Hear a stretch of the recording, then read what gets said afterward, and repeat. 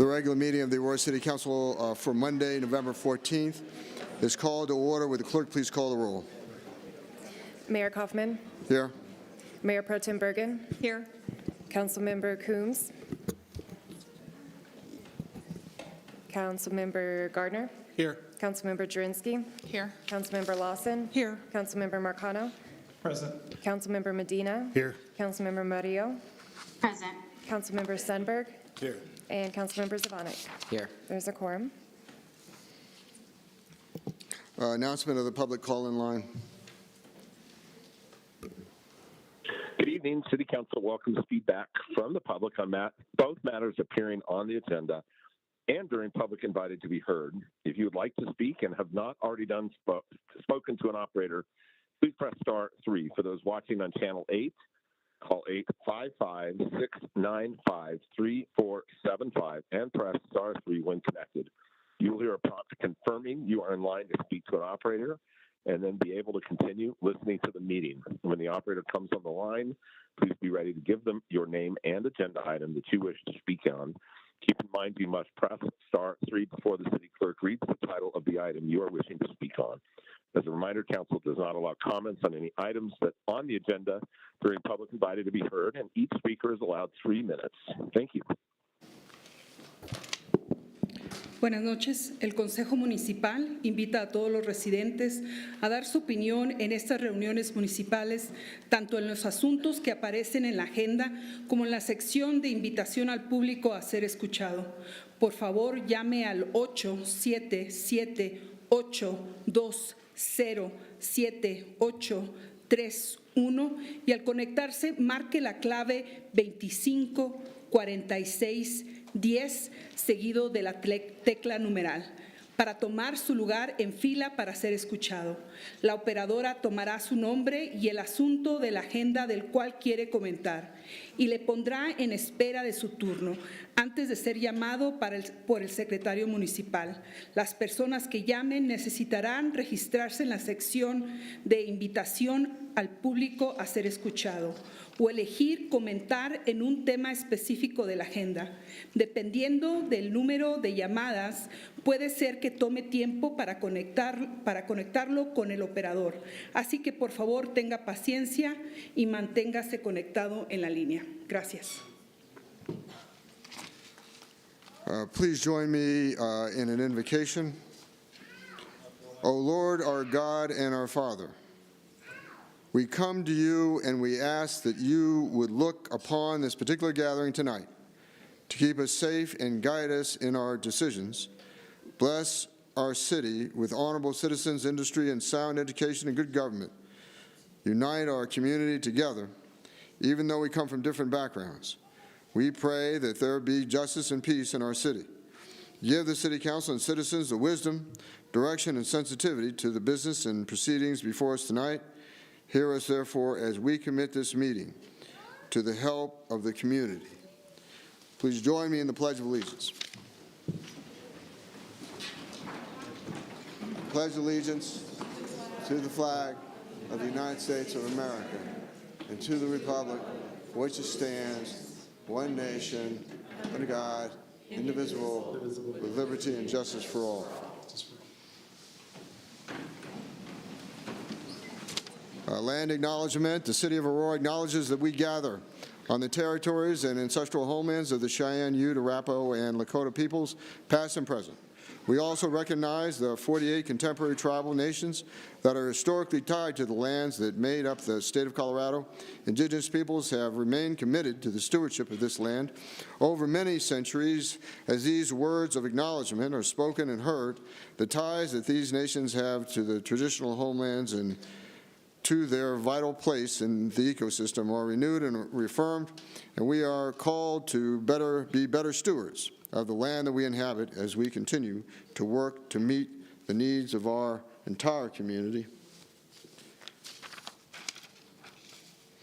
Executive session update.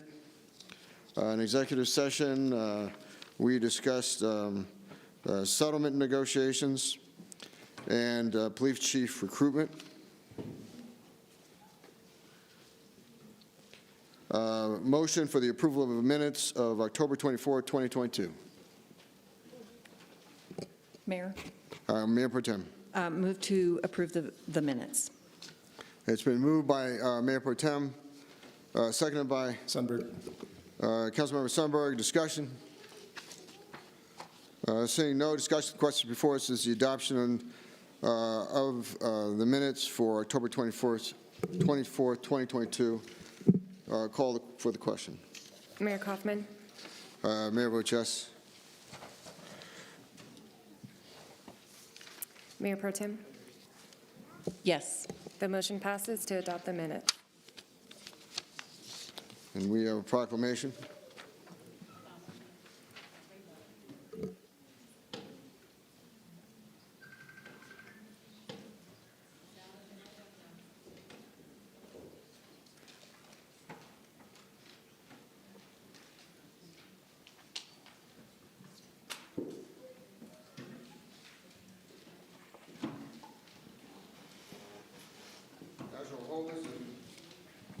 National Homeless and Hunger Awareness Week. Recipients, Mile High Behavioral Health Care and the Salvation Army.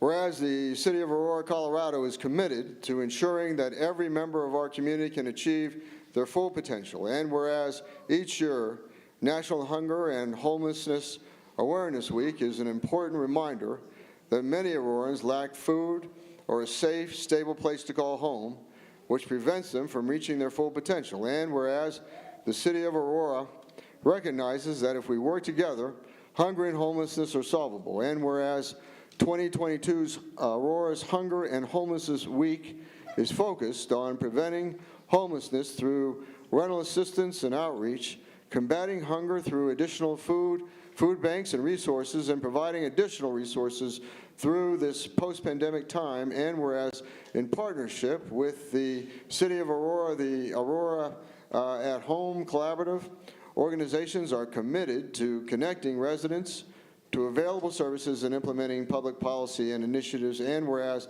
the City of Aurora has sourced marijuana tax revenues of $3 million annually to enhance outreach programs such as House Aurora Partnership, to find lasting solutions for individuals and families experiencing homelessness, housing insecurity, and hunger. Whereas all Aurorans are encouraged to help their struggling neighbors by volunteering, donating blankets, coats, hats, gloves, and non-perishable foods, donating funds to the city's House Aurora Partnership, and to ask their leaders to commit to making homelessness and hunger history within our community.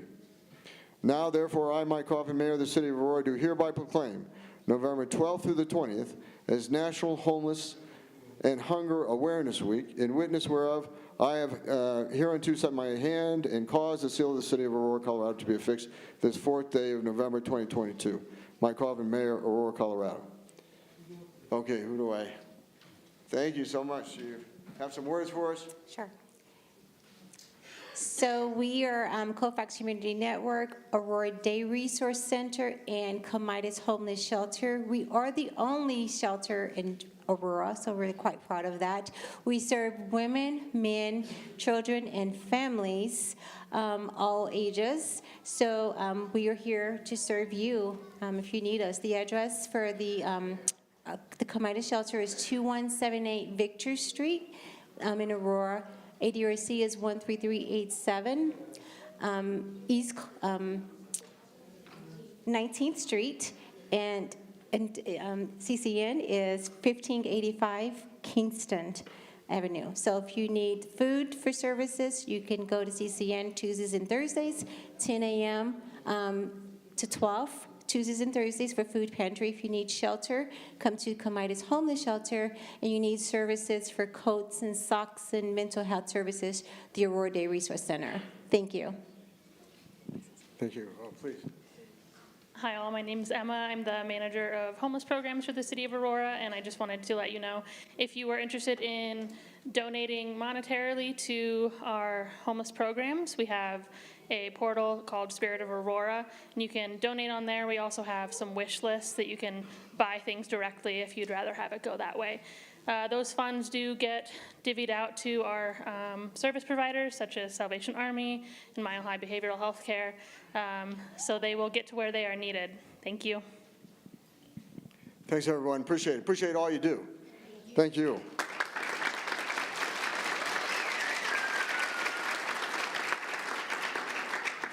I believe from the Mayor Pro Tem's ward tonight, we have Cub Scout Pack 1127. I wonder if those scouts can stand for us so we can recognize you here tonight. All right. Look at that.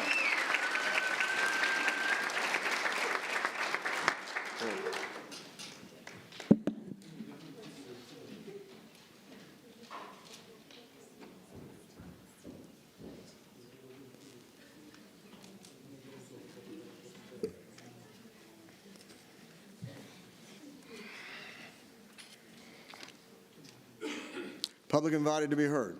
Yes, Mayor, we have Omen Cross, and that will be followed by Robbie DeYoung.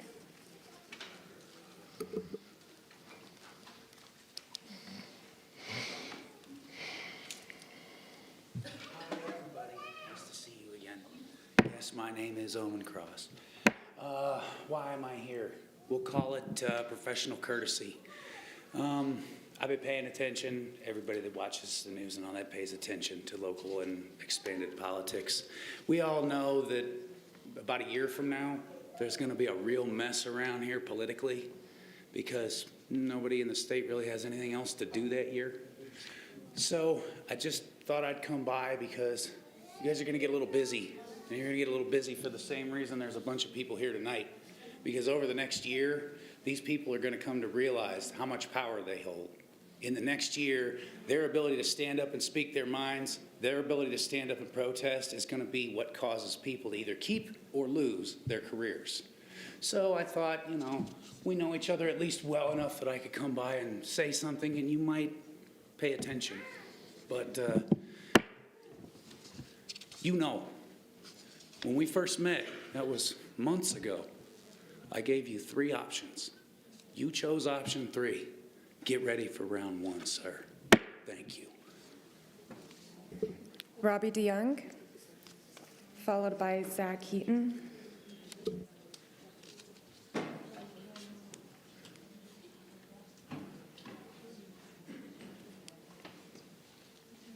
Mayor, council members, Sunday before last, I went to visit a friend up in Fredericks. I didn't want to do that, but I did. I walked into the room, really didn't notice it, never recognized anyone. Walked into another room, and I saw her daughter. I said hello. We talked. Then I went back, and I found my friend.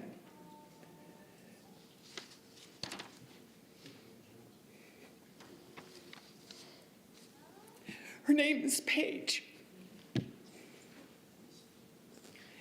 And in the other room, along with her daughter, was her other daughter, Tyler. Tyler was murdered. They were in the wrong place at the wrong time. They were up in Longmont, and they stopped at 187th and Yellowstone. There was another vehicle that was at that same intersection, and it was broke down. It had 2 people in that intersection, 2 people with a long criminal history that were running at the time from the police. They wanted my friend's truck, so they took out their guns that they were not legally supposed to have because of their background, and they shot at my friend. Missed my friend and hit her daughter. Hit her in the arm, and the bullet went through her arm and into her lung. She raced to the hospital as fast as she could, but Tyler didn't make it. Tyler didn't make it. And it was because there was somebody that was let out of jail way too soon. And they took their illegal firearm and shot. They meant to shoot both of them. They are in jail now, and that's good, and I'm happy for it. But I'm really sick and tired of hearing about people saying how we need to be more considerate of the criminal and not even give a note to the victim. Tyler and her mother just moved to Aurora. Paige lives here in Aurora now without her daughter. I want you all to think about that. Think about that 15-year-old boy that took off his ankle bracelet, and now a young 12-year-old girl is gone. And families are devastated. Robbie. Please think about that. Zach Heaton, followed by Stephanie Wright.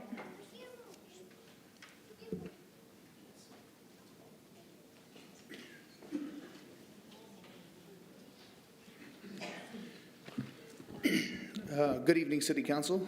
My name is Zach Heaton, and I am here to participate in making Aurora be the best that it can be. I've got a lot for you tonight, so I'm just going to jump right into it.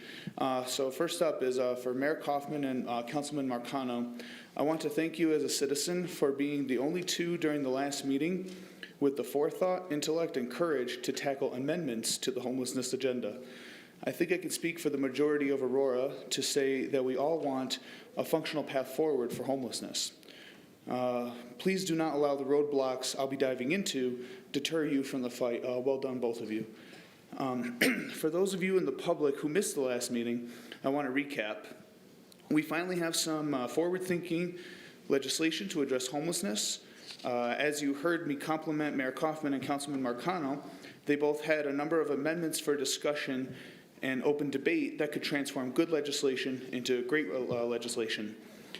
That was until we all had the pleasure of other members of council panhandling their own agenda, and all pun is intended with panhandling.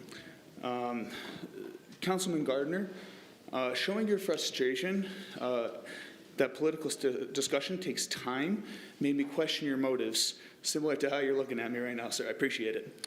The last debate was the first time citizens might actually follow what we're discussing at these meetings. Your apparent rush to return us to the standard agenda that is essentially worthless was unhelpful. I ask if you're here to do what is best for Aurora, please do better.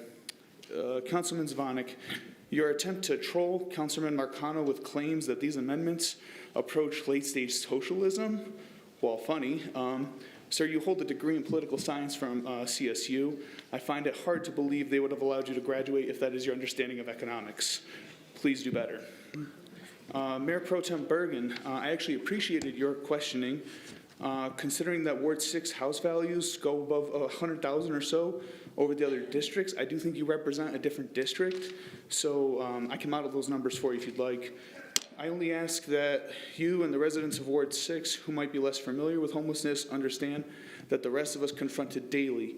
Please just remember that we are one Aurora. To the entire council, I'm not here to criticize everything that you do. We want the same thing, and that is for Aurora to be great. I've noticed a pattern where the council members of individual wards seem to advocate and advocate well, and I've seen so far 3 out of 4 council members at large simply get in the way. I'm not sure if you are aware, but we actually haven't looked at the structure of the city council since 1983. I would like to thank the city clerk and the Aurora History Museum for their help in that bit of research.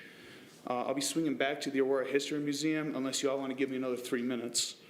I'm just asking that we revisit the structure of the council because what I saw at the last meeting was deplorable. You signed up to take care of citizens, not take care of them. I had more, but they're telling me I got to go. So y'all have a fantastic night. Happy early Thanksgiving. Stephanie Wright, followed by Tanya Tepachek.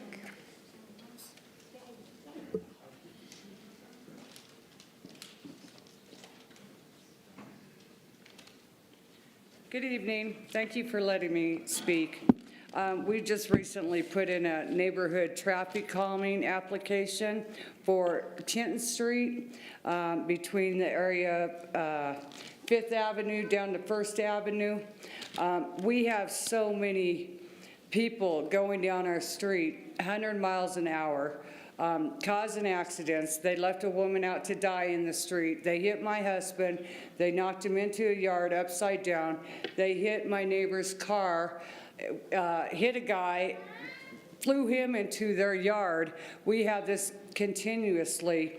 Now that Moline has all the speed bumps, people come to Kenton Street.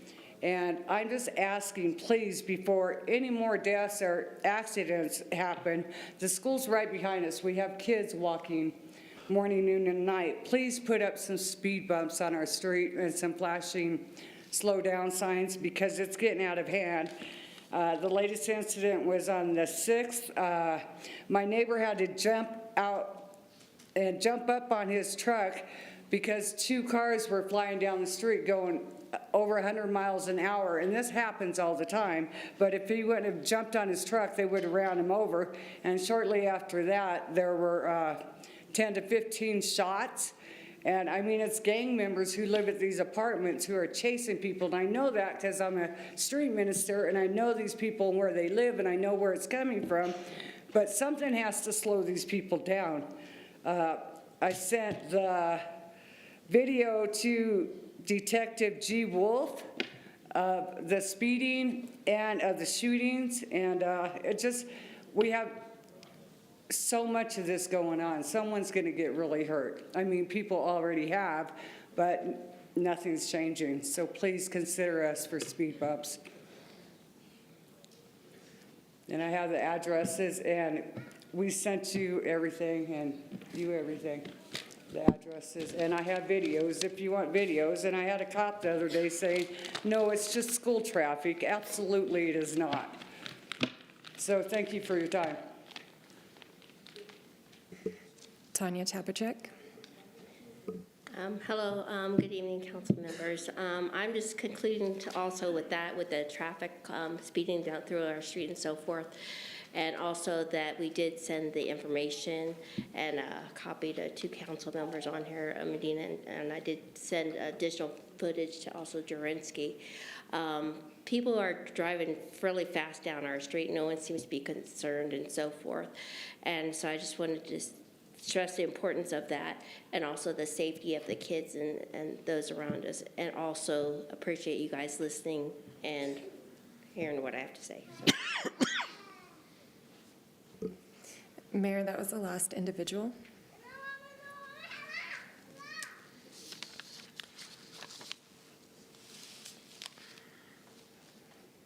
Adoption of the agenda.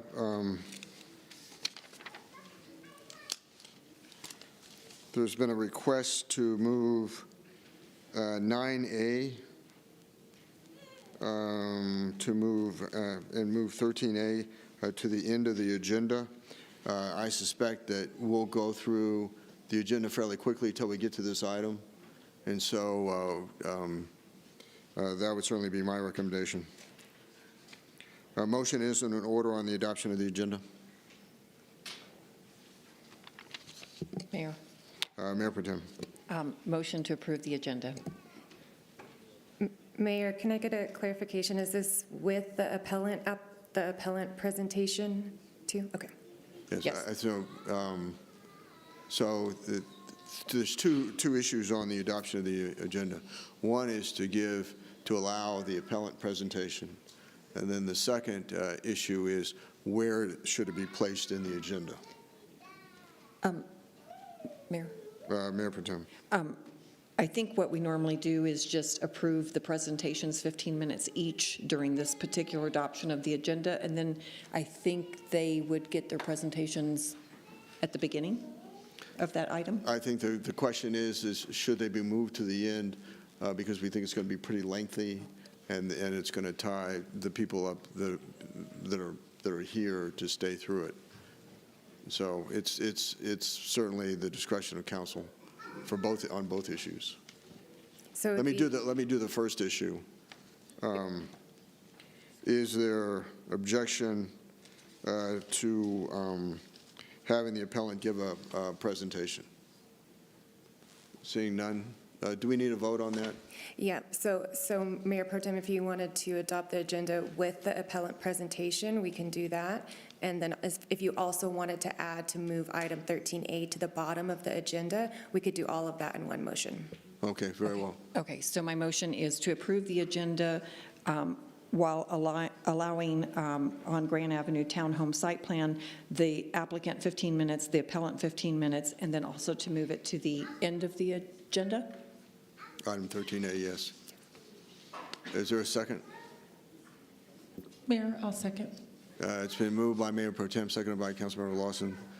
Discussion? Mayor, Councilmember Gardner. I'll be voting against this. I don't know why the folks for the Grand Avenue, why they have to wait till the end.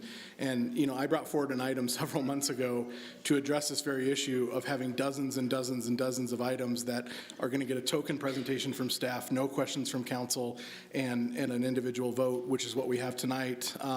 And here we are sleeping in the bed that we made, and so I am not going to support this. I don't feel that the folks that are here for this appeal should have to wait till the end of the meeting.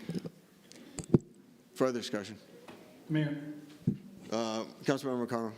Thank you, sir. I don't generally like moving items around on our agenda, and please correct me if I'm wrong, Clerk, but haven't we recently had, had folks who are appealing planning and zoning decisions either present at their slot or even in some cases in the past move them forward?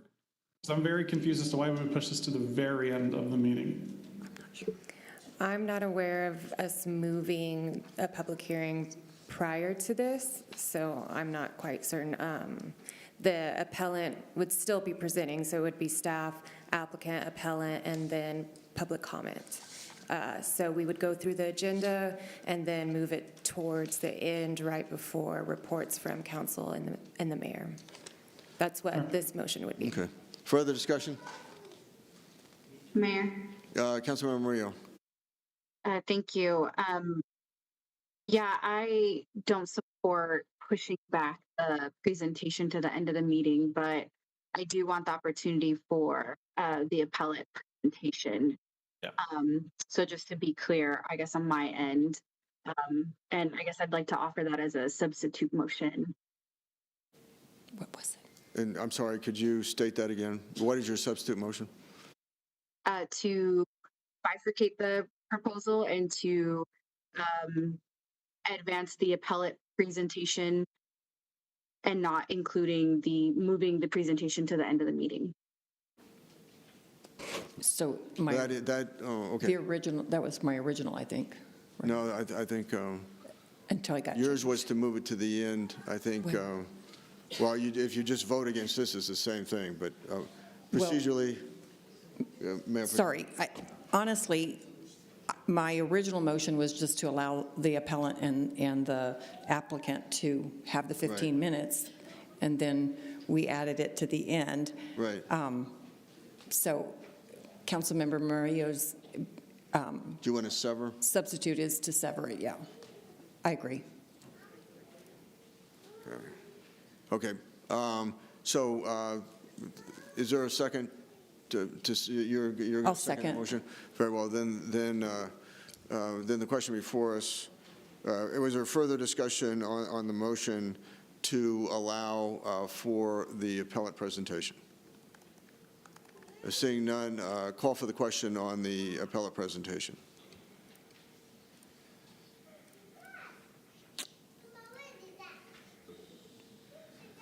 Mayor Kaufman?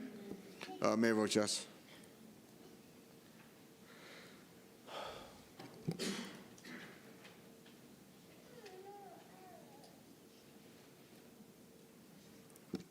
I'm not getting a vote to take, Katie, but I will vote yes. Okay.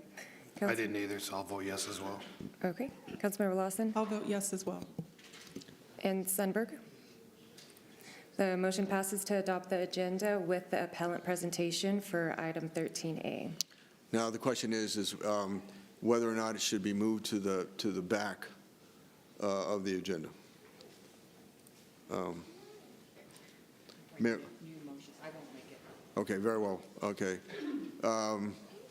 Motion is in order to move it to the rear of the agenda. Seeing none, then we will hear it at the beginning.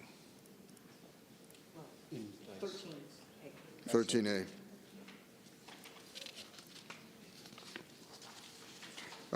Adoption of the consent calendar. Item number 10A through 10P. Motion? Mayor, Mayor Protem. I would like to pull 10D, D as in dog.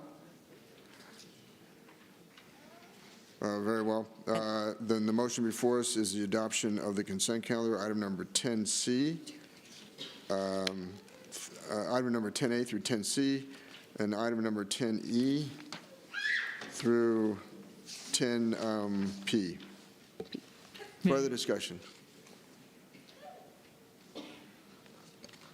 Was there a second to the consent calendar? Sundberg? Councilmember Sundberg, second by Councilmember Sundberg. Discussion? Seeing no further discussion, question before us is the adoption of the consent calendar, item number 10A through C, 10E through 10P. Call for the question. Mayor Kaufman? Mayor votes yes.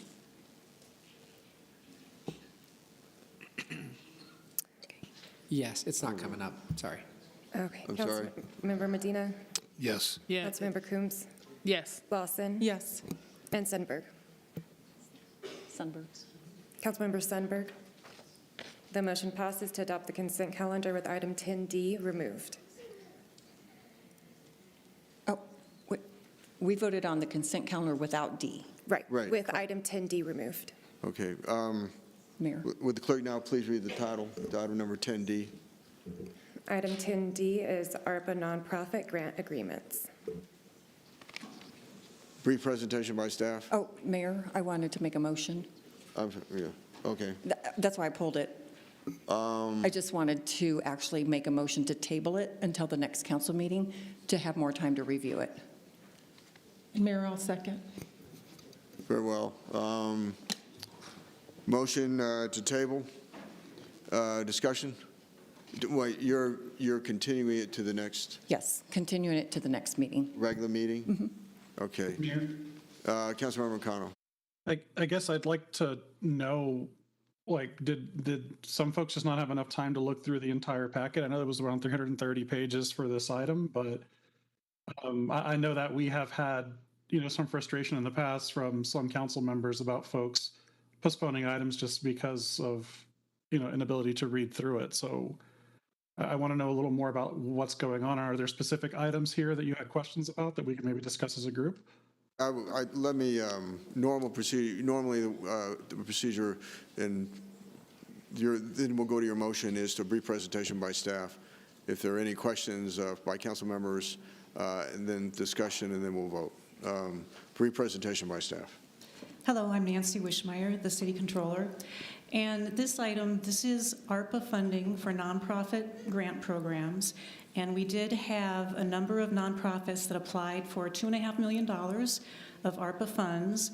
Those were reviewed by city staff, and we made a selection. We brought it to study session on October 3rd. Those nonprofits that were selected were all approved on that evening. And then we did go back and looked at all of the agreements. We put agreements together, and those agreements are now in your packet.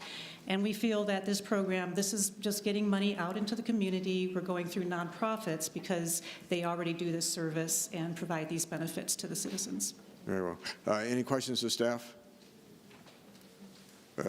Seeing none. Mayor? I'm sorry. Mayor? Councilmember Gardner. Thank you. So in the list of grant awards, there's $313,598 to East Colfax Community Collective. Can you talk a little bit about what that's going to be used for? Yes, it's for legal services and also a community navigator who will help citizens, residents, small businesses go through the application process for various grant resources, but also to provide some of the services that those citizens need and the nonprofits need, or the small businesses need, in navigating some of these applications that are in different languages. So there'll be translation services also. Further questions of staff? Thank you. Discussion? Mayor. Councilmember Coombs. Yeah, so I guess I just don't see the reason to delay these already vetted grants that we've had since October 3rd, so over a month to review. When we've had other even larger sets of grant awards, we haven't been nitpicking staff's recommendations or asking for delay and getting money out to the community to address issues that are coming up for folks with ARPA. So I support delaying. Mayor? Mayor Pro Tem. Yeah, we have actually delayed the youth violence grants. So we've done this before, and I'm just asking for one more meeting I would like to actually go a little bit more in depth, and that's my request, is to table this till the next meeting. Further discussion on the motion to table. Mayor. Councilmember McConnell. Thank you, sir. I just want to point out that we went through a similar issue here with the federal and state priorities. And there was a lot of frustration from myself and Councilmember Lawson because we had these items readily available for comment and review for weeks before the meeting. So my concern is if, folks aren't able to do the reading beforehand, I think we need to, maybe have a different discussion. I know Councilmember Lawson's already brought forward a proposal to, make this full-time job actually pay full-time. Maybe that'll help with some of these issues for some of our members. But I don't like continuously delaying city business when we have the time to read through some of these items. And I feel like if we have questions that need to be answered, we have ample opportunity to, check in with staff or to even check in with each other and discuss this during, other avenues. So yeah, I'm not supportive of delaying this. I don't understand why this is coming up at the 11th hour. Further discussion? Seeing none, the question before us is the motion to table until the next regular meeting of the Aurora City Council. Call for the question. Mayor Kaufman. Mayor votes yes. Councilmember Zabonik. Yes. Councilmember Medina. No. Councilmember Coombs. No? Councilmember Lawson. I'm going to vote yes. And Councilmember Sundberg. Yes. The motion passes to table this until the next regular council meeting.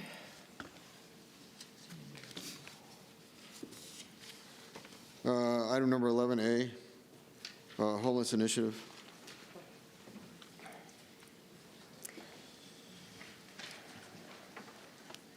Item 11A is Resolution 2022-195, a resolution from the City Council of the City of Aurora, Colorado, expressing the Aurora City Council's desire to reduce the number of people experiencing homelessness through employment-based programming and conditions-based transitional housing that leads to self-sufficiency. The City Council directs the city manager and his staff to support this effort by developing and executing a comprehensive approach that aligns with the necessary support to meet the needs of the diverse homeless population in Aurora. And we do have one individual for public comment.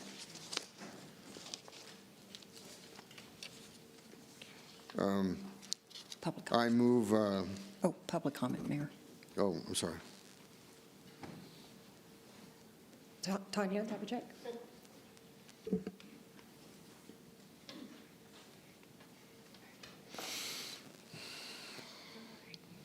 Good evening, Council Mayor and council members. I just wanted to put my thoughts on this process, and I do approve and vote support this.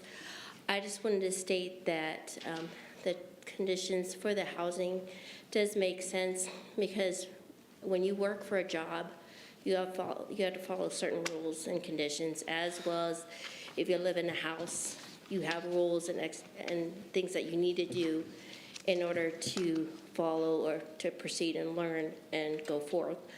I know that in the last council meeting that Councilmember McConnell is saying about, okay, the conditions are not fair and so forth, and the other option would be for the people to live on the streets. But we have conditions, we have expectations. You have someone that wants to improve, wants to get better and get better and kind of get rid of the addiction and so forth. And then you have someone that just doesn't even care and they just want to take their free stuff. To me, like I said, when you have a job, if you're late for your job, you get written up. If you're absent the second time, you get another warning, and the third time, you get fired. Those are the expectations of the job. And with this kind of idea and so forth, and the building, it costs a lot of money, and it's very important. And the other people that are living within the building want to feel safe and secure. And if you go there and you don't want to use the resources, and if you don't want to follow the conditions, then you shouldn't be there, period. Because we each have rules for jobs, for places that we go. When we rent, we're expected to keep the house clean. When we're in college, when we're in the military, you're expected to do certain things. And that should be just part of it. Thank you. Are there any other public comments? No. Okay, thank you. Mayor, do you want to go ahead and explain the resolution?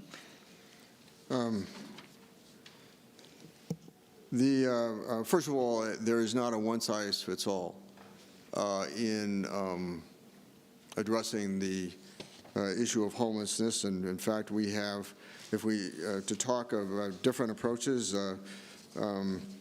we have 2 supportive housing apartment buildings for veterans on the Andrews Medical Campus. Well, one is planned by the Aurora Housing Authority. The other one is built by the Coalition for the Homeless, Colorado Coalition for the Homeless. The Aurora Housing Authority is also building a permanent supportive apartment building that will be co-located on the campus that is planned for Aurora Mental Health. That will be permanent supportive housing for individuals that really will never be able to move to self-sufficiency.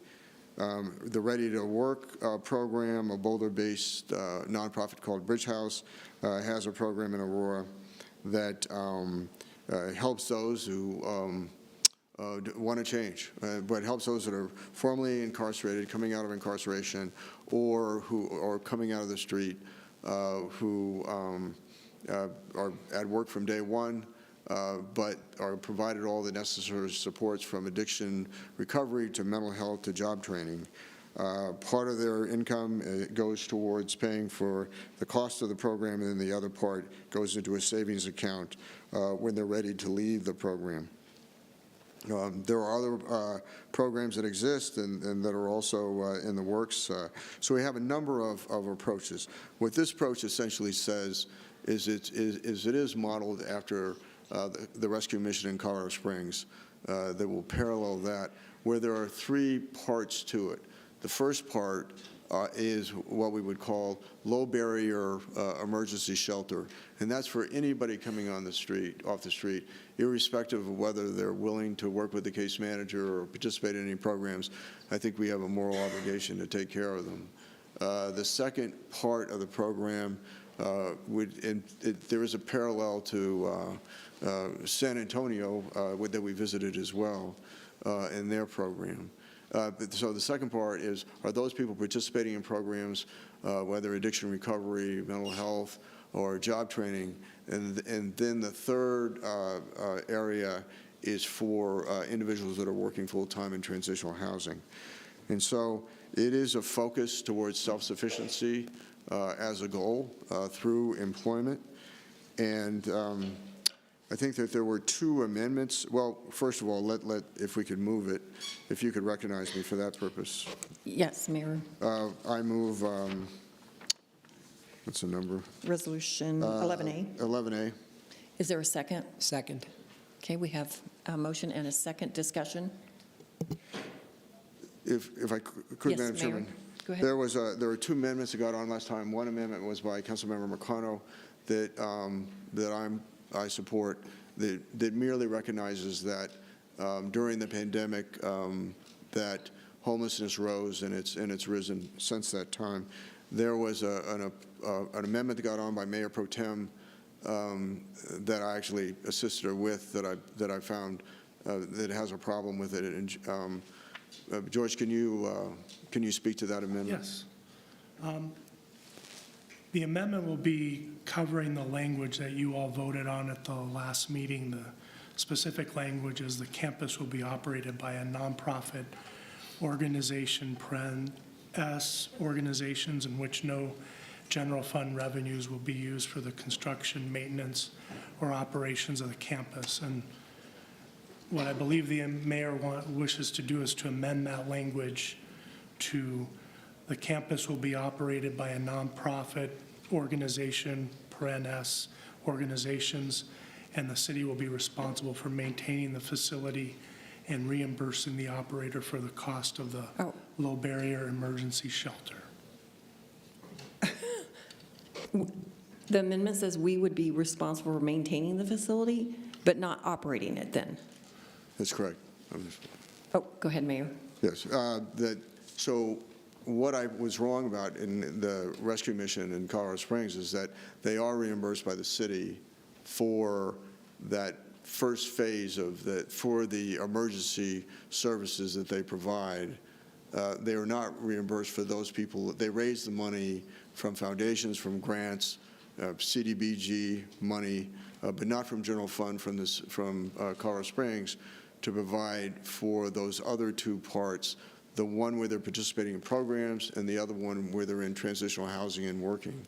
And so I think that to have a mandate on the facility for a nonprofit operator to raise money for individuals that aren't participating in any programs, I think would be very difficult. And so in my discussions with the rescue mission in Colorado Springs, they felt that it might be that we don't need general fund revenue to support the emergency shelter, the low barrier emergency shelter, but I would not want to exclude that. Okay, so Mayor, if I may, since I was the one that had that amendment, I understand, but the way that George read it, did it say we would maintain it versus we might? No, so I couldn't. Go ahead. So for instance, the mechanical parts of the facility, the roof, things like that. Okay. That's what I'm speaking to, is when I speak to maintenance, it's those elements of maintenance. In that, that was somewhat, when I talked to the rescue mission, they said, well, if our reimbursement it works where we can take money out of that to maintain the facility, but I think if you have a major mechanical problem in a building, that could be costly. And So my concern, Mayor, is maintenance of a huge facility that we're looking at building that will have all the services on one campus could be quite high. So I don't want the city taxpayers to be, responsible for maintenance of a building that we don't even construct. No, we are. I'm sorry. Well, we're constructing not with our monies, we're constructing with monies that would come from the state, is my understanding. Go ahead, Mayor. These are monies from so we have a commitment at this time from Adams County, from Arapahoe County. We'll be applying for money from the state, and then some of our monies from the American Recovery Act program, ARPA. So these are federal dollars that we have the discretion to use for capital construction. They're not general fund dollars for us. And so if you want to strike that part and make them responsible, but it will be a city-owned facility that will be operated by a nonprofit contractor. Mayor? Councilmember Coombs. Just clarifying, you said we already have commitments from Adams and Arapahoe County to fund this program. To my knowledge, we don't, and it is competitive from them and from the state as far as applying for the grant. If we can, Jessica Prosser, I think, can answer that.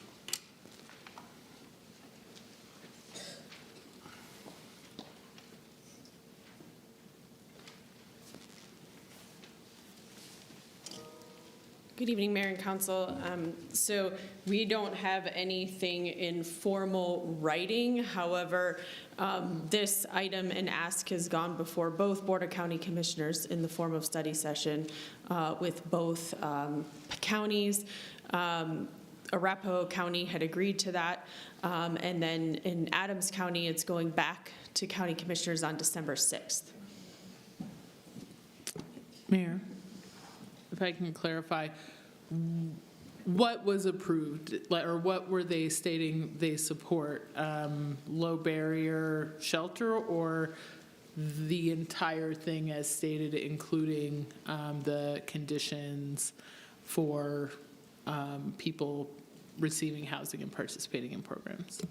So what was presented to both counties was a concept plan for a navigation campus to include emergency shelter, transitional housing, and an actual day center that would include navigation services to include things like mental health services, medical, laundry, food, things like that, and a commitment that anyone participating in funding this facility would be part of the request for proposal process and selection process for an operator, wherein the specifics of how the facilities would be operated would be figured out at that point. Mayor Pro Tem? Yes, Councilmember Coombs. Thank you. So to clarify, they didn't say that all of kind of what we're discussing in this resolution is something that they were on board with and that they would approve, but rather that they will have a say in the end over who the operator is and how they operate the facility if they're going to give their funds. Again, it was a conceptual plan for more of the layout, and a discussion around operations would come later. Okay. Mayor. This, thank you, Madam Mayor Pro Tem. This gives us the ability to define the direction. That's what this does. And at the end of the day, then whether the state or it's the county, and I think they will come on board, but this does provide a direction in terms of how this will operate programmatically. Mayor Pro Tem. Sorry, go ahead. Oh, I was going to change my, because this is a surprise to me that my amendment was changed without my knowledge. So I would like to actually make a different change, if I might. And my amendment, changing my original amendment, would just be that I moved to amend the homeless resolution to add just basically that it will be operated by a nonprofit or profits, period. That way we don't get into the funding. That way we're not directing any kind of monies going anywhere at this point.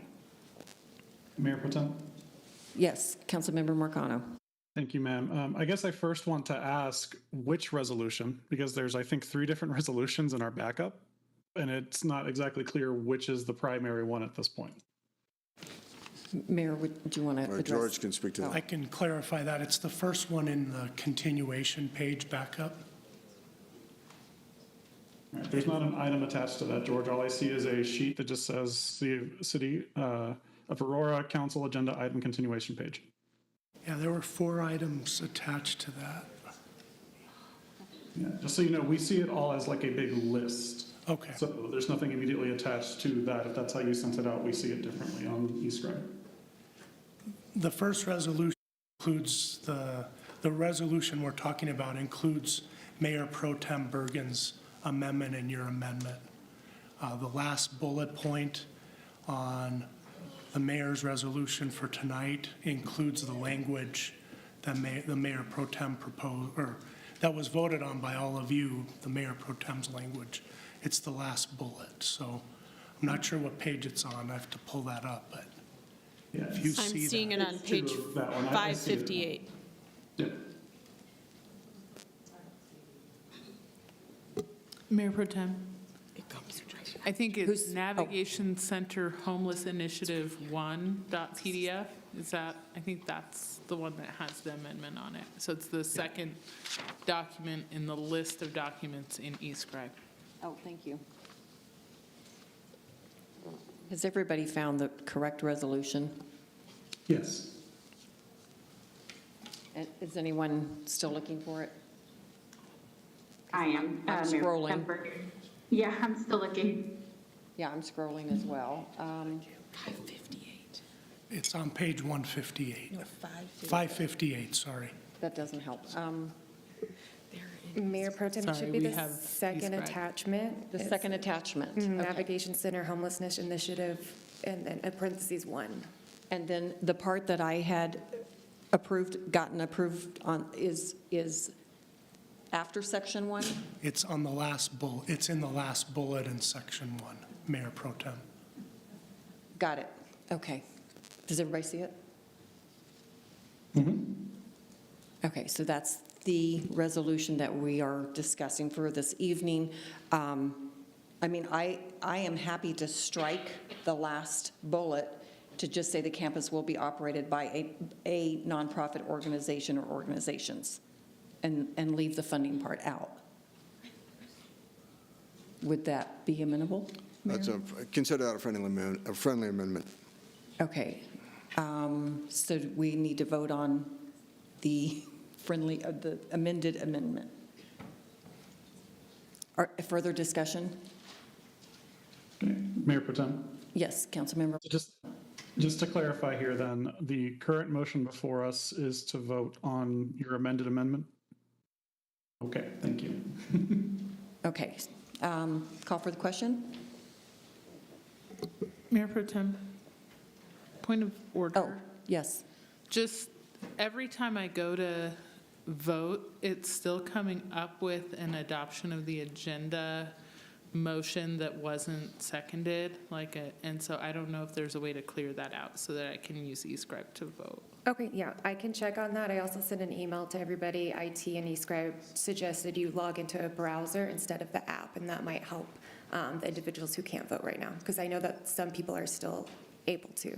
So that might be a solution as well. And Okay, thank you. I'll add on that as well. If you go to the, to add it to the big screen, you know, that icon that lets you make it full screen, it doesn't allow you to vote. Then you have to go back and make it small, and then the vote will come up on eScribe.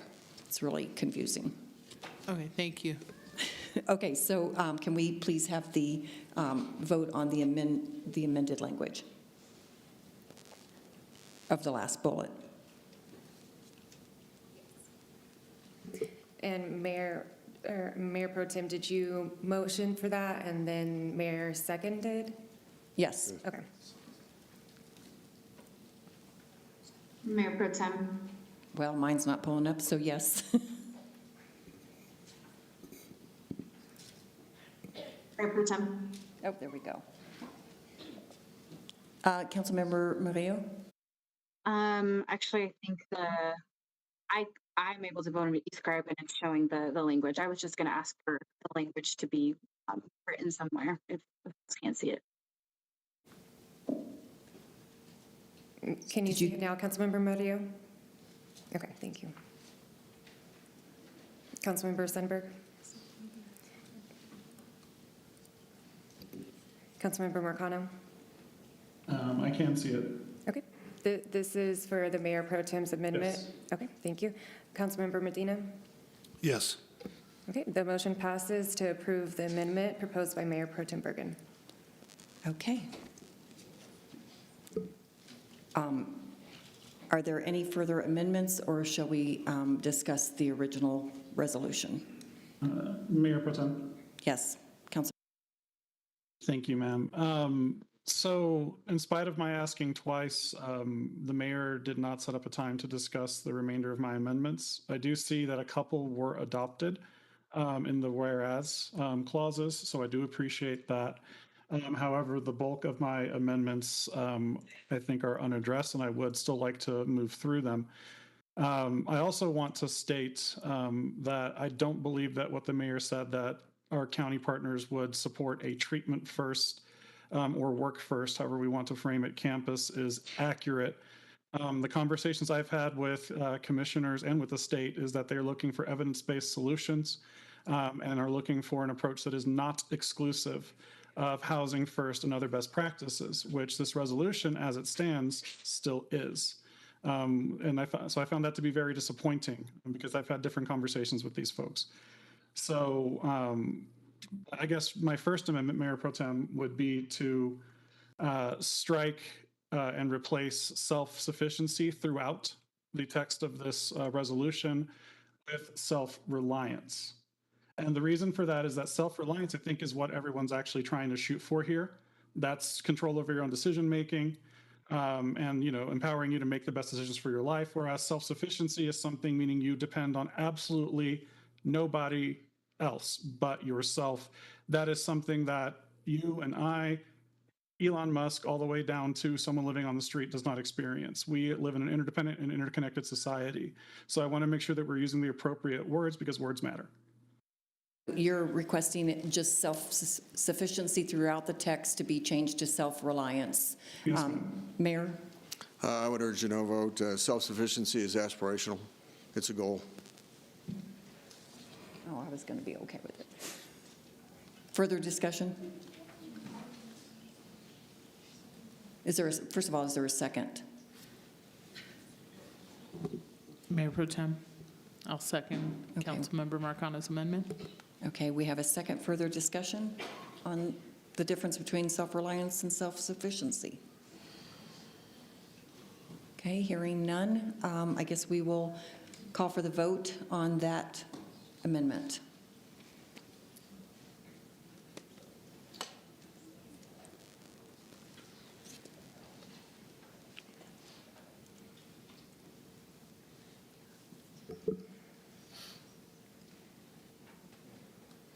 Councilmember Sundberg.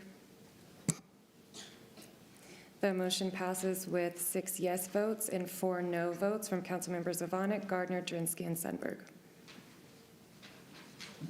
Thank you all. Mayor Pro Tem? Yes, go ahead. Thank you, ma'am. All right, thank you, ma'am. So where we left off last time, in the whereas clauses, let me see here. All right, so it's the first, second, third, fourth whereas clause to replace, to include employment-based programming and conditions-based transitional housing to increase the number of people who exit homelessness on an annual basis. To strike that and replace it with that empower individuals experiencing homelessness to choose for themselves their path to self-reliance to include mental and physical health care, job training, educational assistance, and low-barrier housing. Is there a second? Do we have a second? Mayor Pro Tem, I'll second. Okay, we have a motion and a second discussion on that amendment. Mayor? I'd strongly urge a no vote. I think this substantially waters the program down. These are people that opt to participate and that are given a navigation plan by a case manager. And I think that when they enter into a plan, there ought to be requirements to that plan. Thank you. And I will recognize myself and concur that I will vote no on this. I do think people should have a plan. Further discussion? Councilmember Marcano? Thank you, ma'am. I just want to reiterate to my colleagues and to the public that this is meant to be a regional campus, and we are trying to get state support for this initiative. If we are insistent on a narrow scope of programming, which Work First is, it is unlikely that we will get the full amount of support, and it is probable that we will lose county support. Again, we need to be setting ourselves up for success here, and we do that by ensuring what we're doing is as applicable to as many people and will serve as many people as possible. We do have some existing more niche programs like Bridge House, which I do support, that are workforce focused. But just bear in mind, you have to be sound of body, sound of mind, and willing and able, sober and willing and able to work to participate in that program. And there is a certain percentage of the unhoused population that are capable of being served through that program. It's about a third is the estimate that the current director of Bridge House gave me. And I don't think that we should be trying to tailor a large and ambitious project to a very niche application, because it is, one, not going to make us attractive to receive grants to begin with, and two, not going to be as effective as it otherwise could be. So I would urge a yes vote in the spirit of intergovernmental cooperation, and two, being good stewards of limited resources to deliver a solution to this problem that all of our residents are asking us to solve. Mayor, just a question. Do you, for those that on the low barrier, they would still receive services, correct? That's correct. Okay, thank you. Further discussion? Okay, seeing none, call for the vote on that amendment.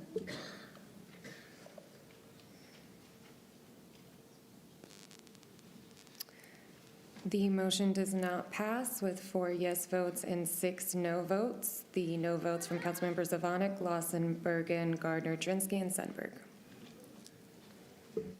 Okay. Do you have further amendments? Yes, ma'am. Sorry, I'm trying to navigate down to section 1 here.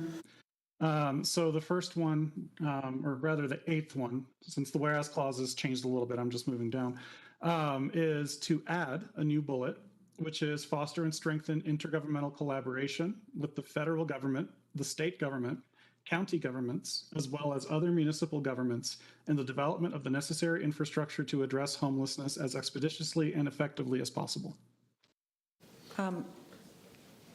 Councilmember Marcano, where is that? I'm looking at the backup with the amendments. Yeah, if you look at, oh gosh, what's it called? Sorry. 3 screens here. Homelessness Resolution Amendment Staff Format 25, parentheses 1, it's Amendment 8. 8? Yes. Oh, okay, thank you. Discussion, do we have a second? Mayor Pro Tem, second. Okay, we have a second by Councilmember Coombs. Discussion. Mayor? I think this contradicts the other parts, another part of this resolution where it speaks to that we're not going to accept federal funds if it compromises the program. And so it is in contradiction, and I don't think we should, I think there is a direction, certainly that I want to go, that I think the majority wants to go, in terms of what the outcome is that we want in terms of people getting back on their feet, getting job training and getting jobs. And so the notion that we're going to I don't want to use that, some people will interpret that differently, but that we are going to collaborate in terms of compromise, what we want to accomplish, I don't think is the direction certainly that I want to go in terms of what at the end of the day will be an Aurora program. So, Mayor, you are not very opposed to this? Very okay. opposed. Councilmember Lawson. Thank you, Mayor. I just have a question, though. If we're going to be seeking funding, or we're going to be asking for those funding, I think that the collaboration is going to be important. I know you want to go a different direction, and it's going to be the direction of what, Aurora sees. But if we're asking for support, I think that these collaborations or these intergovernmental collaborations are going to be significant and important. So I guess I'm not really understanding your reasoning. Mayor. Well, first of all, I think the language is unnecessary because it speaks to it already in the resolution in terms of working with other entities and establishing IGAs. And so I don't think the language is necessary. And so I'm concerned that it could be interpreted as policy, where what I want to do is show leadership for the state. What I want to do is come up with an approach, since everything else has seemed to have failed. Well, not everything, but I think the Ready to Work program is very successful. In the Fort Lyon model that's going to be replicated at the former Ridgeview Academy, I think is successful too. And I think for some people that can't work permanent supportive housing is successful, but But I think because of the languages are necessary, I'm concerned that it might be interpreted to saying we're going to just negotiate our approach with everybody. I think we ought to show leadership. And by showing leadership, I think we show the state and the counties that this is what we want to do. And either you can come along or not. I believe that the governor absolutely will support this program. He spoke to having one navigation campus on the east side of town and one navigation campus on the west side of town.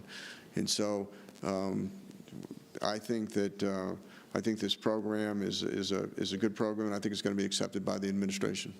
Mayor Pro Tem? Yes, Councilmember Coombs. So I think either the language is unnecessary because it's already implied, or it's contradictory to what's already in the resolution. It can't really be both. So that's one point. But the other point is that with respect to showing leadership, I think if we look at what was brought to us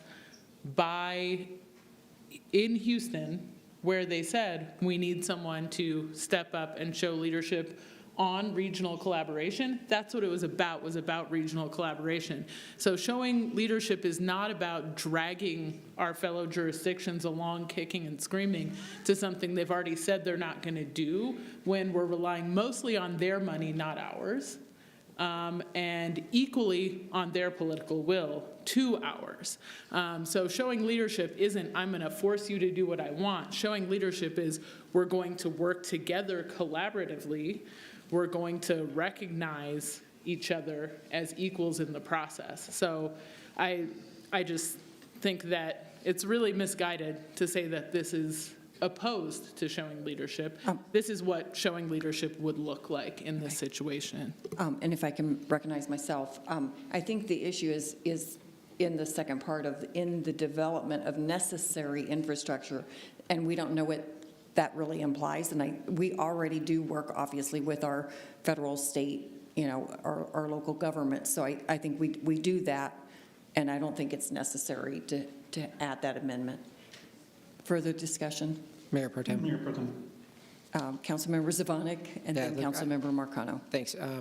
So I agree with the mayor that one of my concerns with this amendment is that it does potentially tie us to the federal government's preferred policy of housing first, which is really a niche policy that only works for a small segment of the unhoused population, those who are, because of either mental or physical disabilities, unable to ever to reach self-reliance or self-sufficiency. And so I do believe that the city should try to do something different. We have a decade of experience in this country that shows that housing first in and of itself doesn't work. And what we should do is encourage our regional partners and the state to do something different, to take maybe an all of the above approach, where we don't treat everything with a one-size-fits-all policy that has led to cities like San Francisco, because that's what housing first looks like in late stages. So I agree that we shouldn't have this language in here. We passed last week in study session, as part of our federal priorities, an official position for the city to request a waiver or a block grant from the federal government to give cities and hopefully the state more flexibility in how they would spend funding for homelessness. So it's not just housing first. We have housing as a part of our solution through the permanent supportive housing that the mayor mentioned earlier, but I believe that we have a real opportunity to help people reach self-sufficiency, to help people with behavioral and mental health, or behavioral and addiction issues, which right now and under Housing First are left untreated unless they want to. We can encourage them and incentivize them to become self-sufficient, self-reliant, and I think there's a better way, and we should lead in that way instead of just following along. And even if that does ultimately lead to us not getting the funding from the state and our regional partners, we should do something different rather than go down the same failed path that we've seen over the past decade with Housing First. And Mayor, if I might ask a question, you do expect to get monies from philanthropic organizations, is that correct? Not for the construction, but for the operations of the facility. Okay, thank you. Councilmember Marcano, sorry. Thank you, ma'am. I just feel the need to, for the public, correct the record. What you just heard was a string of falsehoods. Housing First is far and away the most effective approach that you can take to solving homelessness. I encourage my colleague who was offered an opportunity to, and denied or rejected it for whatever reason, to go to Houston and to see what they have done. The evidence speaks for itself. Look beyond our rhetoric, look and see what's actually delivered results. But I also want to remind my colleagues, we're not just talking about Housing First here. We're talking about being leaders through intergovernmental collaboration to actually secure once-in-a-lifetime funding to do something in Aurora that will benefit not just Aurora, but also the region. That is the purpose of the state's notice of funding, upcoming notice of funding opportunity, and why we're putting together this resolution. And narrowly tailoring this against the best evidence available is not just setting ourselves up for failure, it's setting the state up for failure. So I would encourage you all to rethink your approach to this and lean into cooperation so that we can deliver the results our residents are asking us to deliver. Okay. And Mayor. Oh, Councilmember Coombs. Yeah, so I mean, again, it seems like the idea that's being presented here, the rhetoric that's being presented here is, we're going to do what we want to do, everyone else be damned. And that is exactly the kind of thinking that has gotten us where we are, where we have a bunch of different entities scattered around doing stuff, pulling in different directions and using resources to pull in different directions instead of taking our resources, putting them together and all pulling in the same direction for once. We're insisting that we're not going to participate in that because we just don't think that's what's going to be effective, despite the fact that the data says otherwise. And it's just really disappointing because we had the opportunity to pull in the same direction as everybody and be a team as a region. And we're just saying, nope, no, we're not going to do that. And it's disappointing and kind of childish. Mayor Pro Tem. Yes, Councilmember Gardner. I have a question for the city attorney. So even if we don't add in this sentence, we could still collaborate with these other jurisdictions and governmental agencies and all that? Yes, and there's language in the resolution already. Yeah. Okay. That talks, so the mayor referred to. Essentially, it's not needed, and we're spending a whole bunch of time talking about something for no reason. And I know you can't answer that, but. Okay, further discussion on the amendment. Okay, seeing none, could you please call for the vote, Katie?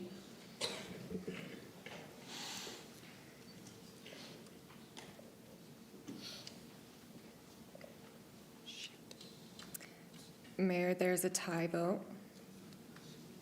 Mayor votes no on the amendment. Okay, the amendment does not pass with 6 no votes and 5 yes votes. The no votes from Councilmembers Zvonek, Kaufman, Bergen, Gardner, Drinsky, and Sundberg. Okay, Councilmember Marcano, do you have further amendments? Yes, ma'am. So if we can scroll down, and apologies here, I have to ensure that this is not already covered in the most recent resolution. Yeah, so Amendment 9 here is to co-locate the necessary services to the maximum extent possible. And that's just to add a little bit of cushion to the language here. I know staff is going to try to do their best to put that there, but I just want to make sure that we're sending a message to our partners that, you know, we realize that not everything may be able to be co-located. Mayor? I think, Madam Chairman, I think it is expressed in the language of the resolution currently, but I think the reinforcing it is not a problem. That the fact is that the goal is to have our partner agencies on the campus, whether it's mental health, whether it's addiction recovery, whether it's job training, that I think we are better served by having them on the campus and doing whatever we can to have them there. So, Mayor, I support the. You support it, okay. Further discussion? Mayor, Councilmember Lawson. I guess what I don't understand is on the other one, you know, reinforcing the collaboration with, you know, our federal, state, and local partners. That was kind of a reinstatement of this one, but this one is to maximize the extent possible. I guess I'm fine with it, but I'm just trying to understand, Councilmember Marcano, and that comment wasn't for you, it was for the mayor, but on extent possible, if we're already kind of doing that, and we're going to be doing that in our programming, why do you think it needs to be reinforced in the amendment? Mayor? Thank you, Councilmember Lawson. Oh, I think that was for the mayor, or was that for? My comment was for the mayor on the last one, but he's reinforcing. Okay, Asking Councilmember Councilmember Marcano. Mayor Pro Tem, we need a second on this one. Oh, sorry. Do we have a second on this one? Second. Councilmember Coombs, thank you. Sorry. Councilmember Marcano. Okay, thank you, ma'am. And thank you, Councilmember Lawson, for the question. The reason this language is still in the amendments list is because this is based off of the previous resolution that we discussed, not knowing that there would be a whole new one coming forward here. So that said, I felt it was important to stress that we're trying to do these things to the maximum extent possible and not send a message to staff or our regional partners that all of the services must be co-located, end of thought. So I wanted to demonstrate that flexibility, again, in the spirit of cooperation. Yeah, that was the idea. Well, Mayor. and to Councilmember Lawson, this is really it reinforces the spirit of the proposal, whereas the other proposal, the prior amendment, the concern was that it would cause us to negotiate or compromise the direction that we're trying to take here. And so I oppose that, support this one. Okay. Further discussion? Okay, seeing none, call for the question on that amendment.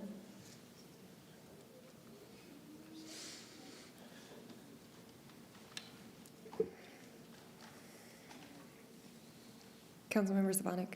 Yes. The motion passes with 9 yes votes and 1 no vote from Councilmember Sundberg.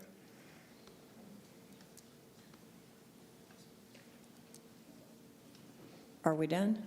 No, ma'am. Got another. We're getting there, though.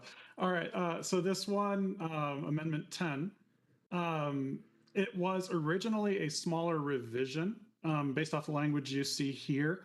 This was after the mayor and I workshopped language to the previous resolution, but that language appears to now be gone from the resolution that we're looking at today.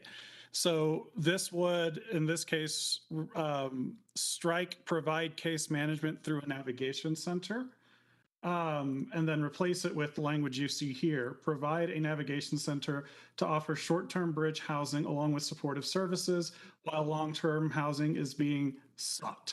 And the original language was arranged, but that was a change that the mayor proposed to me when we had that discussion that I agreed with, and that's why it's changed to sought now. So, Councilmember Marcano, you're adding that entire bullet now? No, ma'am. This would Just the strike sought. the provide case management through a navigation center. So that's the third bullet in the resolution in our backup, and replace that with what you see on the screen here. Okay. Oh, sorry, Mayor. Well, he needs a second first. Has there been a second? Is there a second? Mayor Pro Tem?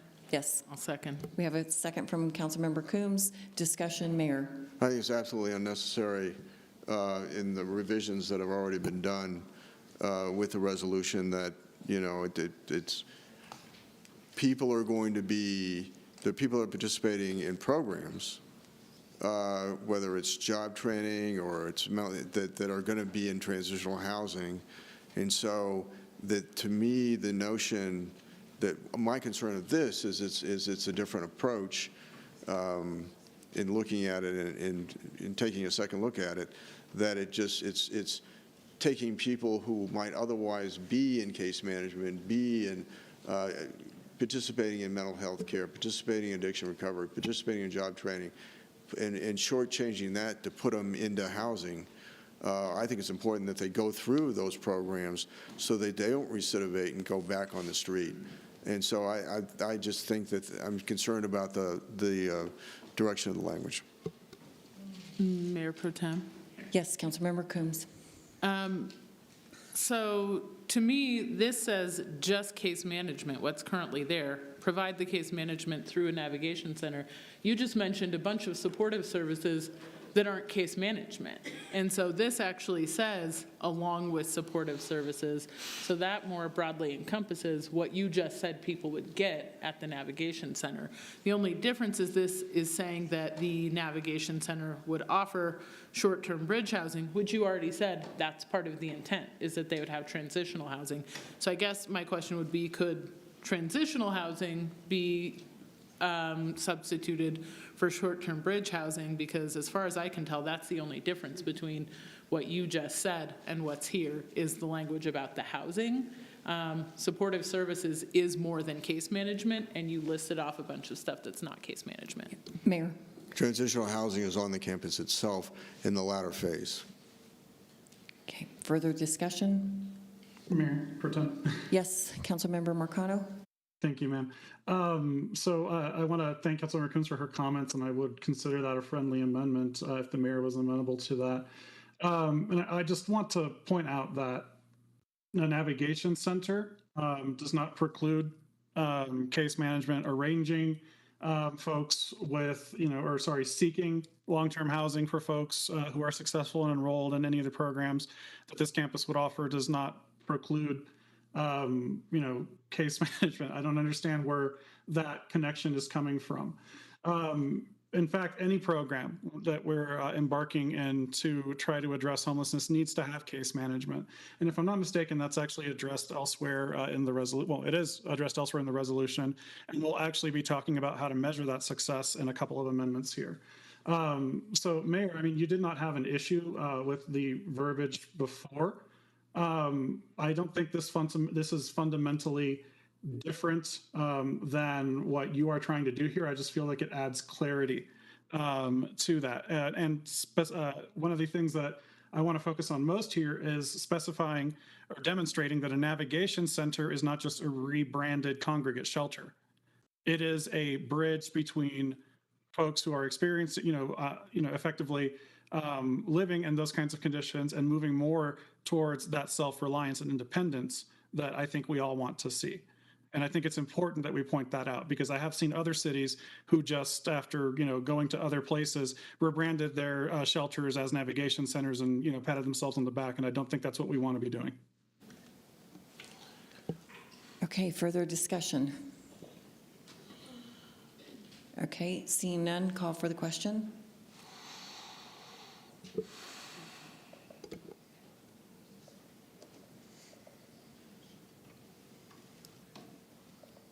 The motion does not pass with 6 no votes, 4 yes votes. The no votes from Councilmembers Ivanic, Lawson, Bergen, Gardner, Drinsky, and Sundberg. And before we get to the next amendment, I just want to make a statement that we did this last time with 17 amendments, and here we are again. This is a resolution that should be fairly simple. We're just basically needing this resolution, Mayor, to get funding, right? Go ahead, Mayor. Mayor Pro Tem, this resolution sets a direction in terms of how we're going to, number one, it sets a direction I think we've decided that we will have a campus, and so this sets a direction, a policy direction for that campus. Right. Mayor Pro Tem? Yes, Councilmember Combs. So we didn't go through all the amendments last time because people said, we don't want to go through these amendments in the meeting. Mayor, sit down with folks and hammer them out and bring it back. And then that didn't happen, despite that being requested. So that's why we're doing this in this meeting instead of not doing this in this meeting, is because the attempt was made to do what was asked, and the mayor chose not to participate. And I understand that. My point is, this is unnecessary for us to be doing this many amendments on a resolution. Mayor, did you have something? Thank you, Madam Chairman. I had all the amendments before me. I did add some in to the resolution along with the ones that had passed, and so there was consideration for that. Okay. Councilmember Marcano, do you have another amendment? Yes, ma'am. So I want to move forward this next one. That's Amendment 11. And that's provide rapid rehousing services to ensure a quick exit from homelessness for low acuity individuals and families. So the idea for this is to serve folks who don't really need to be in the campus. It's just folks who are down on their luck. And the idea of including it in this resolution is to ensure that all of our jurisdictional partners understand that this is a priority for us, and that, if we can combine our efforts in this, we'll create a stronger net to ensure no one falls through. Mayor Pro Tem, second. We have a second from Councilmember Coombs. Discussion? Mayor? One thing that I didn't, George, I think question, did I can't remember, I know I dealt with the issue about families, the direction is to have a partner nonprofit deal with families and not have families on the campus. Jessica, George, do you remember Yes, that? Yes, Mayor, I just got to find, I'm sorry. And in the meantime, if I can ask a question to you, Mayor, the rapid rehousing, we do that currently with, Jessica? or I guess that would be for Jessica, sorry. Yes, we currently offer rapid rehousing through our different service providers and through some of the federal funding we receive. So, okay, so we're already doing this. Okay. Mayor Pro Tem. Yes, Councilmember Zavonic? Question for Jessica. Jessica, Councilmember Marcano mentioned that rapid rehousing is for those experienced who are down on their luck. Can anybody get into rapid rehousing? And are there conditions? I can get back to you on the exact conditions, but typically it's folks that can afford their rent or a portion of it, and it's a 2-year time limit with case management associated with it. And it is often people that have very recently become homeless, not necessarily someone that's chronically homeless. So often families are individuals that have very recently become homeless, and we want to make sure they get housed quickly. But without any conditions, and it doesn't necessarily just because they lost their job, it could be for any reason that they're recently experiencing homelessness, right? Yeah, it may not just be job loss. It could be for all the reasons people would become homeless. And so they would they're partnered up with one of the agencies that offer rapid rehousing, like the Salvation Army does for us in Aurora, and they're assigned a case manager that works with them for that period of time. It's up to 2 years. Not everybody takes up that time to make sure that they're able to then, be on their own after that. Mayor Pro Tem. Yes, Councilmember Coombs? There definitely are conditions because I've actually tried to refer folks for rapid rehousing that have not qualified. So there are conditions for rapid rehousing. Yeah, and I was going to say, they have to have conditions of not bringing drugs into the pallet homes, correct? So the pallet homes are not those would not necessarily considered rapid rehousing. They would be this bridge or transitional housing, but someone may then qualify for rapid rehousing that was in our pallet shelters to get housed. Okay, thank you. And Further? Mayor? Yes. Councilmember Marcano? That's not me. To answer the mayor's question, there's a whereas clause, the city shall be responsible for identifying an alternative location to provide for the needs of homeless families while providing emergency shelter until a transfer can occur. Okay. So Mayor, that is in the resolution. Mayor Pro Tem. Yes, Mayor. Jessica, where is this? Is this done currently out of the Day Resource Center or out of your department? Rapid rehousing is done out of our partner agencies, Mile High, Salvation Army, and is funded partially with our federal funds, both HUD Home as well as ESG. And then separately, we have our Flex Fund, which is operated out of the city, and that is not long-term, that's just the one-time assistance for folks, either, your first month rent, things like that. Okay, so this is current policy, although the element that might be, well, I suppose it wouldn't, the family part wouldn't be, even though we say we're going to deal with a partner agency off the campus to deal with family issues. But we just do say under emergency purposes, we will until we can relocate them. I'm not opposed to that provision. This is current policy, correct? Yes, we currently fund rapid rehousing through current partner agencies. And it is in the resolution already, George? This amendment is not. Okay. Just I was answering the mayor's question about whether it addressed families, but this specific language is not. All right, thank you for the clarification. Mayor Pro Tem. Yes, Councilmember Medina. Thank you. I'd like to ask Jessica a question around the rapid housing. What's the availability of that? So say if you had 50 people, would we be able to get housing within a certain time frame? Is it a year, 2 years, 5 years? So the funds we have for rapid rehousing are fairly limited. I can get back to you with exactly the number of families and individuals that utilize the program on a yearly basis, but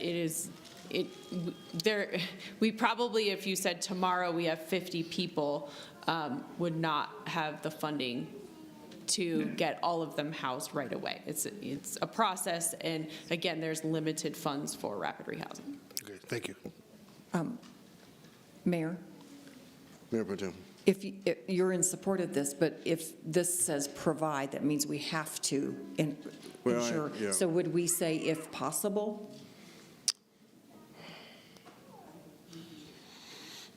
I just don't want us to be, having to be tied to this if we absolutely cannot. Mayor Pro Tem, if I may. Yes, Councilmember Marcano?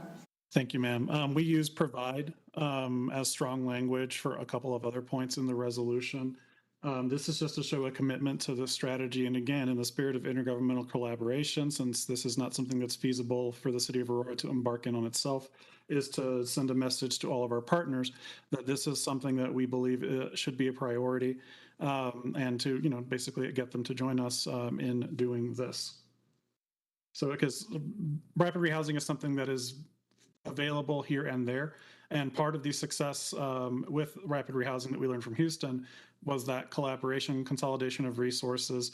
I think as Mark put it, cobbling together the funding to get folks, rapidly rehoused when necessary, to keep folks from becoming long-term homeless. Okay, Mayor? Jessica, let me ask you this. So my concern is that, so we have specific streams of revenue or sources of funding that support rapid rehousing, correct? Yes. So this, what I don't want to see is that other funds being diverted from all the programs that we have that we're talking about in the navigation center towards rapid rehousing. And so that's my concern about having it there. And maybe there's another way to word it, but I think that's, I don't want to be taking funds that would go for mental health, for addiction recovery, for those things, when we currently have streams of revenue or funds that we're using for rapid rehousing. Correct. So the funding from HUD for rapid rehousing could not be used for something like addiction recovery. It's specific. Similar to ESG, there's a certain portion that has to go to sheltering. So it's more specific. Right. So my point, though, is going the other way, that by this amendment, we're going the other way. We're using funds that aren't committed to support rapid rehousing. Mayor Pro Tem, if I may. Yeah. Oh, sorry. Well, Jessica, I think that would be my concern.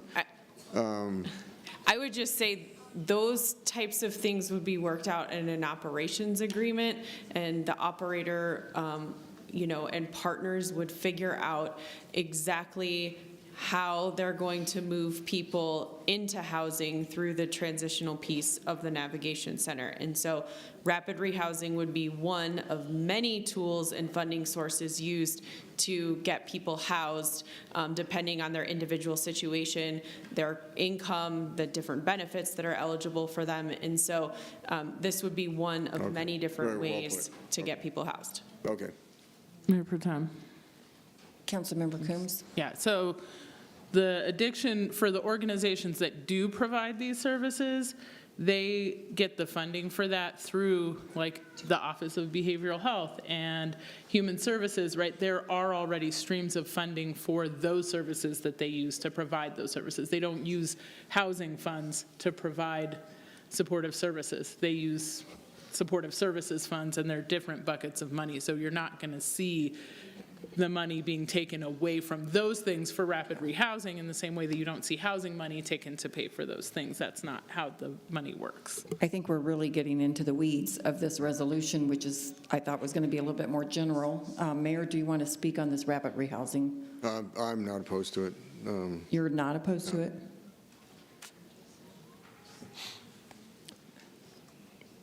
I'm confused, but.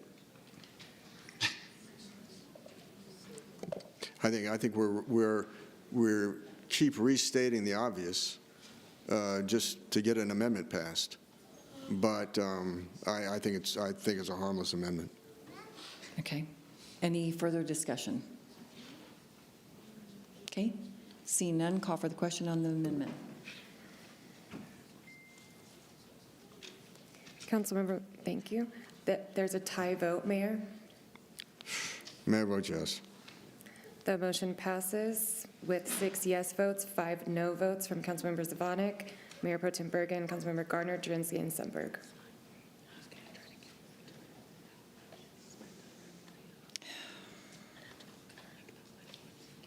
All right, next up, let's go down to 13. We can come back to 12.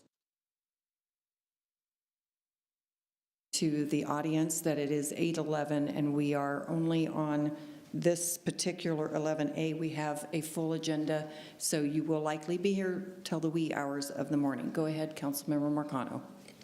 Thank you, Mayor Pro Tem Bergen. So this one is, I think, one that the mayor and I discussed as well, and I thought he was supportive of, but I don't see it updated in this resolution before us tonight. So it's to strike the offer workforce development opportunities with more clear language to provide opportunities for workforce development through job training and educational assistance in coordination with case management. Is there a second? Second. Sorry. Okay, we have a motion and a second. Further discussion? Yeah. Mayor? I think it's unnecessary, and I think we're just, we just want to get amendments passed here, but adding in educational assistance in coordination with case management, educational assistance can be a very broad thing in terms of earning degrees that don't necessarily lead to jobs that pay a living wage. And so I think it's, again, an unnecessary language, but could be interpreted in a way that's contrary to the intent of the proposal. Okay, further discussion? Mayor Pro Tem. Councilmember Jurenski and then Councilmember Marcano. Yeah, I just am really disappointed. I mean, we asked as a council that the mayor and Councilmember Marcano meet and hash this out, and now there's a room full of people being held hostage to sit through this bloviating English class, ego and glory-seeking hostage situation, and I'm tired of being held hostage, quite frankly, and we're not housing anybody. We can talk and talk and talk. We're not inching any closer to housing anybody by sitting here for all these hours. Nobody has any idea what's going on, and half the people in this room were probably lost at Amendment 6. So this is really old, and Mayor, you find some of them unnecessary and others not unnecessary. They're all unnecessary. This is unnecessary. Let's come up with real solutions. Let's have real conversations. You brought this forward, and I don't know if you guys are, I don't know what's going on, if we're squaring up for next year's mayor's race is kind of what it appears to me at this point. But I would really have liked this to have been hashed out and brought back like we asked. This is ridiculous, and I would like to release all these hostages. Okay, thank you, Councilmember Marcano, and then Mayor. Thank you. Yeah, I also would have preferred that we actually sit down and hash this out. Unfortunately, Councilmember Jurenski, that did not happen. This didn't even go to a policy committee where we could have hashed all of this out long in advance. So it is what it is. For what it's worth, I think having folks see how the sausage is made is illuminating. So, yeah. And I believe the mayor was up next. Mayor. I would just urge a no vote on Amendment 13. I think it's absolutely unnecessary. Mayor Pro Tem, I would like to call for the question. Okay, we have a call for the question, so that does not allow any further debate on this item. So we're going to be voting on closing debate. So that will be the question, Katie.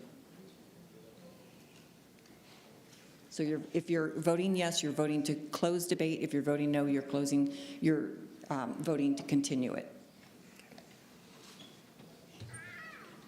Mayor Pro Tem, point of inquiry. Oh, there's no debate, there's no discussion. It's a point of inquiry. It's not a debate. Okay. Yeah, is this a motion to close debate just on this amendment? Okay, great. Mayor Pro Tem, do we have a second for that? Oh, I'm sorry. Do we have, I'll second it.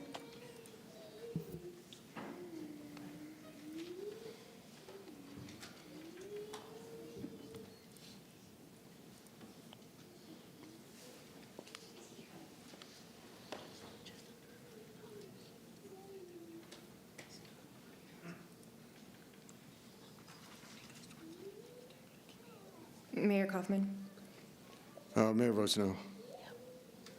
Mayor, this is to end the debate. To end the debate. Oh, I'm sorry, yes. Sorry, I was looking at the amendment. Mayor votes yes. The motion passes with 8 yes votes, 3 no votes from Councilmember Medina, Coombs, and Murillo to end the debate and vote on Councilmember Marcano's amendment. Okay, so we are now voting on Councilmember Marcano's amendment, which is Amendment 13.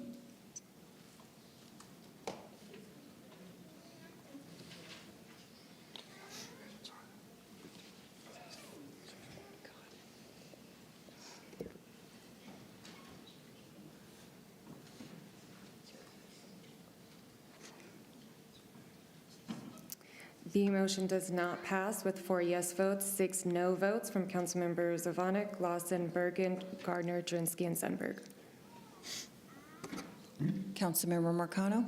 Mayor Pro Tem, thank you, Mayor. So 14 here is how we're going to measure the success of this campus. So it changes the existing language, which is very, very vague. And I agree, we shouldn't be looking at just meals served and beds provided, but tries to add a little bit of idea of what we want to measure for. So it strikes the existing language and replaces it with continuously measured for everyone enrolled in the program. The efficacy of the program as follows: the utilization of supportive services, the utilization of workforce development opportunities, the housing status and income sources for 36 months beginning from their move-in date, and the employment status and income level for 36 months beginning from their move-in date. Do you have a second? Second.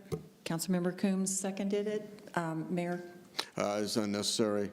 These are issues that are going to be in the RFP. Right. When we, in terms of the detail, and there's going to be a lot more detail that even Councilmember Marcano is offering up. And call for the question. Second. Okay, we have a call for the question and we have a second. So we are now voting to end debate. A yes is to end debate. Who had the motion and who had the second? It was Mayor and then Zvonek.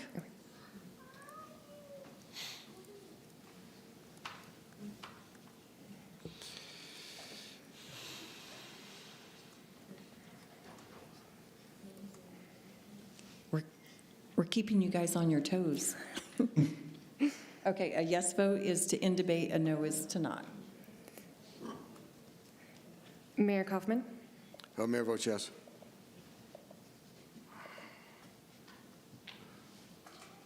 Councilmember Coombs?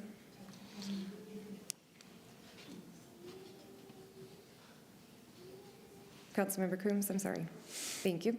The motion passes with 7 yes votes, 4 no votes from Councilmember Medina, Marcano, Coombs, and Murillo. Okay, so now we are now voting on Amendment 14.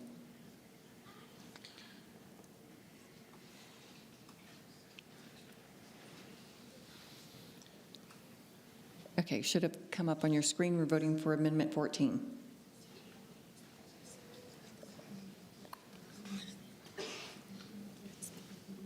Councilmember Medina? The motion does not pass with 4 yes votes and 6 no votes from Councilmembers Zvonek, Lawson, Bergen, Gardner, Drinsky, and Sundberg. Councilmember Marcano, do you have more? Yeah, sure. Let's go ahead and move into 15. So it's going to be reliance on community support, striking that existing bullet and replacing it with a more detailed initiative seeking support from individuals, private businesses, non-governmental organizations, and philanthropic foundations. Do we have a second? Second. Councilmember Coombs, okay. Mayor, discussion? I think it's unnecessary again. I mean, you're just restating the obvious. Right. Call for the question. Second. Okay, we have a call for the question from the mayor and a second from Councilmember Zvonik. We are now voting to end debate.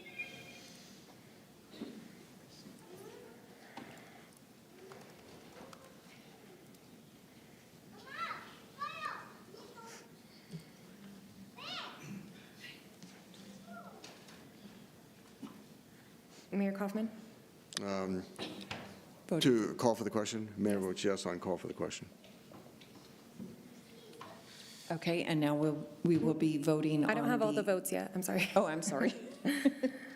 I'm trying to get done with this. Yeah, Councilmember Marcano, I need your vote. Apologies. The motion passes with 8 yes votes, 3 no votes from Councilmember Medina, Coombs, and Murillo. Okay, so now we will vote on Amendment 15.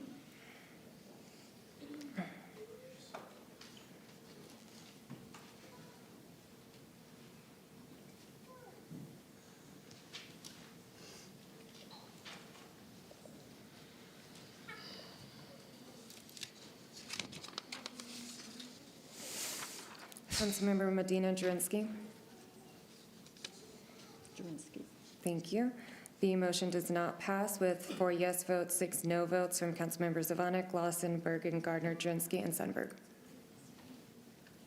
Okay, guess we're going for Amendment 16, Councilmember Marcano? Yes, well, actually, we'll go to 17 on this one since it's a new add. And I guess we don't want to add clarity to existing statements. So this one is develop a strategy to reach out to jurisdictions throughout the metropolitan region with the goal of building consensus on a shared regional strategy utilizing evidence-based best practices to reduce homelessness, sharing resources, and eliminating redundancies where appropriate to maximize the effectiveness of our collective efforts. Second. Do we have a second? Oh, Councilmember Mario seconded it. Mayor, discussion? It's already stated about working with surrounding jurisdictions in developing IGAs. Call for the question. Okay, it's unnecessary. Do we have a second for call for the question? Jurenski. Okay, we have a second from Councilmember Jurenski. We are now voting to close debate.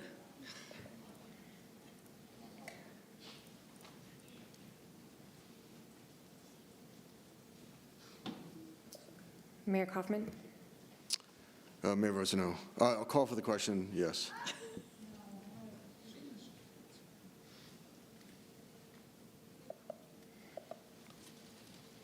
The motion passes with 7 yes votes, 4 no votes from Councilmember Medina, Marcano, Coombs, and Murillo. Okay, and now we are voting on Amendment 17. No. Oh, yes. I'm sorry. We voted to close debate. Yeah, so we're now voting on Amendment 17. Councilmember Zvonik? No. The motion does not pass with 4 yes votes, 6 no votes from Councilmember Zvonik, Lawson, Bergen, Gardner, Jurenski, and Sundberg. Okay. Is that it? Councilmember Marcano? Save the best for last. Okay. So we'll go back to Amendment 12, and that's to provide permanent supportive housing services to ensure stability and supported recovery for individuals and families for whom rapid rehousing alone would not be enough to prevent homelessness. Do we have a second? Bear in mind, this is not in exclusion to anything else, but this is a yes and it is a key component of regional collaboration on this effort, especially where federal dollars are involved and where, other jurisdictions are involved. We are an outlier currently in our opposition to permanent supportive housing, which is very frustrating to say the least. What number is that one? That is Amendment 12. Okay, thank you. Is there a second? Second. We have a second from Councilmember Coombs. Discussion? Mayor? I think it's unnecessary. There are other organizations that are doing permanent supportive housing. We certainly support those, but this is unnecessary language. I would urge a no vote and call for the question. Okay, is there a second to close debate? Jurenski. Councilmember Jurenski. So we are now voting to close debate.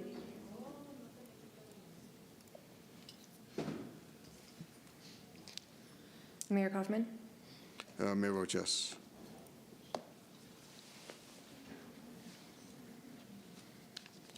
Mine comes up late. Councilmember Coon, oh, thank you. The motion passes with 7 yes votes and 4 no votes from Councilmember Medina, Marcano, Coombs, and Murillo. What?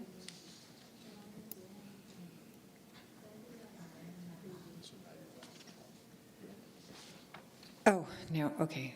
Now we're on 12, sorry. Then I voted wrong on mine. I must have voted wrong. To the amendment. What, it doesn't matter, to the call for the question. The motion does not pass with 4 yes votes and 6 no votes from Councilmembers Ivanek, Lawson, Bergen, Gardner, Drinsky, and Sundberg.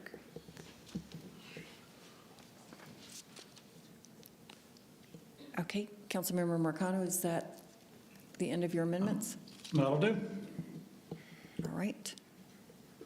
And now we are voting on the original resolution, correct? Correct. With any approved amendments? Yes. Is there a motion? We already have a Oh, motion. we already did it, sorry. So, discussion? Sorry, discussion, go ahead, Councilmember Marcano. Thank you, ma'am. And I do want to thank my colleagues for their patience for the first few amendments here. I am very disappointed that folks decided to continue to abuse calling for the question in spite of actually having some, short but important dialogue on each of these amendments. I don't believe that these amendments were unnecessary. I think that when we're crafting resolutions, when we're crafting law, be it resolutions or ordinance or whatever else, we need to be as clear as possible with what our intent is. And most importantly, with this resolution, y'all, we need to be signaling to our partners that we are willing to be collaborative, that we are willing to work with them in good faith, and that we have a clear idea of the potential that we can realize with a campus here. So the abuse of the call for the question that we've seen out of this council over the last year, I think, is extremely shameful, and it shows that folks are not willing or able to defend their stances and don't have the patience to craft thoughtful policy, and I think that that's really, really a shame. I will say that overall, since we have rejected amendments that actually make this resolution more collaborative and open and focus on policy that actually serves as many people as possible as opposed to a more exclusive campus, I'm a no on this. I don't think this is a wise use of resources, and I don't think that we're going to be able to muster the regional support necessary because we're closing us off and we're choosing to fail as opposed to follow in the footsteps of successful policy, of utilizing evidence to our advantage and actually addressing this issue in a meaningful way for our residents. So we can do so much better than this, and I'm very upset with how this has turned out. Mayor Pro Tem. Yes, Councilmember Jurenski. I think the real abuse is being accused of abuse by somebody who is sitting in the comfort of their own home currently, while so many of us, a pretty busy council chambers tonight, made it a point, and we're very thoughtful to show up. So before you go accusing somebody of abuse, show up in person and say it to our face next time. Yeah, I'll gladly do that, but just so you know, I'm Point of actually order, here for please. medical You're not reasons. recognized, Councilmember Marcano. Mayor Pro Tem. Yes, May I please Councilmember Marcano. Thank you. I'm actually at home for medical reasons. So I'm sorry. I mean, if you want to see my surgery wound, I'm happy to show it to you. I don't think you'll like what you see, but yeah, I make no apologies for not being there. That's why we have the flexible rules that we have. And goodness knows, I show up in person when I'm able to. And I'm not afraid to tell you what I think to your face. So thanks for that. Did he just do that in person too? You bet. Okay. Any further discussion? I just want to make it one point is that although in 7.5 years that I've been on council, we have had amendments to resolutions, but it's typically one amendment that does not change the entire resolution and get into the weeds. It's typically, I mean, I don't know, Councilmember Lawson might remember if we've ever had this many amendments on a resolution. And I think maybe, you know, if we're going to do this in the future, that think about how to make this not so lengthy with so many amendments. Mayor Pro Tem. Yes, go ahead, Councilmember Marcano. I just want to say this should have been brought to a policy committee so that we should have hashed all of this out ahead of time. Or the mayor could have actually taken me up on my repeat offers to meet up in person and go through these. I probably would have still brought a thing or two, but it wouldn't have been, you know, so many. It's just, I think, a lack of leadership and a lack of following our procedure that we have established for good reason. So, Mayor. Thank you, Mayor Pro Tem. First of all, I had all of the amendments from Councilmember McConnell that I was able to review. Took some, didn't take some, so the ones I didn't take, obviously I didn't agree with. One was kind of marginal on the rehousing thing, and I certainly took a second look at that. But they were all considered. And let me tell you this, for those that are upset about the length of the process, this is a major policy initiative. This is about leading in a different direction in this state, because what different jurisdictions, municipalities have been doing has failed. And so when I was a soldier before I was a Marine, the motto for the Army Infantry was lead, follower, get out of the way. And Aurora, Colorado is leading. We led on water conservation. We're going to lead on how to combat homelessness. And it's not going to be by, giving somebody a free place to stay without any requirements. It's going to be a tough love approach in moving people into self-sufficiency through work and dealing with addiction recovery and dealing with the mental health challenges that they have. And it's not just people that are in encampments. There are a lot of people that are homeless that are in shelters, or they're couch surfing, or they don't have stable housing. And so I think the challenge is greater than maybe what we see on a daily basis, but I think this is a different approach. But I think that it's certainly demonstrated success in Colorado Springs, and we can it will evolve as we move forward. But we are moving. Aurora, Colorado is moving in a different direction, and it's about leadership. And I'd urge an aye vote. We're going to move on to 11B. I'm going to give you back the gavel, Mayor. Mayor Pro Tem, I'm sorry, I had to just. We haven't voted. Did we not vote? No. Oh, my God. Oh, I thought we were Sorry. I thought we were to the apologize. bill. I'm very tired. No. Oh. No. Okay. Further discussion before we vote. Mayor Pro Tem. Councilmember Coombs. I just want to clarify that part of the reason this stuff wouldn't happen is also because prior mayors would speak to their colleagues even in disagreement. Even if it was just to say, I'm not going to support what you're bringing forward here, and if we want to lead, we should start in our own backyard. Cheers. Okay. Call for the vote.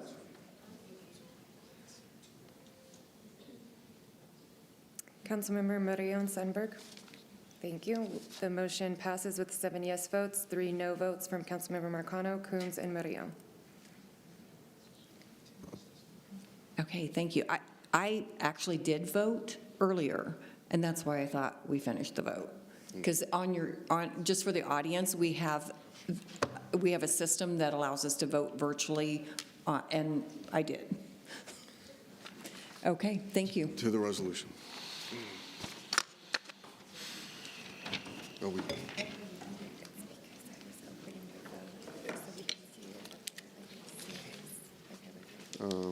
Let's see.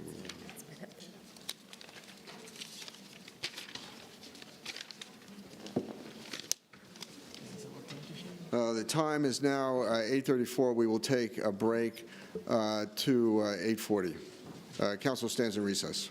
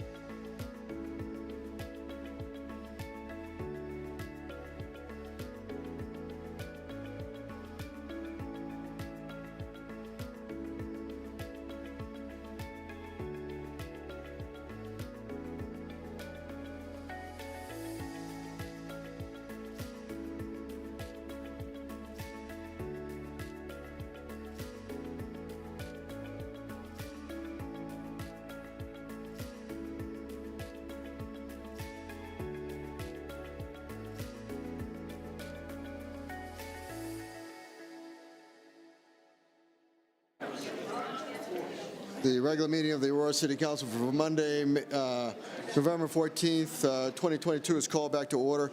Would the clerk now please read the title to item number 11B?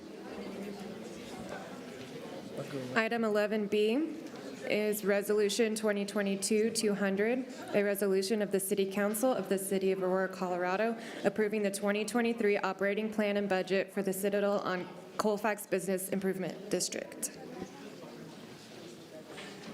A brief presentation by staff. Thank you, Mayor and Council. I'm Carol Toth, Manager of Accounting, and this evening we are bringing forward the 2023 operating plans and budgets for the 10 business improvement districts that are organized within the city. State statute does require that excuse me, each bid file their operating plan and budget with the city clerk for city council review and approval. The 10 items tonight are 11B through 11L, and they were approved by the M&F Policy Committee on September the 22nd and City Council study session on October 17th. 11B is for the Citadel on Colfax, and their 2023 budget is approximately $1.2 million and is funded through the remaining bond proceeds of their 2020 issuance, property taxes, and tax revenue from the Colfax-Sable Metro District. Their 2023 plan is to continue to construct and maintain public improvements at the development, including street improvements, landscaping, traffic signalization, and site furnishings. Questions of staff? Seeing no questions of staff, motion is in order. Mayor, I move to approve 11B. Moved by Councilmember Sonnenberg, seconded by Medina. Second by Councilmember Medina to approve item number 11B. Discussion? Seeing no discussion, call for the question on the adoption of item number 11B.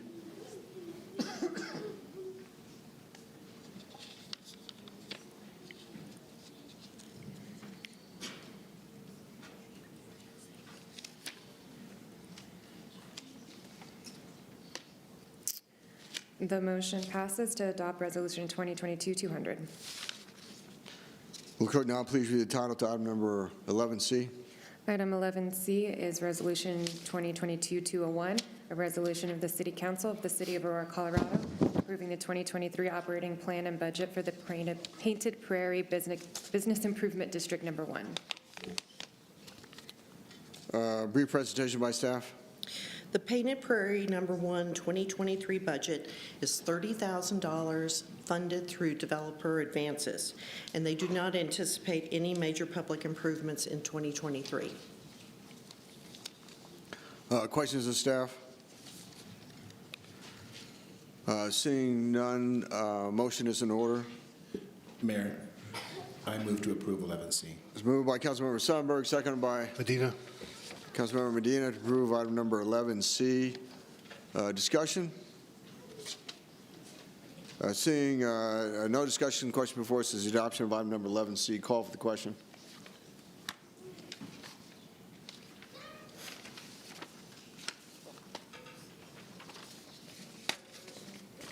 The motion passes to adopt Resolution 2022-201.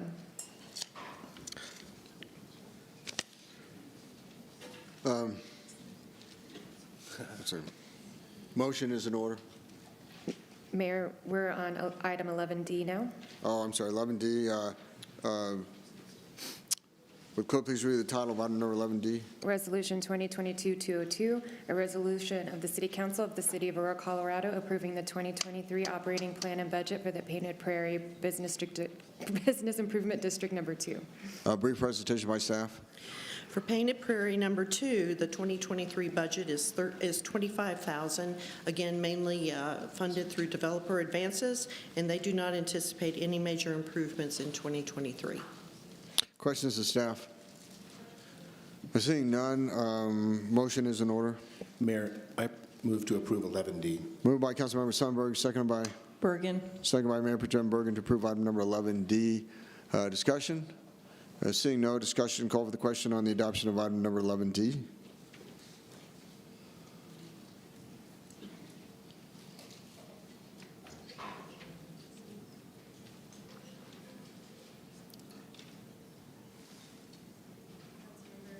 Coombs and Councilmember Lawson? I clicked yes. Okay. The motion passes to approve Resolution 2022-202. Clerk, now please read the title to item number 11E. Item 11E is Resolution 2022-203, a resolution of the City Council of the City of Aurora, Colorado, approving the 2023 operating plan and budget for the Porteous Business Improvement District. Brief presentation by staff. For Porteous bid, the 2023 budget is approximately $612,000.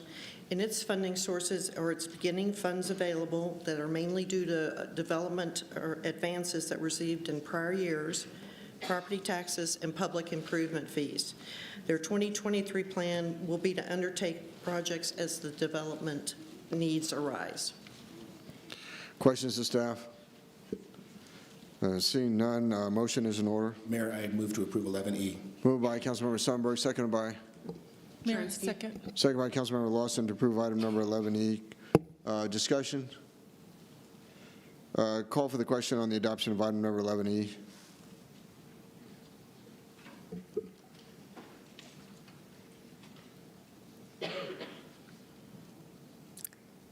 The motion passes to adopt Resolution 2022-203.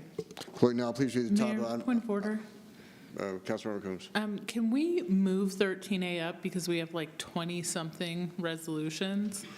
How do we let do that? these We've folks already go adopted first. the agenda. How do we do that? And you move to set aside the agenda to do that. So that's a requirement. You're just setting it aside to move it. Okay, so Mayor, I move to set aside the agenda to move up 13A. Okay, it's been moved by Councilmember Coombs, seconded by Murillo.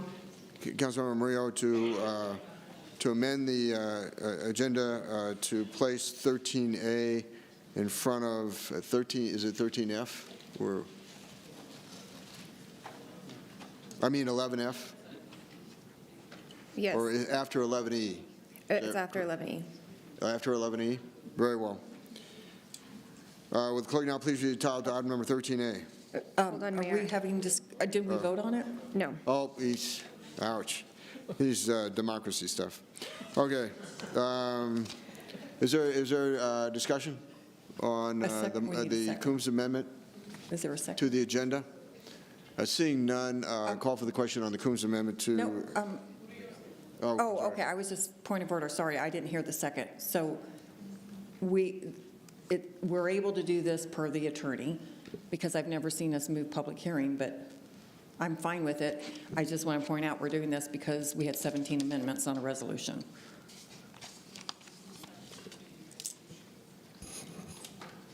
Mayor.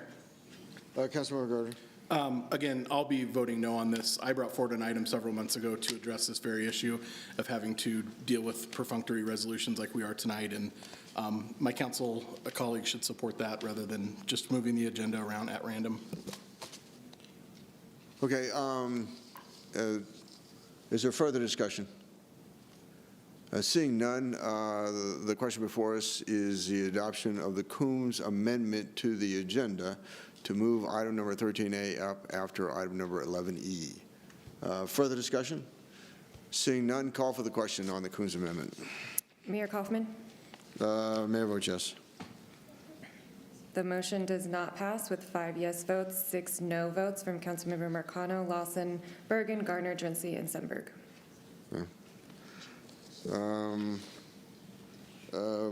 We just did 11E. Would the clerk now please read the title to item number 11F? Item 11F is Resolution 2022-204, a resolution of the City Council of the City of Aurora, Colorado, approving the 2023 operating plan and budget for the Tower Business Improvement District. Brief presentation by staff. The 2023 tower revised budget is $110,000, and its revenue source is from property tax, a 2.5 mill levy that's new in 2023. You might recall that this was added at the study session. And their plan is to undertake projects as development needs arise in 2023. Questions to staff? Seeing none, motion is in order. Mayor, I move to approve 11F. Moved by Councilmember Sonnenberg, second by Mayor, I second. Councilmember Lawson to approve item number 11F. Discussion? Seeing none, call for the question on the adoption of item number 11F.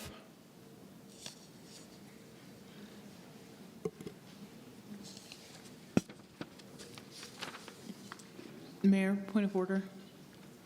I Councilmember have Coons. a question for the clerk. All of these resolutions moved unanimously out of study session, so can we take them all in a single vote? We were advised that these need to be taken separately because they are budget items and each one needs to be voted on separately. But I can have the city attorney weigh in as well. Will the clerk now please read the title to item number 11G? Yes, and I'm sorry, item 11F, Resolution 2022-204 passed. And item 11G is Resolution 2002-205, a resolution of the City Council of the City of Aurora, Colorado, approving the 2023 operating plan and budget for the Windler Business Improvement District Number 1. Brief presentation by staff. Windler Number One's 2023 budget is $50,000, again, mainly funded through developer advances, and they do not anticipate any major public improvements in 2023. Questions of staff? Seeing none, motion is in order. Mayor, I move to approve 11G. Moved by Councilmember Sonnenberg, seconded by Coombs. Councilmember Coons to approve item number 11G. Discussion? Seeing none, call for the question on the adoption of item number 11G.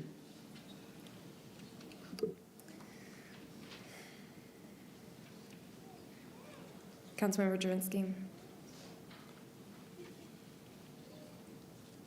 The motion passes to adopt Resolution 2022-205. Clerk, now please read the title to item number 11H. Item 11H is Resolution 2022-206, a resolution of the City Council of the City of Aurora, Colorado, approving the 2023 operating plan and budget for the Windler Business Improvement District Number 2. Brief presentation by staff.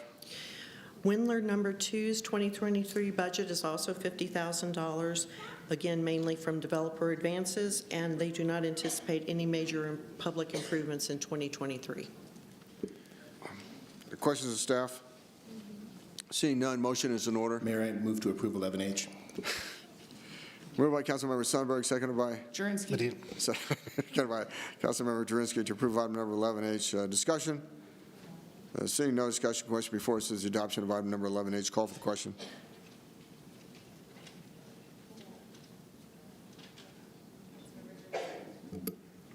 Councilmember, thank you. The motion passes to adopt Resolution 2022-206.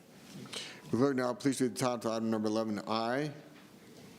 Item 11I is Resolution 2022-207, a resolution of the City Council of the City of Aurora, Colorado, approving the 2023 operating plan and budget for the Fitzsimmons Business Improvement District. Brief presentation by staff.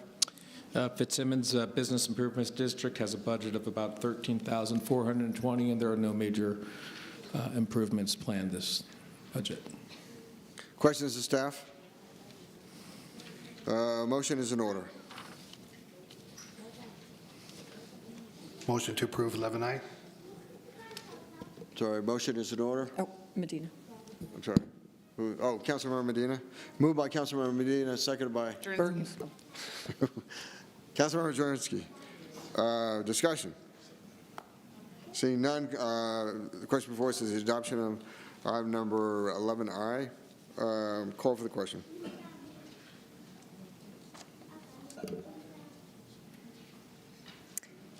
Councilmember Murillo, thank you. The motion passes to adopt Resolution 2022-207. Clerk, now please read the title to item number 11J. Item 11J is Resolution 2022-208, a resolution of the City Council of the City of Aurora, Colorado, appointing a member of the Board of Directors of the Fitzsimmons Business Improvement Project. Brief presentation by staff. The bid currently is a 5-member board with 3 vacancies. This motion will approve the appointment of Scott Prokop, owner of Ursula Brewery, to the board. Questions of staff? Seeing none, motion is in order. Mayor, motion to approve item 11J. Moved by Councilmember Jurenski, seconded by Coombs. Councilmember Coons to approve item number 11J. Discussion? Seeing no discussion, the question is the adoption of item number 11J. Call for the question.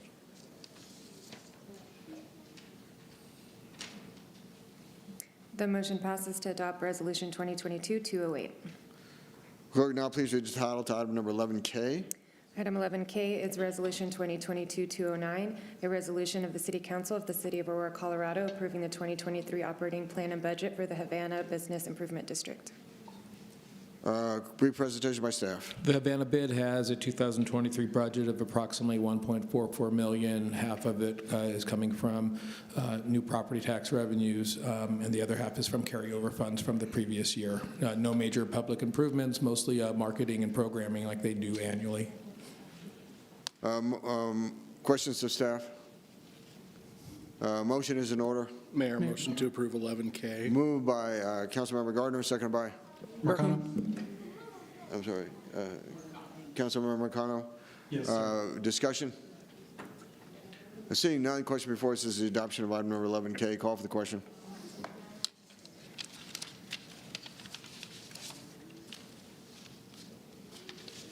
The motion passes to adopt Resolution 2022-209.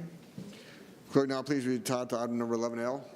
Item 11L is Resolution 2022-210, a resolution of the City Council of the City of Aurora, Colorado, approving the 2023 operating plan and budget for the Parkside at City Center Business Improvement District. Brief presentation by staff. Good evening. The Parkside at City Center Business Improvement District anticipates general and debt service fund of $1.3 million in 2023. That's comprised of an operating fund it's primarily for maintenance. It's about $200,000, and a debt service fund, the beginning fund balance of $2 million. Together, the general and debt service funds anticipate about $1.3 million expenditures in 2023. Questions to staff? Mayor. Councilmember Coombs. Will any of the funds being used for maintenance be directed toward repairing any of the damage that was caused? My understanding is that the damage from the explosion that recently occurred was related to some other infrastructure issues, not just the utility room in the building itself.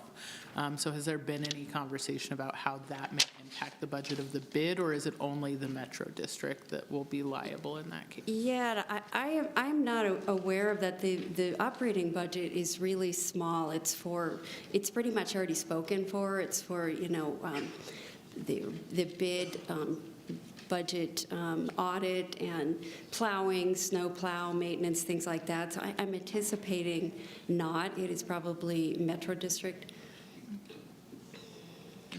Further questions to staff? Seeing none, motion is in order. Mayor, Mayor Pro Tem.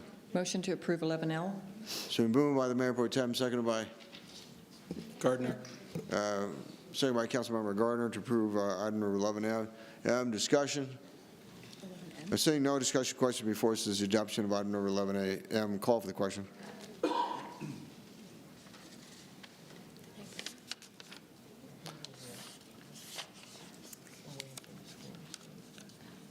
Councilmember Murillo. The motion passes to adopt Resolution 2022-210. Clerk, now please read the title to item number 11N. Item 11M is Resolution 2022-211, consideration of the City Council to approve a resolution for the First Amendment to an IGA between the City of Aurora, acting by and through its utility enterprise, the Irma Drainage and Flood Control District, DBA Mile High Flood District, Southeast Metro Stormwater Authority, the Cherry Creek Basin Water Quality Authority, and Arapahoe County regarding design and construction of drainage and flood control improvements for Cherry Creek restoration at Arapahoe Road. Brief presentation by staff. So this resolution increases funding by $50,000 for erosion control measures in Cherry Creek near Arapahoe Road. Questions to staff? Seeing none, motion is in order. Mayor, I move to approve 11M. It's been moved by Councilmember Sundberg, seconded by? Coombs. Councilmember Coombs to approve item number 11M. Discussion? Seeing none, question before us is the adoption of item number 11M. Call for the question.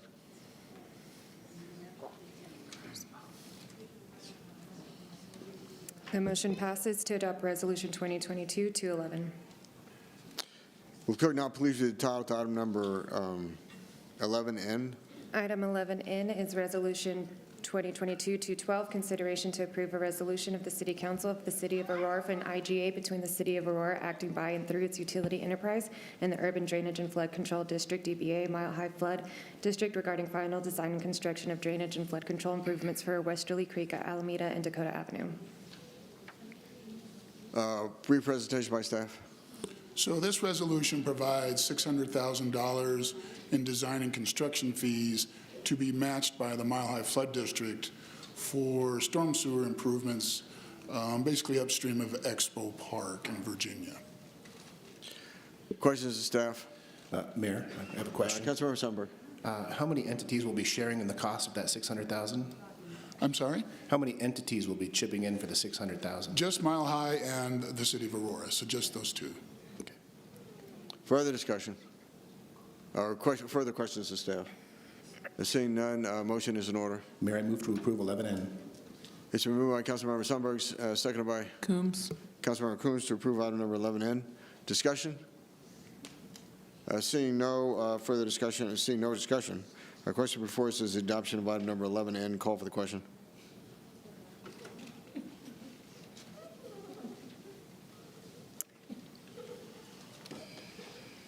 Councilmember Murillo? Yes. Thank you. The motion passes to adopt Resolution 2022-212. Will the clerk now please read the title to item number 11O? Item 11O is Resolution 2022-213, consideration to approve a resolution of the City Council for the Second Amendment to extend the first revised water transmission service contract, amount the Aurora and Colorado Springs Joint Water Authority. Brief presentation by staff. Well, I apologize, I didn't see that on my list.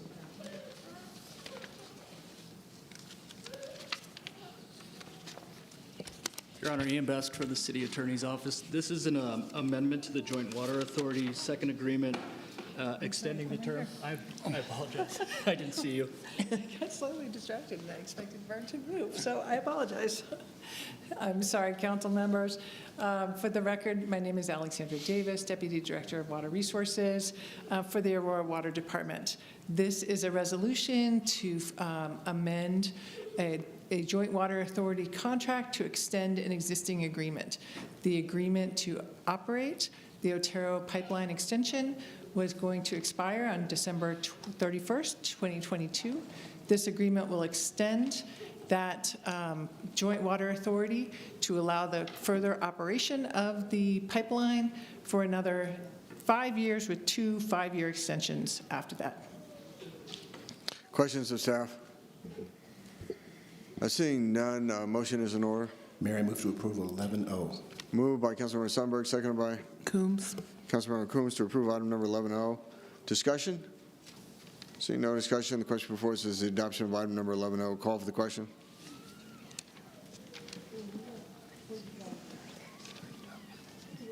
Mayor Pro Tem, thank you. The motion passes to adopt Resolution 2022-213. Clerk, now please read the title to item number 11P.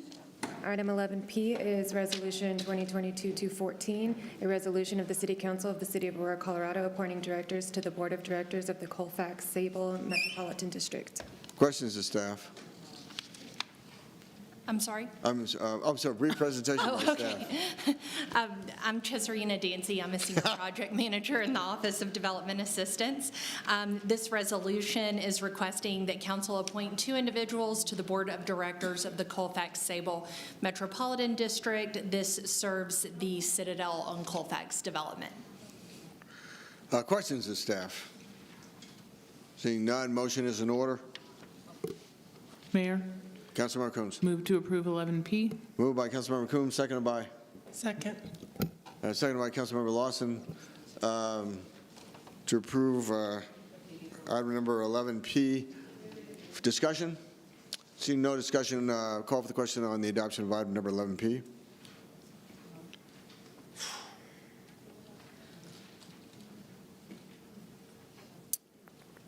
Councilmember Murillo?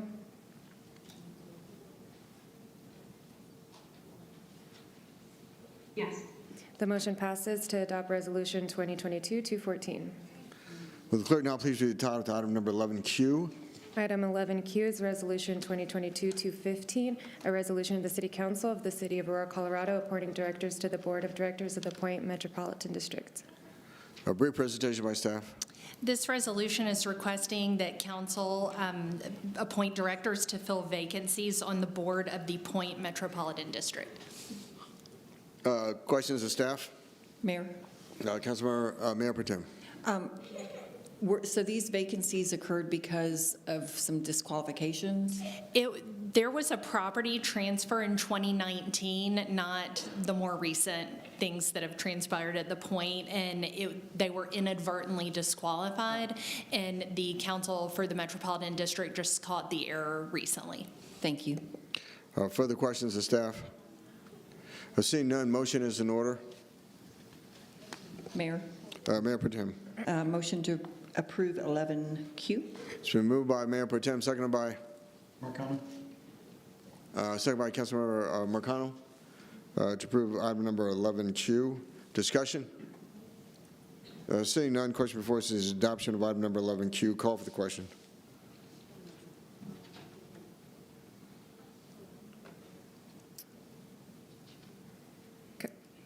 The motion passes to adopt Resolution 2022-215. Clerk, now please read the title to item number 11R. Item 11R is Resolution 2022-216, a resolution of the City Council of the City of Aurora, Colorado, appointing a member of the Board of Directors of the Windler Business Improvement District Number 1. Brief presentation by staff. This resolution is requesting the appointment of 2 individuals by council to the Windler Bid 1 Board of Directors. Questions of staff? Seeing none, motion is in order. Mayor, I move to approve 11R. It's moved by Councilmember Sundberg, seconded by Second. Councilmember Lawson to approve item number 11Q. R. 11R. Discussion. Seeing no discussion, call for the question on the adoption of item number 11R.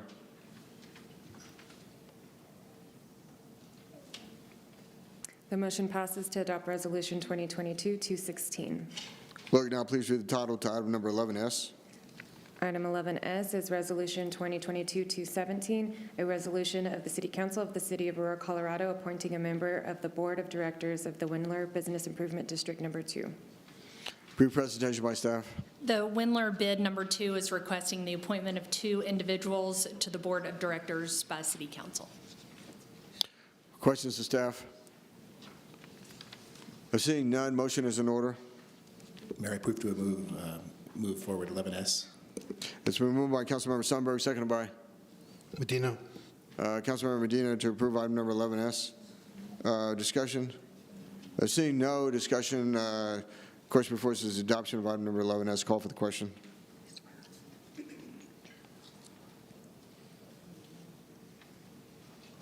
The motion passes to adopt Resolution 2022-217. Clerk, now please read the title to item number 11T.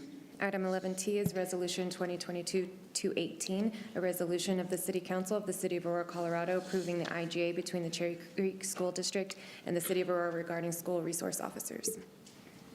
Questions, brief presentation by staff. Good evening, Mayor and Council. I'm Megan Platt with the City Attorney's Office. I don't see Chief Oates here this evening, so I'll just give a brief overview. This is a resolution for an agreement for SRO services with Cherry Creek School District. Last school year, we were having some assistance from the Arapahoe County Sheriff's Office with SRO services. This agreement is a renewal of our previous agreement, and then also the expectations regarding the funding that they provided for some school safety measures, breaching shotguns, and the NASRO program. Questions of staff? Mayor? Mayor Pro Tem. Do you know how many school resource officers will be allocated between the different schools? Currently, we'll have 8 in the high schools, and then as-needed services in the middle schools as well. Okay, well, I'm extremely happy to see this happening because I know they're very important for our schools. Thank you. Thank you. And there are no more personnel from the Arapahoe County Sheriff's Office? No, that's correct. Okay. Further questions of staff? Seeing none, motion is in order. Mayor? Mayor Pro Tem. Motion to approve 11T. It's been moved by Mayor Pro Tem, seconded by Mayor, second. Seconded by Councilmember Lawson to approve item number 11T. Discussion? Seeing no discussion, the question before us is the adoption of item number 11T. Call for the question. Councilman, thank you. The motion passes to adopt Resolution 2022-218. Clerk, now please read the title to item number 11U. Item 11U is Resolution 2022-219, approving the IGA between Denver and Aurora regarding funding, design, and pre-construction of the East Colfax Avenue Bus Rapid Transit Project. Brief presentation by staff. Good evening, Mayor and council members. For the record, my name is Carly Campazano, and I'm the traffic manager within the Public Works Department. This item is an IGA between the City of Aurora and the City and County of Denver to provide design funding for the Colfax BRT project. That's the Bus Rapid Transit Project. Details about the project scope were presented at the TAPS subcommittee meeting earlier this year 3 different times, most recently in September. And details about the scope were also presented to full council during a study session meeting in May. This IGA is for design only for the project within the City of Aurora limits, and the city will be contributing $2.33 million for the improvements within the Aurora section. Available for any questions. Thank you. Questions of staff? Seeing none, motion is in order. Mayor. Motion to approve item 11U. It's been moved by Councilmember Gardner, seconded by Coombs? Councilmember Coombs to approve. Item number 11, where are we at? U. 11U. Discussion. Seeing no discussion, question before us is the adoption of item number 11U. Call for the question.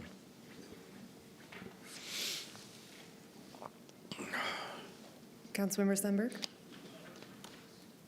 The motion passes to adopt Resolution 2022-219. Clerk, now please read the title to item number 11V.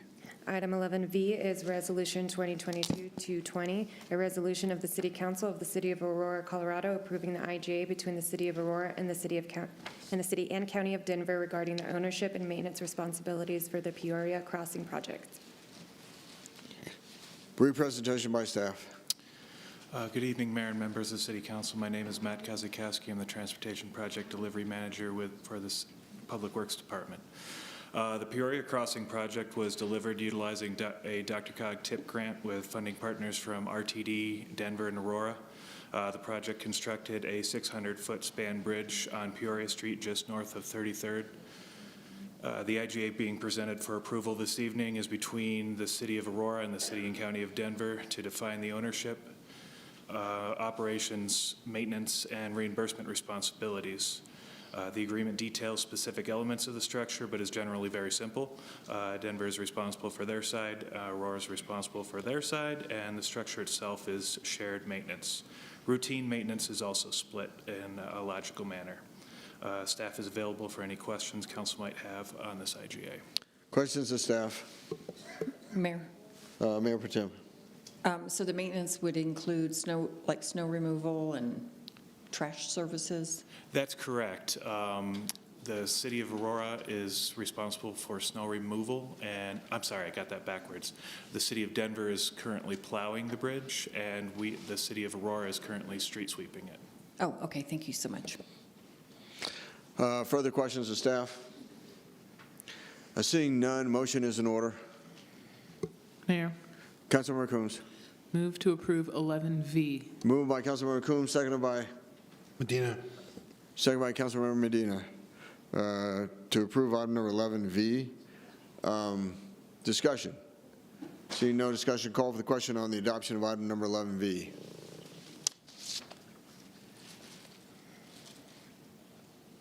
The motion passes to adopt Resolution 2022-220. Clerk, now please read the title to item number 11W. Item 11W is Resolution 2022-221, a resolution of the City Council of the City of Aurora, Colorado, expressing the Aurora City Council's approval of a reimbursement agreement between the City of Aurora, acting by and through its utility enterprise, and Nash Inspiration, LLC. A brief presentation by staff. Thank you. I didn't introduce myself previously. My name is Vern Adam. I'm the Engineering Services Manager for Aurora Water.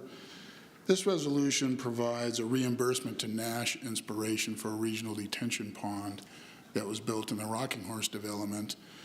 The agreement is in the amount of $1.493 million, even though the summary indicates 1.346. The discrepancy being the soft costs associated that are in the agreement. So this pond was built some years ago, and we've been in negotiation with Nash. There's been a lot of turnover from their staff, so we're just now bringing this resolution to council. Questions to staff? Seeing none, motion is in order. Mayor, I move to approve 11W. Councilmember Sundberg. It's been moved by Councilmember Sundberg, seconded by Mayor Pro Tem Bergen, to approve item number 11W. Discussion? Seeing no discussion, the question before us is the adoption of item number 11W. Call for the question.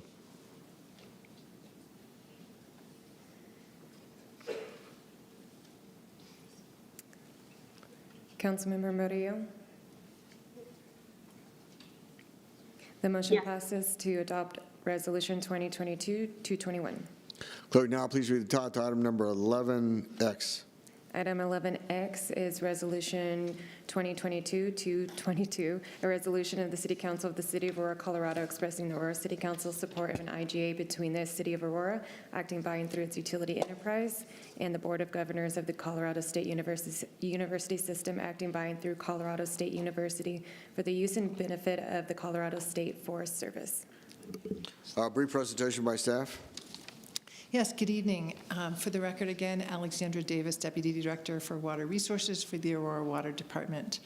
In August of this year, this council approved an IGA with the U.S. Forest Service and the Colorado State Forest Service, which set forth a framework by which the City of Aurora would partner with the Forest Services and other entities to develop and implement forest health treatments. These treatments include thinning, brush reduction. They include various, I'm blanking on the different types of treatments. They prescribe fire, other forest health treatments, and rehabilitation, as well as mitigation of burned land.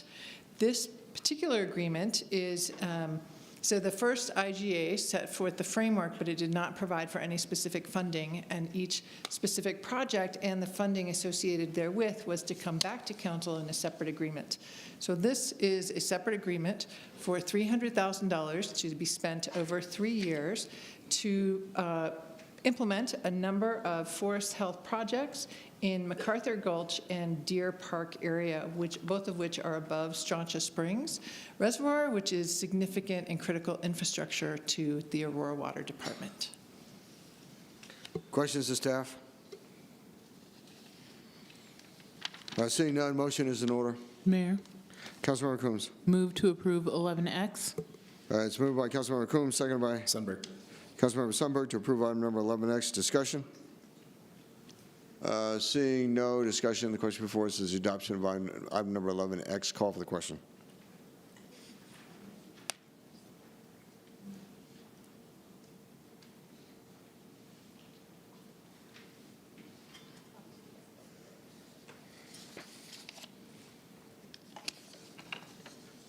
Councilmember Murillo. The motion passes to adopt Resolution 2022-222. Will the clerk now please read the title to item number 11I? Item number 11Y is Resolution 2022-223, expressing the Aurora City Council support of an agreement between the City of Aurora, Colorado, acting by and through its utility enterprise and Stewardships West. Brief presentation by staff. Thank you, Mayor and council members. This, for the record again, Alexandra Davis, Deputy Director of Water Resources. This agreement, similar to the last agreement, is to implement that framework with the U.S. Forest Service and Colorado State Forest Service. This particular agreement is with a nonprofit organization known as Stewardship West, who partners to implement forest thinning treatments on land in ways that make it a little bit less expensive for the U.S. Forest Service and Colorado State Forest Service. So by partnering with Stewardship West, we hope to clear about 500 acres in the Miller Gulch area, which is also in the watershed above Strontia Springs Reservoir. Questions to staff? Seeing none, motion is in order. Mayor, I move to approve 11Y. Moved by Councilmember Sundberg, seconded by Coombs. Councilmember Coombs to approve 11Y. Discussion?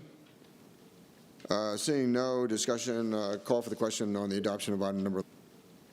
Seeing no discussion, call for the question on the adoption of item number 11Y. The motion passes to adopt Resolution 2022-223. Clerk, now please read the title to item number 11Z. Item 11Z is Resolution 2022-224, expressing the Aurora City Council support of an IGA water lease agreement between the City of Aurora, Colorado, acting by and through its utility enterprise, and the Board of Water Works of Pueblo, Colorado. Brief presentation by staff. Good evening again, and again for the record, my name is Alexandra Davis, Deputy Director of Water Resources for the Aurora Water Department. This agreement is a lease agreement with the City of Pueblo, or I'm sorry, with the Pueblo Board of Water Works for 9,000 acre-feet of water from their Twin Lake system. This water is high mountain water. It will enter into our system by gravity. And it is completely reusable, so we consider this water quite valuable. The total cost of the lease is $7.4 million for the 9,000 acre-feet. The water will be delivered primarily in the spring and the late fall, with some delivery to occur during the summer. Questions of staff? Seeing none, motion is in order. Mayor, Councilmember Coombs. move to approve 11Z. It's been moved by Councilmember Coombs, seconded by Sundberg. Councilmember Sundberg to approve item number 11Z. Discussion? Seeing no discussion, call for the question on the adoption of item number 11Z.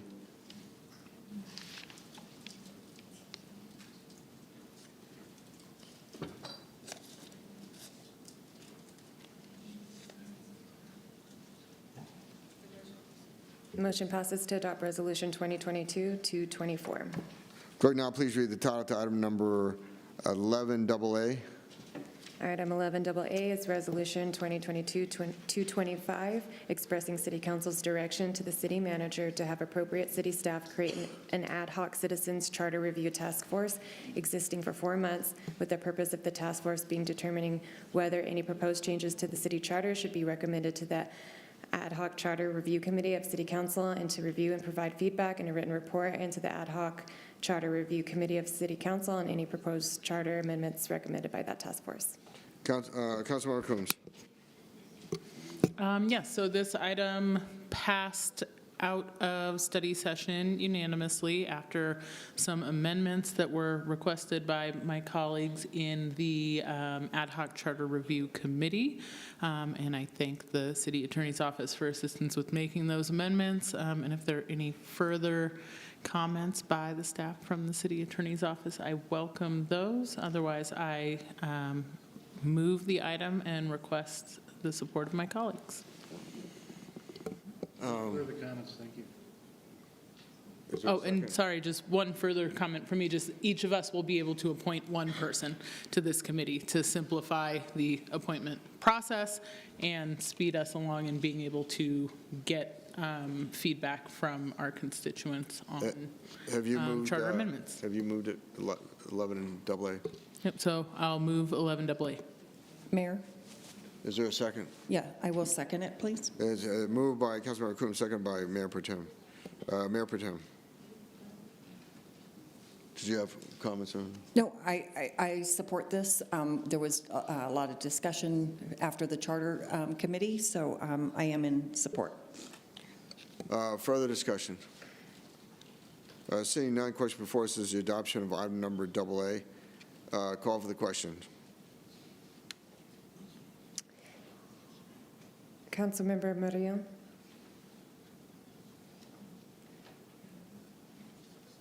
Yes. The motion passes to adopt Resolution 2022-225. Clerk, now please read the title to item number 11AB. Item 11AB is Resolution 2022-226, changing the official name designation of the Aurora City Council Chambers to the Paul Tower Aurora City Council Chambers, and directing the city manager to prepare an appropriate dedication plaque for display in the chambers, as well as changing city signage and documents to reflect the new designation of the chambers. This resolution supersedes Resolution R 9337 pertaining to naming of city parks and buildings, but in this instance only. Councilmember Gardner. Thank you, Mayor. Many of you might know, some of you might not that are listening. Longtime council member and mayor of Aurora, Paul Tower, recently passed away. And the purpose of this resolution is to rename our council chambers in his honor. Between his time serving on council and mayor, it was several decades. But I think more importantly, him and his wife, Kate, spent years working in our community. And also Aurora saw significant growth and development while he was mayor, including the University of Colorado campus, that whole campus, this building that we are sitting in, and lots of other examples. So I think it's appropriate to honor him in this way. We have other city buildings and roads and schools and other facilities named after influential or impactful individuals in our community, and I think this is an appropriate way to honor Mr. Tower and his time that he spent serving our city. So I would ask my colleagues to vote yes. Motion is in order. Mayor. Councilmember Gardner. Motion to approve item 11AB. Moved by Councilmember Gardner, second by Sundberg. Councilmember Sundberg to approve item number 11AB. Discussion? Seeing no discussion, the question before us is the adoption of item number 11AB. Call for the question.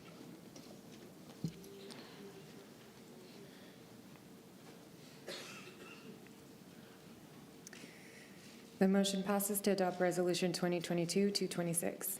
Clerk, now please read the title to item number 11AC. Item 11AC is Resolution 2022-227 to amend the rules of order and procedure for the Aurora, Colorado City Council regarding backup material for the council member-sponsored items. Brief presentation by staff. I'm sorry, Councilmember Jerinsky.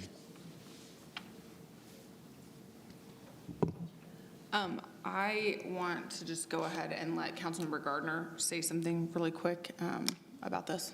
So I have I'm not on. Thank you, Councilmember Drinsky. So I have an amendment that I would like to propose, and this I would propose adding in at the end of the bolded section that was added by Councilmember Drinsky, and it would read, additionally, any information or presentations presented at study session or regular city council meeting must be included in the backup packet provided to the public before that meeting. And I do accept that as a friendly amendment. I think that's going to have to be in the form of an amendment, so let's move the proposal first. Okay, so Mayor, motion to approve item 11AC. Okay, so it's been moved by Councilmember Jerinsky, seconded by? Second by Councilmember Gardner. Then I recognize Councilmember Gardner for an amendment. Thank you, Mayor. So this would add, additionally, any information or presentations presented at study session or regular city council meeting must be included in the backup packet provided to the public before that meeting. Then it's been seconded by Councilmember Jerinsky as a friendly amendment. Yes. Discussion on the Gardner amendment. Seeing none, call for the question on the Gardner amendment to what are we on here? To 11AB, AD, AC.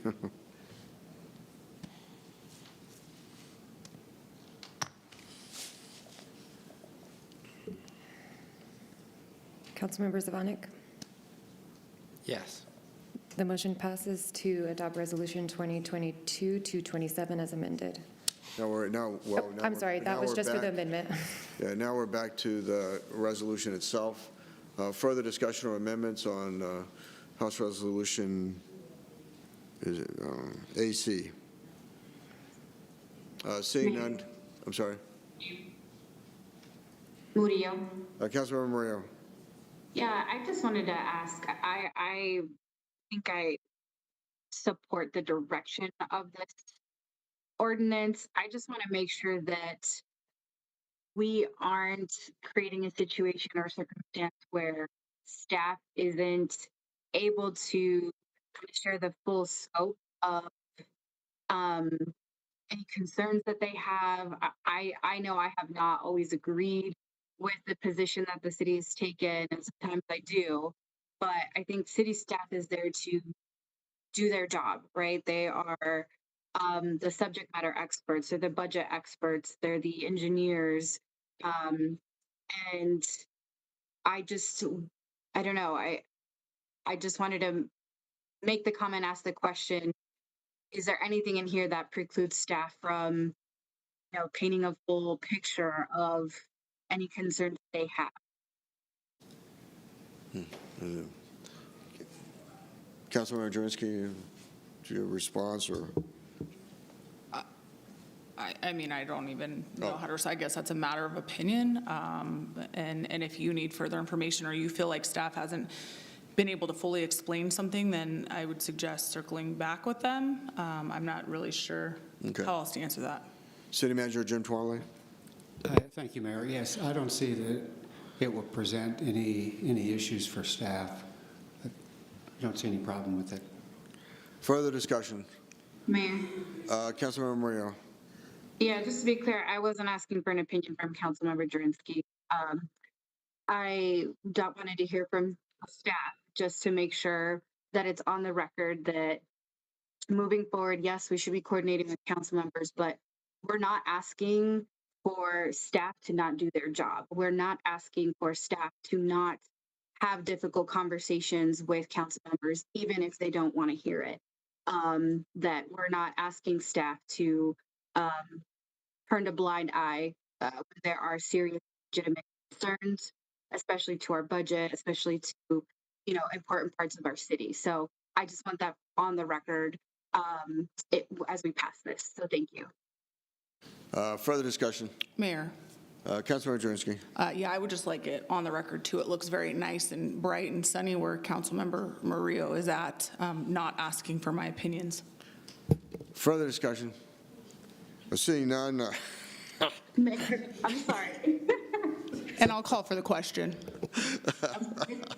I just want a point of clarification. This is a virtual background. If that wasn't obvious, thank you. Okay. Let's see. Where are we at here? There was a motion to call for the question, moved by Councilmember Jurenski, seconded by. Second. Second by Councilman Sundberg. Discussion. Oh, no, that's non-debatable. Call for the question.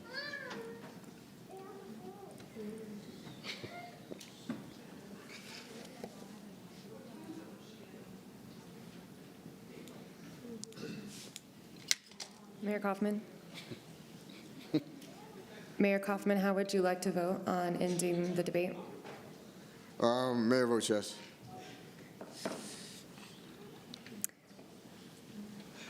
Councilmember, thank you. The motion passes with 9 yes votes, 2 no votes from Councilmember Coombs and Councilmember Murillo. Very well. The question before us is the adoption of item number 11AC. Call for the question.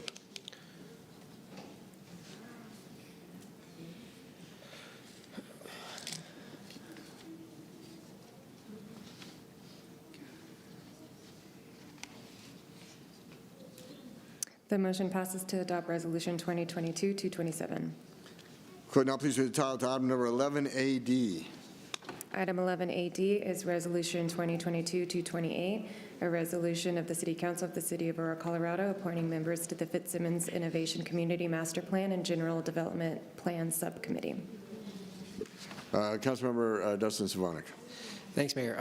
So this resolution, it directs the city manager to appoint the necessary staff to work with the newly created subcommittee that was created by the Fitzsimmons Innovation Community's Board of Directors.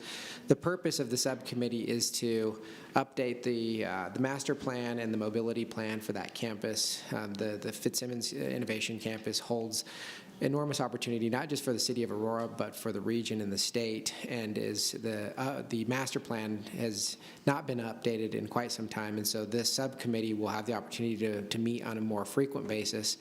And as they go through that process, I believed it was necessary to have the appropriate city staff, whether it's from planning, public works, and so forth, to work alongside of them, so that as any recommendations or changes needed in the GDP can be noted, and there can be input from staff along the way. And so this resolution is fairly straightforward. I've had a chance to talk with city staff about this to ensure that they could and believed it was a good idea to support it, and have gotten the thumbs up.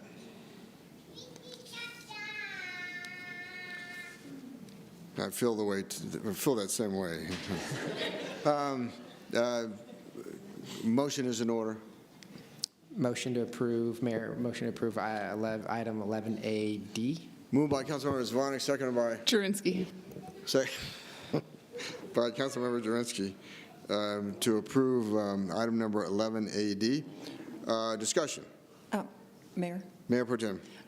Councilmember Zvonik, so once that subcommittee concludes this, then it would come back to council just for information, or? Yeah, so I assume, and it's very likely that the recommendations for the updated master plan that they'll come up with and mobility plan will require changes to the GDP, which belongs with us. So there will be changes that we will have to ultimately approve as a part of that plan. Okay, thank you. Further discussion? Seeing none, who seconded? Is it Mayor Pro Tem seconded? Jurenski seconded, okay. Further discussion? Seeing no further discussion, the question before us is adoption of item number 11AD. Call for the question. The motion passes to adopt Resolution 2022-228.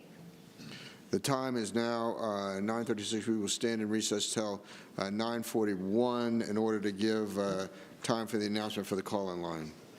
Council is in recess till 9:41. Members of the public who would like to speak on an ordinance and have not already spoken to an operator, press star 3 before the item is called by the clerk. For those watching on Channel 8, call 855-695-3475 to be connected, and then press star 3. As the mayor mentioned, council is taking a short break to allow any additional speakers to sign up. Please be patient and stay on the line until the operator is able to take down your information. Thank you.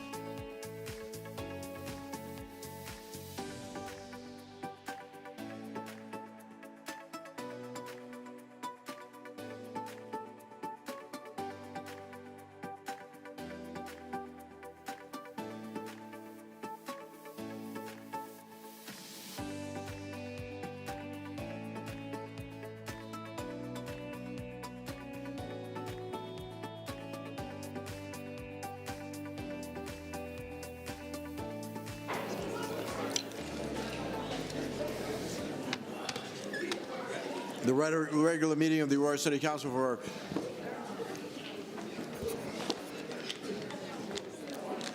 November 14, 2022 is called back to order. Yeah. Oh, okay. I can't tell how far back I am.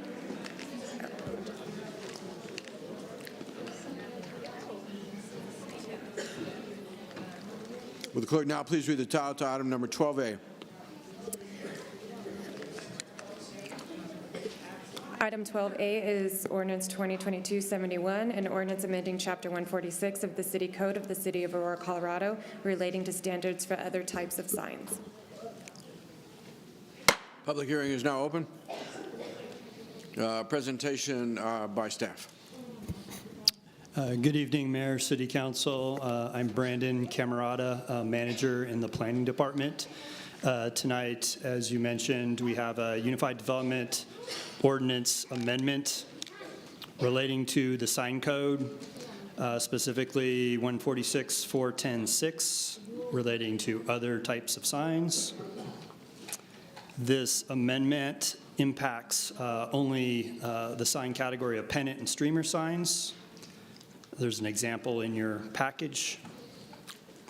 What the amendment does is remove the permit requirement and time limitation for those types of signs.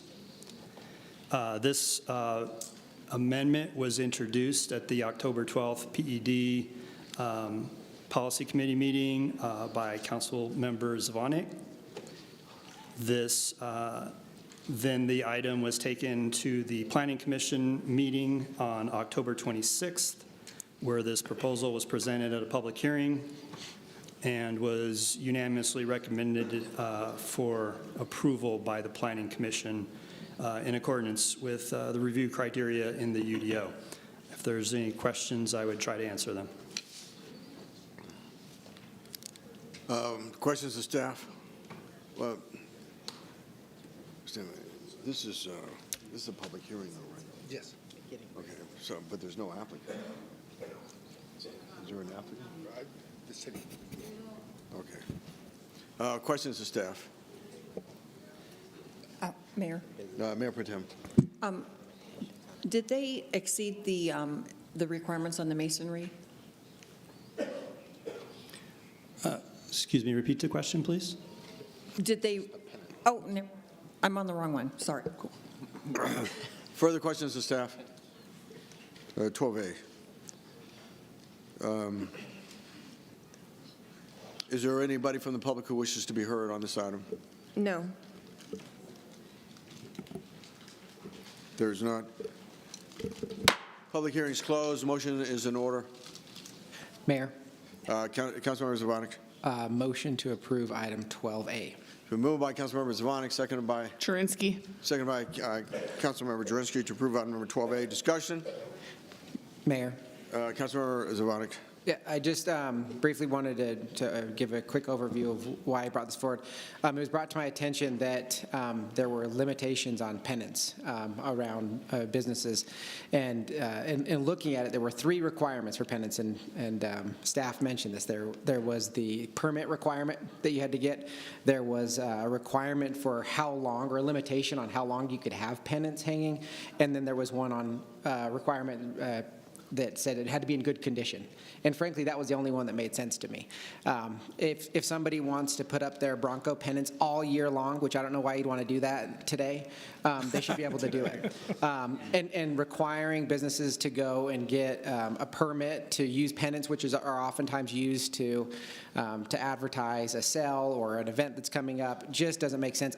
I brought this one forward, but candidly, I've talked to Council Members Jurenski and Sundberg about the idea of going through code and looking for other places like this where it's, one, an undue burden on businesses, but 2, this is requiring code enforcement, and we get lots of complaints from our constituents about the need for code enforcement. And so having them going and enforcing this type of code doesn't seem to make a lot of sense, so I think there's an opportunity for us to review other codes like this and get them off the books. So with that, I'd urge a yes vote. Further discussion? Mayor. Councilmember Coombs. I do support this, and I think it totally makes sense, but I do want to note that I did recently have a constituent express concern that we were changing codes in a way that meant that code enforcement wasn't going to happen on issues that they thought should be enforced, that are maybe things we might think of as trivial. One of the things was the placement of trash cans was of concern. And that, of course, reduces the burden on code enforcement, but it was something that has bothered people, so I think we do want to consider that sometimes we have codes that seem trivial to us that our constituents actually do want to see enforced. Nonetheless, I'm going to support this because it does make sense. Further questions? Further discussion? Seeing none, question before us is the adoption of item number 12A. Call for the question. The motion passes to adopt ordinance 2022-71. Clerk, now please read the title to item number 13A. Item 13A is public hearing and appeal of the October 12th, 2022 Planning Commission's approval of the Grand Avenue Townhome Site Plan with an adjustment. Public hearing is now open. Presentation by staff.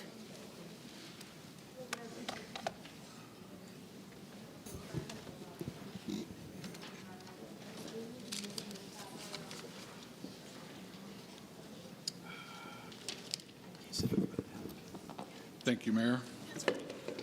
Good evening, City Council members. I am Stephen Rodriguez with Planning and Development Services, and this is the presentation for the Grand Avenue Site Plan with one adjustment appeal that was recently passed at the Planning Commission on October 12th of this year. A little background information: this plan is for 53 townhomes. The applicant, sitting beside me to my right, is Red T Homes. Zoning is mixed use, original Aurora, 3 different zones, which I will go over. And then the adjustment is for the minimum lot size for 6 lots on one of the sites, about 11% of the 53 proposed townhome lots. So a little bit about the appeal and the procedure. Per code 1465313A, any decision by the Planning Commission may be appealed by the council. Appeals may be submitted by an affected applicant, or in this case, adjacent property owner, must be filed with the city manager within 10 calendar days after the decision, and must specifically reference the section of the code that has not been applied correctly. The 3 appellants who appealed this case met all of those requirements. And council can review this appeal based on code standards and criteria and vote to uphold, modify, or overturn the decision by the Planning Commission.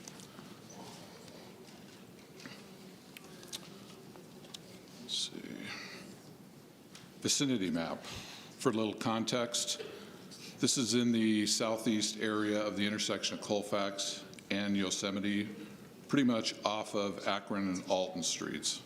It is mostly surrounded by single-family detached homes. However, there is the northernmost site that has the Vega Academy School to the west, and multifamily to the east, and a bank to the north abutting Colfax. The next slide, zoning and place type. 5 sites are in 3 separate mixed-use original Aurora zones. Mixed-use original Aurora Main Street to the north, original Aurora residential mixed use over to Yosemite from Akron, and mixed use original Aurora R2 medium density for the remainder of the sites. All 3 of these zone districts permit a broad range of housing types. The proposal is also located in the original Aurora place type, which is the city's first neighborhood, original Aurora, characterized by street grid, commercial corridors, established residential areas, etc. The city seeks to maintain and strengthen the traditional character of the original Aurora area while accommodating targeted reinvestment through infill, redevelopment, and adaptive reuse. So the proposal is consistent with the place type character for this area.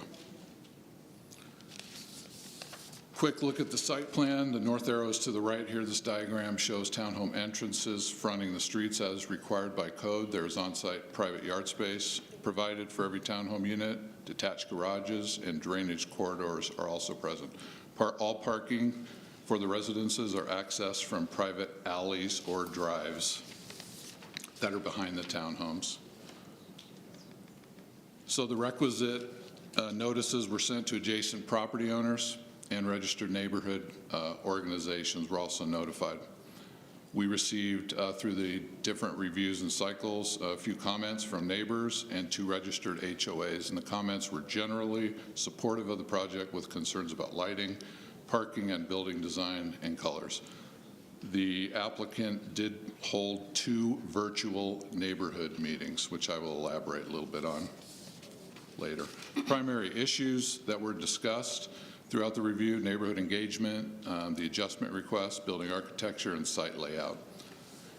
And so we will take a quick look at each one of those. For neighborhood engagement, like I said, there were 2 virtual meetings held, January 4th and August 25th. The latter was conducted after a request from the East Colfax Community Collective Aurora organization. Main topics that were discussed were displacement, neighborhood character, townhome price points, and gentrification. Those were only some of the issues brought up. So at that meeting, the applicant addressed the concerns, I will emphasize that. The applicant also met with Nano to work together on the building elevations, and the current elevations reflect their approval or sign off on those elevation types. Next issue, the adjustment. Per the applicable section of code 146.224E, dimensional requirements, this adjustment, when it went before the Planning Commission and is before you this evening, is for a slight reduction for 6 of the townhome lots in Site A to the very north to the minimum lot size for end lots or interior lots for the townhomes.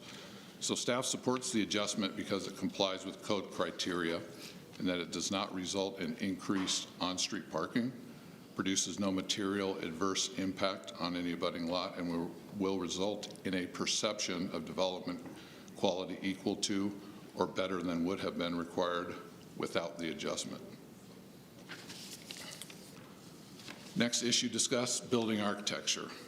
The proposed building design and elevations meet the requirements of the UDO regarding 4-sided architecture, provide changes in materials and colors, provides variation in roof form, provides awning, changes in wall planes, and incorporates a brick wall system and smooth panel siding.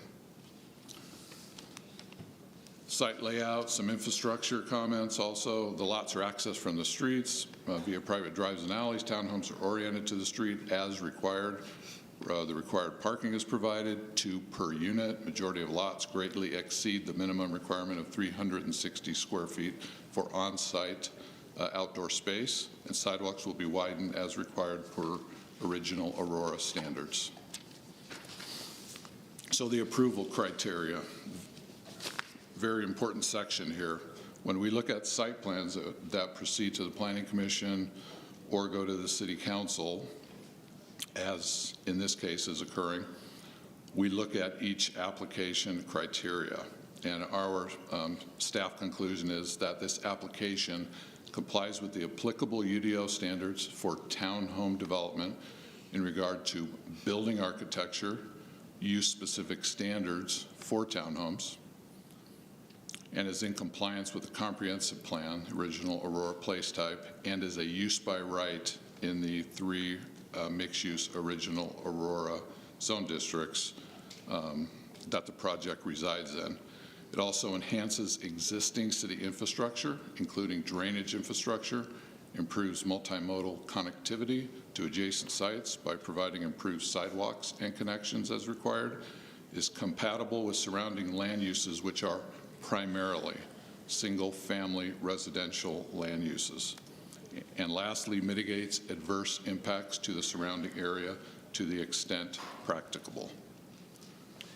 In conclusion, our finding is that we recommend approval of the site plan with one condition for the reduced townhome minimum lot size. And we ask that a condition be added to resolve any outstanding technical issues prior to recordation of the site plan and issuance of any building permits. And that concludes my presentation. Thank you. Presentation by the applicant. Good evening, ladies and gentlemen of City Council, Mayor Kaufman. My name is Nathan Adams. I own Red Tea Homes. We are the developer for the Grand Avenue site. You're going to hear two different narratives tonight, and they're opposing. Opposition has been disingenuous about our project to scare the community, and that is unfortunate. You're going to hear from us that building $550,000, 1,800 square foot, 3 and 4 bedroom townhomes that meets the missing middle is much needed housing and meets a very attainable price point. Yes, $550,000 is attainable in the metro area these days. The average price of a home is close to $700,000 in the metro area. It was over $700,000 before the market cooled off recently over the last few months due to a rapid rise in interest rates. I personally hate that $550,000 is an attainable price point, but here we are. You're going to hear a narrative of opposition that we're building luxury housing that will ruin affordability in the neighborhood. It's not factual. We're going to hear about a lot of other things from the opposition that's just outside of the scope of what's being discussed tonight. The good news is that you don't have to pick between the two narratives today or other competing interests. Our proposed townhomes are used by right. All we are here to talk about is whether we meet the criteria in the Planning Commission that the Planning Commission voted unanimously for. With me tonight, I also have Joshua Botts, who is the project manager, and will speak to the criteria that is being challenged. Thank you, Nathan. Thank you, Council. Nathan, if you could click the next slide for me. Absolutely. I'm going to speak to the UDO criteria that was appealed. Adequacy of existing infrastructure and public improvements, specifically water, wastewater, street, trail, and sidewalk, have adequate capacity to serve the proposed development, and any burdens have been mitigated to a degree practical. So far, we've been through 5 development application reviews before we scheduled the Planning Commission hearing. In this review, we've worked with Public Works, Aurora Water, Aurora Fire, Excel Energy, and all agencies have no outstanding comment for our development application to be approved.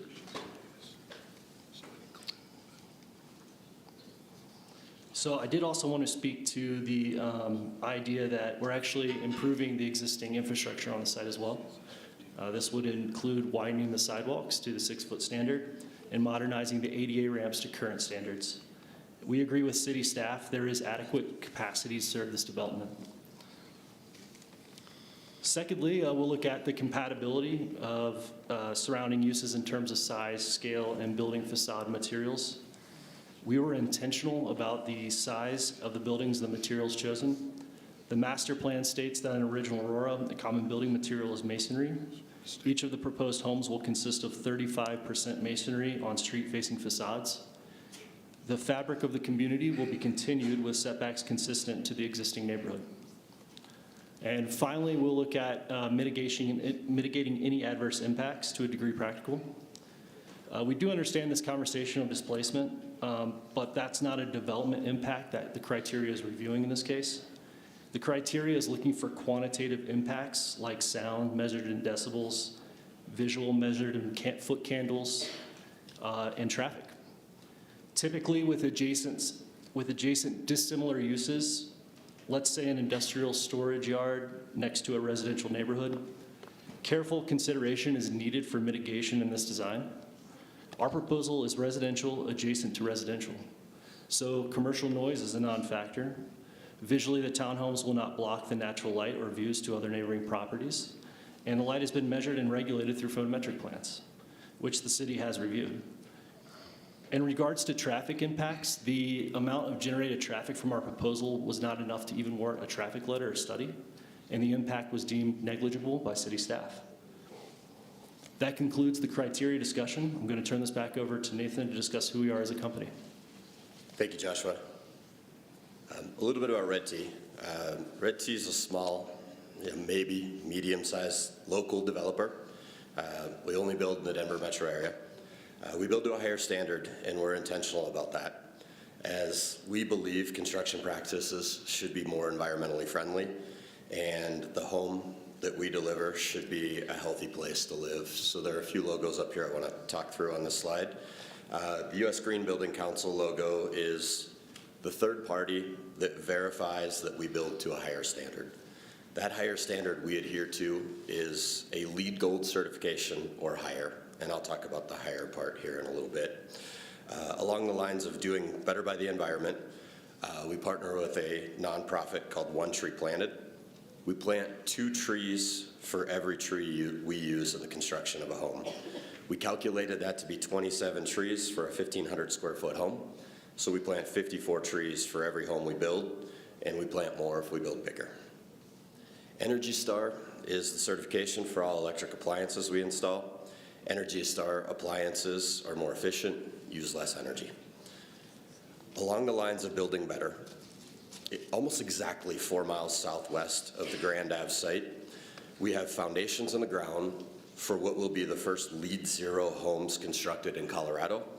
They'll be the first west of the Mississippi River, and homes 2 through 8 in the entire country that'll be built to this standard. I'd like to state for the record, because I know the appellants are coming up next, it would be my expectation that the signers of the letter present for the appellant and not punt to somebody else to present. Got one more slide here. If you believe in the need for attainably priced housing, better constructed housing, concern for the environment and the end user, and that we've met the criteria, we respectfully ask for your vote to approve this site plan and adjustment. Thank you. Public invited to be heard? Mayor, we have the appellant presentation next. Okay, very well. Is the appellant here to present?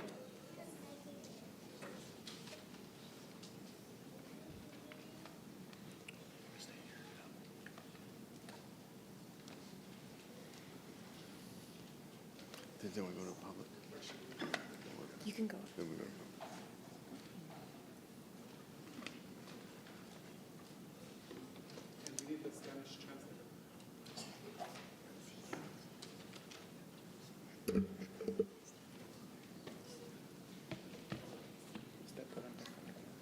Buenas noches.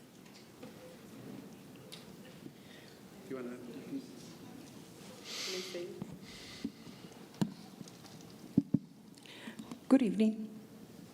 Mi nombre es Elida Arbizo. My name is Elida Rizzo. Vivo en la área de la Gran Avenida, I live in the area of the 1323 Grand Avenue. Arthur Street. Yo soy una de las personas que mandó una carta I was one of the residents that sent a letter. para, no estoy de acuerdo de que se finquen estos edificios. Letting you know that I am not in Necesitamos agreement with the edificios o construction of this apartamentos building. más baratos We need apartments with a better cost, a low cost. por el bienestar de toda la comunidad. De nosotros es comunidad pobre. For the well-being of No our podemos community, we comprar are un low income. apartamento de 7,000, We cannot afford an 700 apartment mil dólares. $700,000. Ni nuestros hijos ni nuestros nietos creo que van a poder comprar uno de esos. Not Somos our comunidad pobre. sons or our grandchildren will be able to afford homes at that cost. So, por el bien de la comunidad necesito, estoy apoyando a mi organización para que no se construyan esos edificios tan grandes, My comment que is se in hagan benefit casas chicas. of my community and supporting the collaborators or the organization that I work with Que podamos pagar so that por toda la comunidad. affordable housing is built so that community is able to pay for a lower price. ¿Algo más? Pienso que es todo. Yo nomás vengo a dar mi opinión sobre las This is casas all. de 700,000, 500,000. My testimony is on regards to the cost Mucho of dinero. the homes Mucho for dinero para 700. It's una just familia pobre. a lot of money for us, our families of low income. Thank you. My name is Gracias. Thank you. My name is Brendan Green. I'm with the East Colfax Community Collective, and Elida is a member of our organization. And we are also here to ask the City Council to oppose this site plan. Elida's lives right in between two developments that have been approved.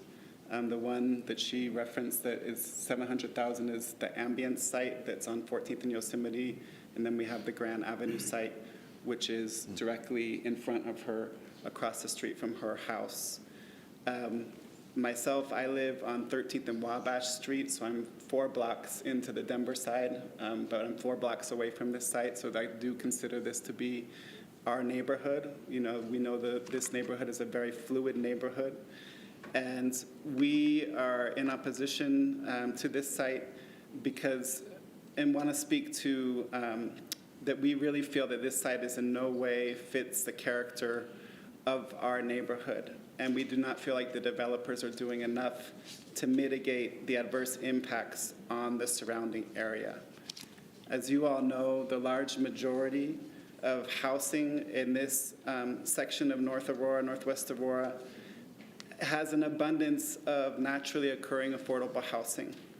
As has been mentioned, the majority of these houses are older construction, and these houses are providing lower cost housing to the immigrant and refugee populations that are such an important part of our community. As these groups are listed in the Aurora Housing Strategy as a special population that's deserving special protections. Because of the high concentration of natural occurring affordable housing and special populations in this neighborhood, we believe it's irresponsible to support a project of expensive townhomes that will only elevate the costs and put at risk this source of relatively affordable housing, one of the last sources of relatively affordable housing in the Denver metro area. In the Aurora Housing Strategies document, there's a 5-year plan that gives priorities, and priorities 1, 2, and 3 state, number 1, that the city should build new deeply affordable units. Number 2, there should be the maintenance of deeply affordable units. And number 3, there should be a maintenance of moderately affordable units.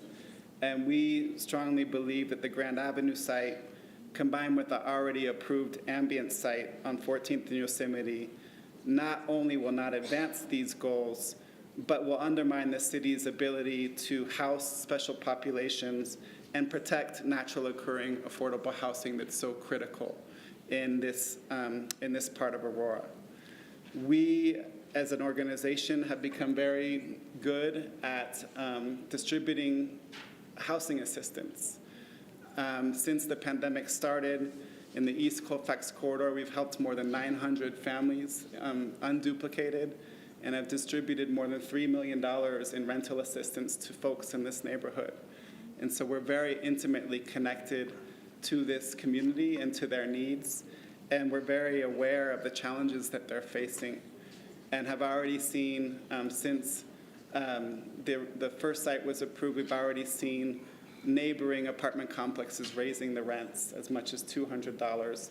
And so these are real impacts that we are not inventing. We're seeing it, the community is living it, and it's a big challenge for the residents of this neighborhood. You know, we have done studies into the composition of the workforce in this corridor, and the largest jobs that our community are working is construction, retail, healthcare, food services, and administrative and waste services. And according to the 2022 quarterly census of employment and wage data, what we've seen is that not anyone working in any of these professions could afford a mortgage of $550,000. The highest wage of those professions that I listed are construction workers. And those workers are paid an average of $36,000 per year. And so with that level salary, that individual could only afford a home with a mortgage of $111,000. Assuming they had 2 income earners in the home, they could afford a mortgage of $222,000. And so an income and a mortgage of $550,000 is completely out of reach of the majority of the population of this community. And if the top 5 professions of the people who work and live in this neighborhood cannot afford this mortgage, the question that we would have is, who are we building these for? You know, are we building for the residents of Aurora? Are we building for the residents of this neighborhood? And our concern is that we're not, you know, that we're putting something into this very unique neighborhood with immense diversity, with working class community that are the backbone of our society. And we are putting expensive units in the middle of that we believe will completely destabilize the ecosystem that exists. You know, so according to the Aurora housing strategy, as of 2017, Aurora had approximately 7,500 too few rental units for renters earning less than $25,000 a year. To continue, the Aurora housing strategy says that the number of affordable homes for sale in Aurora has dropped significantly between 2016 and 2017. 56% of units sold were priced under $300,000 compared to 35% in 2018 and 2019. The strategy also states that more than 75% of the city's current renters need homes priced at less than $300,000 to attain ownership. And that's all data that comes from your own research and the section of the housing strategy that this neighborhood falls under. You know, you guys have some very specific recommendations of how to address the needs of this community. So we're here to ask that you vote against the Grand Avenue site plan. We think there's lots of things that can be done and have our own vision of a people's housing plan that we think can really help to stabilize this neighborhood. And many of our visions are aligned. We strongly believe that development in neighborhoods at risk of displacement should be for the residents of that neighborhood. We need development that addresses deeply affordable housing. We need to activate public lands to build this deeply affordable housing. We need existing natural occurring affordable housing should be protected and improved to meet the needs of residents and allow families to remain in their homes and their communities. That's actually language from the Aurora housing strategy, and we couldn't be more in agreement. And lastly, we definitely need significant investment in community ownership and land trust models, which is also something that is being piloted by the city of Aurora that we would hope could be expanded. And so many of these are, you know, top priorities in the Aurora housing strategy, but what we're not seeing is that these priorities are being reflected in the decisions of the Planning Commission. And tonight, we're here to urge the City Council to stick to your values, to follow the plans and strategies that have been laid out in your own housing document, and listen to our community. We are here not just to state the problem, we're here to be a part of the solution, and we're here to work with the city to advance affordable goals. We invite the City Council and the Planning Department to work with our organizations. We're part of a group called the Grassroots Leadership Council that has 10 different organizations that are working in Northwest Aurora. And we think that we can do bigger and better things to address the housing crisis that we're facing. And the Grand Avenue site plan is not that. So we urge you to vote no. Thank you.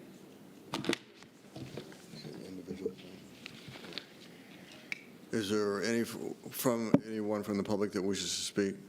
Yes, Mayor, we have a few individuals. We're going to start with the individuals who need Spanish interpretation. Alfonso Vasquez.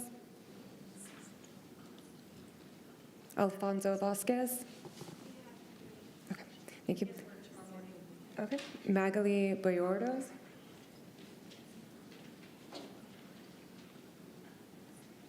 Yolanda Marin. Oh, she's there? Okay, thank you.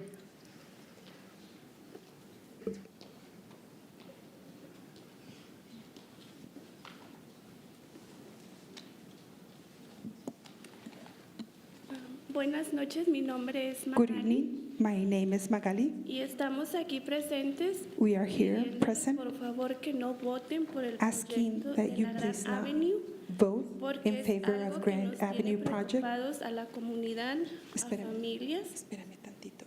Que no voten a favor del Grand de Avenue. la, ¿Luego qué más? del proyecto de la Gran Avenue porque es algo que nos tiene preocupados The Grand Avenue project is something that has us very concerned a familias, to our families, comunidad, our vecinos, community, our neighbors. porque estamos pasando por una situación We de are economía going through a very difficult economy, muy difícil y automáticamente corremos el riesgo and automatically we fall into the risk de que nos aumenten las rentas, to have our rent nos puedan raised, despojar por la situación, despojar, nos pueden and we can even be thrown out of our homes por la situación que estamos viviendo. due to the difficult situation that we're living. Entonces pienso que no es el tiempo para hacer, I don't think this is the time to do this type of construction, que es una cantidad muy fuerte.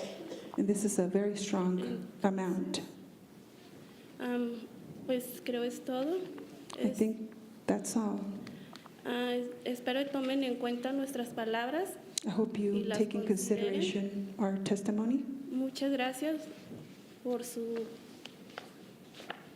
presente y buenas noches. Thank you very much. Con permiso.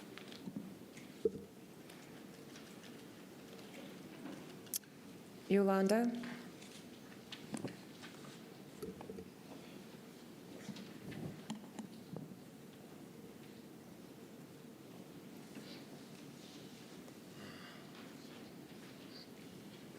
Sí, buenas noches a todos.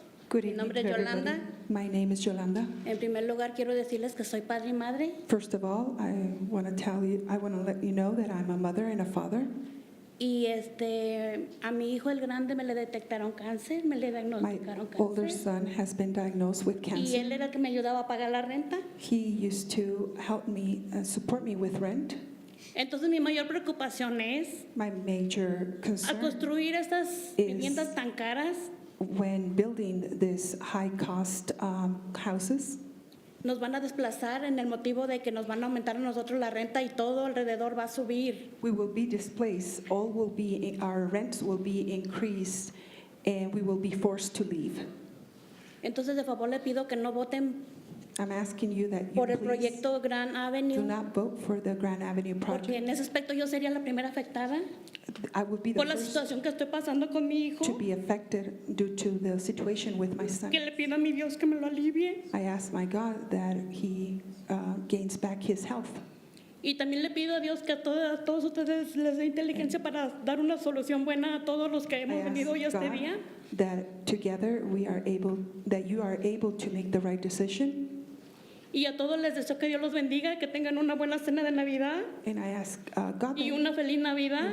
have many blessings. Y le and pido que no good se olviden de Thanksgiving. nosotros así, And I ask you that you do not forget de about las us necesidades que tenemos. and the needs that we have. Es todo, gracias. That's all. Thank you. Elvin? Elvin?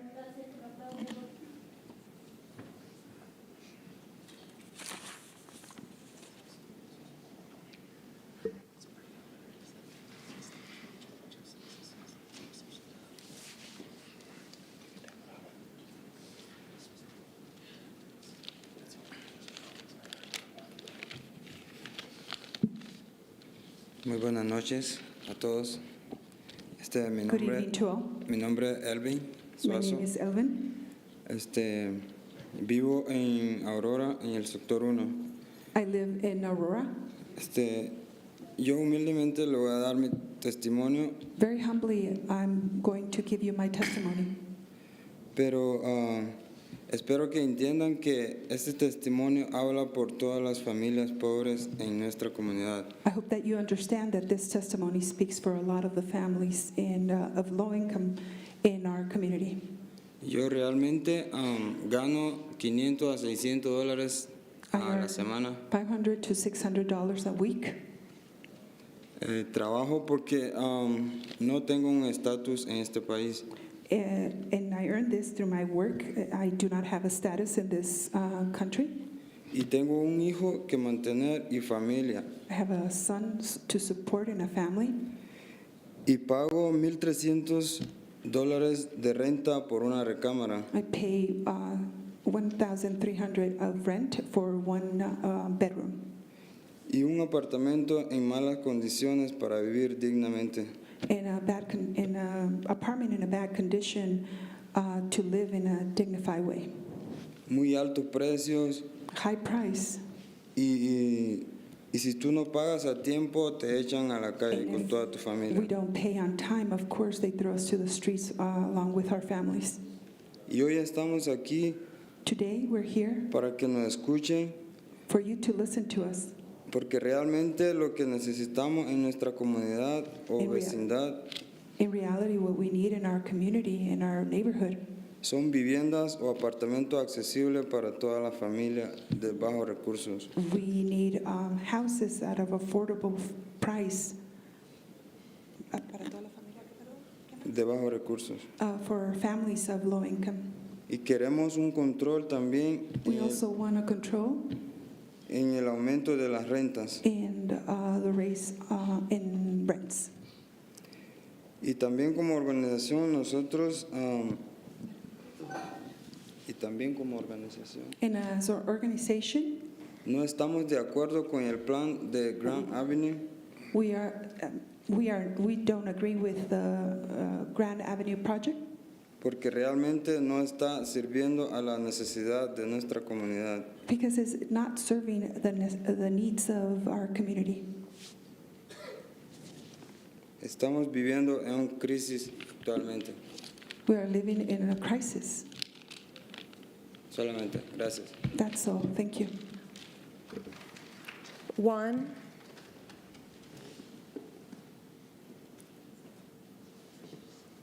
Okay. Yelenia?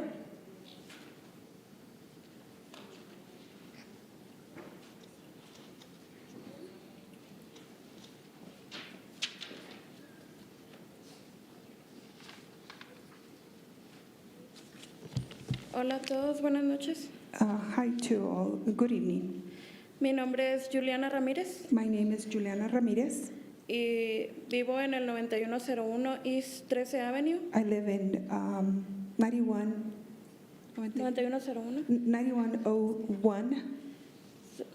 9101 East 13 Avenue 13th East Avenue de Aurora, Colorado. in Aurora, Colorado. Mi esposo y yo compramos esa casa hace 3 años My husband and I bought that house 13 years ago.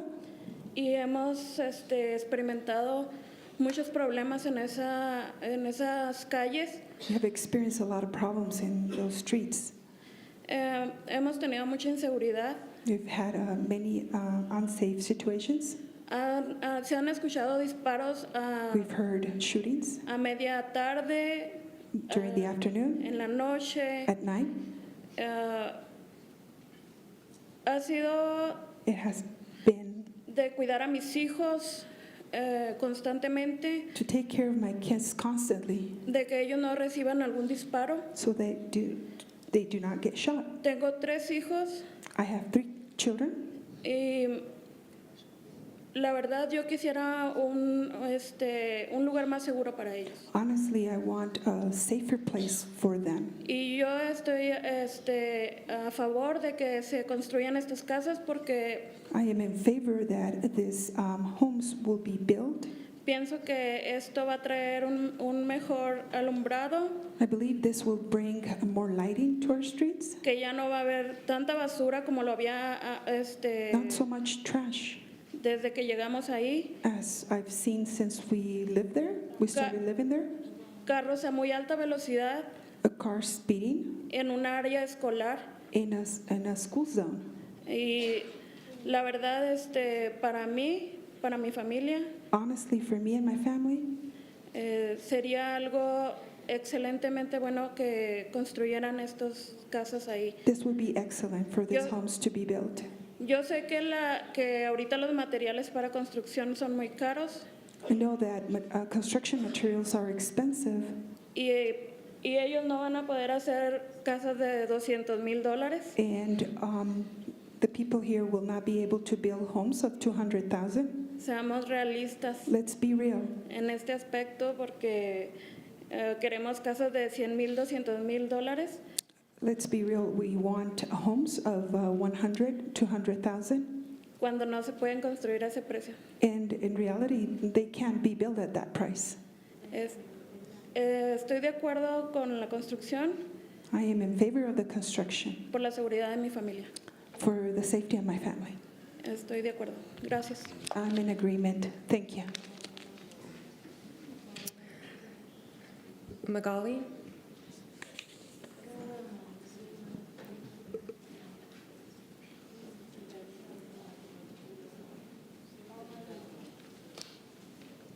Hola, buenas noches a todos. Good evening to all. El día de hoy estoy aquí para pedirles su aprobación para este proyecto. Today I'm here to ask for your approval for this project. Vivo cerca, una cuadra después del Akron, de la calle. Entonces, I live a block away from Akron. Entonces, yo veo muchas cosas que tal vez personas de mi comunidad no la ven. Que estas casas, estos baldíos se usan para que vendan droga. I've seen a lot of things that maybe a lot of our neighbors haven't seen, like drugs that are Porque no hay gente ahí, no hay casas. with drugs, and especially because there's no homes in that area. Yo solía caminar por ahí I used to walk through that site, y paré de hacerlo and I stopped doing it porque hay gente vendiendo droga ahí. because there are people selling drugs. Y yo no veo personas de organizaciones que nos ayuden con eso, que vayan y vean todo lo que hay ahí. And I don't see no organization coming to support us to see what is happening there. A mí lo que me preocupa es el bienestar de mis hijos, My main concern is the well-being of my children, porque todas las noches se escuchan disparos because every night we hear shootings en esa calle, in that street, en la Akron y 13, on Akron 14. and 13th and 14th. Y tal vez lo puedan comprobar con las llamadas a la policía. Maybe you can make sure of this through the phone calls to APD. Todos hemos escuchado eso, los que vivimos cerca de estas calles, We've all heard it, all of us that live around that area, porque son baldíos. because they're vacant lots.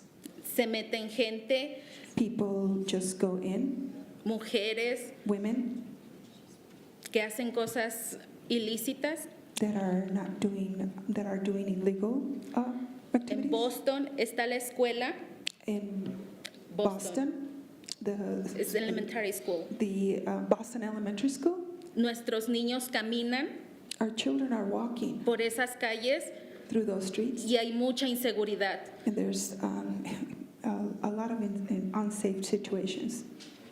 Por eso estoy aquí para pedirle su voto, That's why I'm here to ask you for your vote.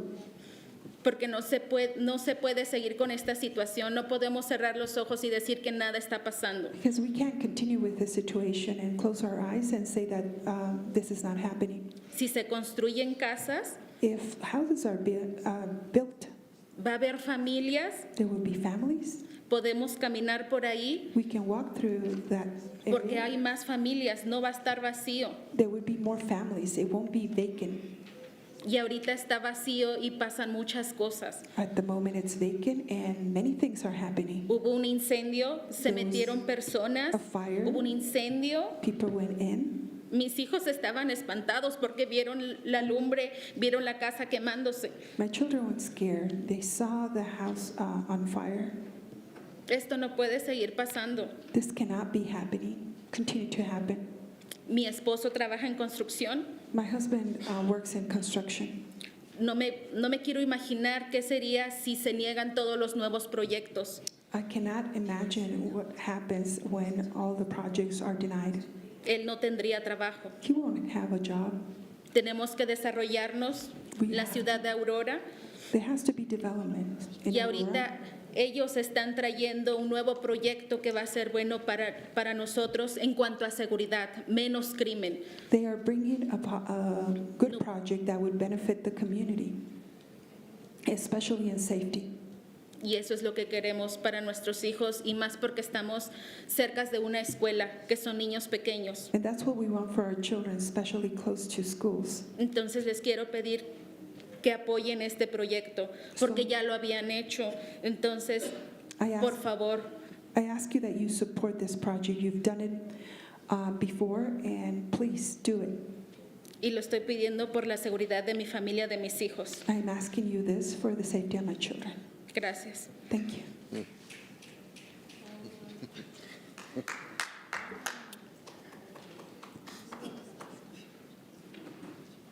Okay, next we have Ram.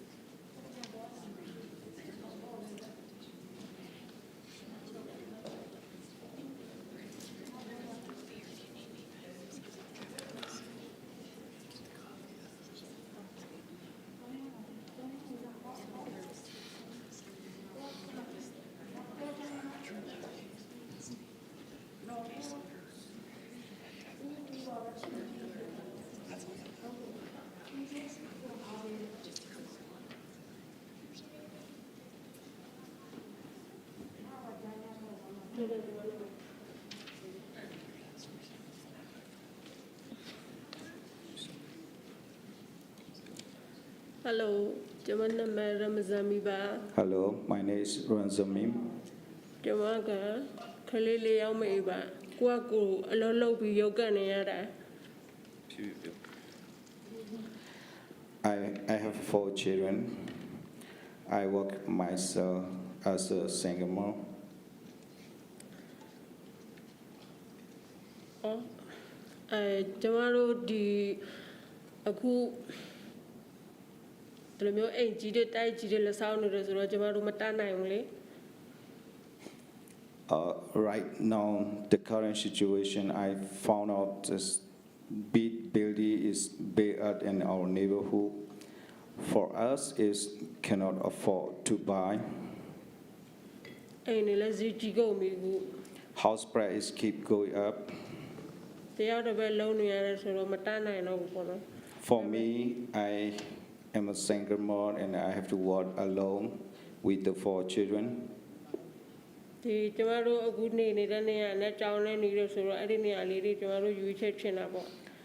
Currently, I live nearby the school. If possible, I want to continue to live nearby my neighborhood.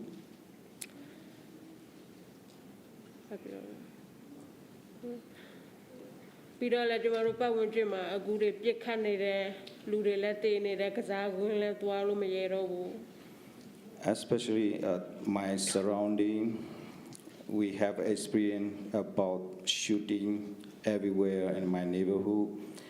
For us, we so scared to go anywhere, especially to the playground.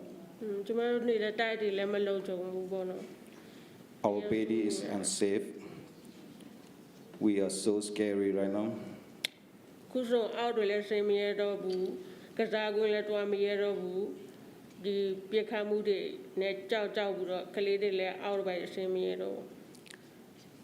All of my children and myself, we so scared to go out from the baby because of everywhere have a shooting. That kind of experience, we cannot go to playground, even though we cannot get out from our baby. We are all the time scary.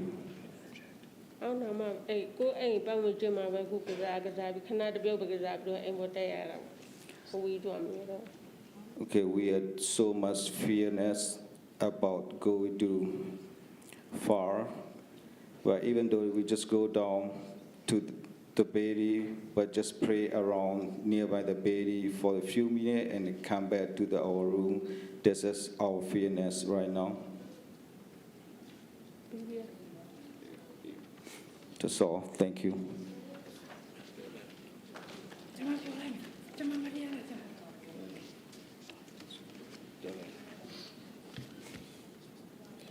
Aku ia di semua kau mana? Jangan mati suka eh. My name is Denso. Aku ia di semua kau mana? As right now, the construction make it for the housing is good. Tapi macam orang refugee ni dek, pameri tikai sih dah. Although it's like we are living as a refugee, this apartment gonna be affected. Pameri tikai sih tak malah surah. For the apartment, rental price can be gone out again. Tapi in Saudi Arabia jadi nale business ni mana? Or the boss and then construction company should be understand.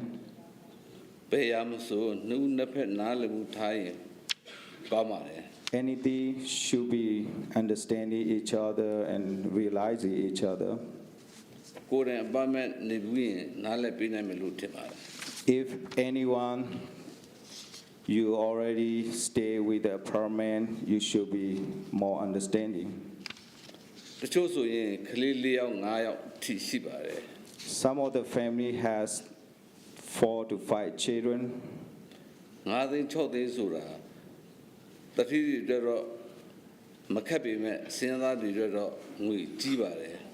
For the wealthy people, for the $500 to $600 is not difficult, but for the poor people, this is a lot of money.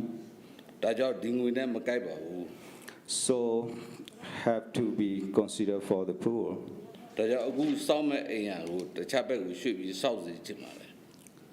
So for that project should be moved to the other side.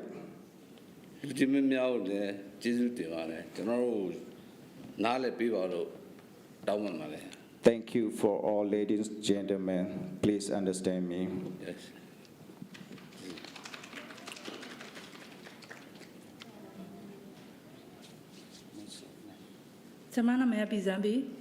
My name is Bizambi.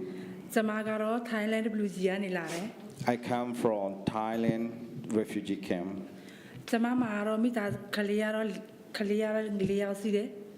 As of my family, I have 4 children. For means I work on myself.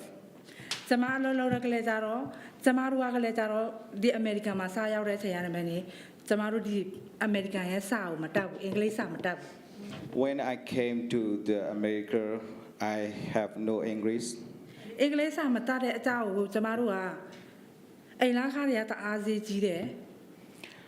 As for me, I'm not speaking English. For the house price, also so much.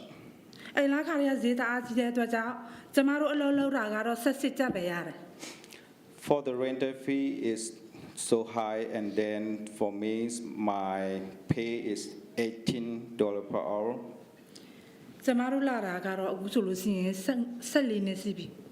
I came to here already being 14 years. For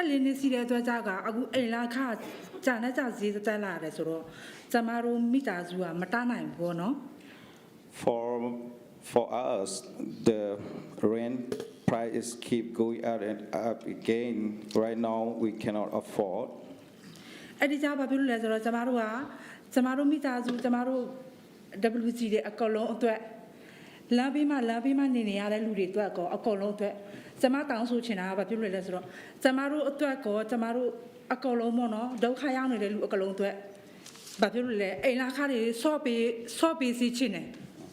For everyone, I have a request like this, all of the refugee, all of the homeless, for us, for everyone, we cannot afford to rent the apartment anymore. So please, possible, can do the rent price can be go down for us.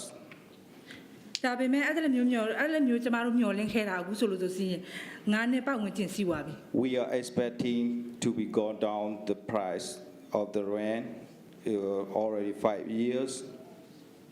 ဒါပေမဲ့ကျမတို့မှာမလုံခြုံတာတွေလည်းအများကြီးရှိတယ် WG ဆိုပြတဲ့နေအများကြီးမလုံခြုံတာတွေရှိတယ် As a refugee, we are not safe.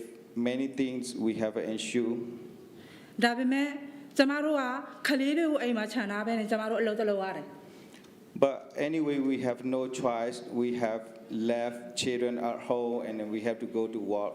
အဲ့ဒီကြဘာဖြစ်လို့လဲဆိုတော့ကျမတို့ WG တွေအခုကျမတို့အဖွဲ့စီကျမတို့ကလည်းတန်းနိုင်တယ်လို့ကျမတို့ W မျိုးဘာဖြစ်လို့လဲဆိုတော့လူကြီးမင်းနဲ့မှာကျမတို့တောင်းဆူတာပေါ့နော်ဘာဖြစ်လို့လဲကျမတို့ကုညီပေးဆိုပြတဲ့နေကျမတို့တောင်းဆူချင်တာပေါ့ဖယားတစ်ခင်မှလည်းတောင်းဆူတယ်လူကြီးမင်းတို့မှလည်းတောင်းဆူတာပေါ့ As a refugee, we have to request from the ladies and gentlemen, and then it's like I also request from the God, and then whoever can help us.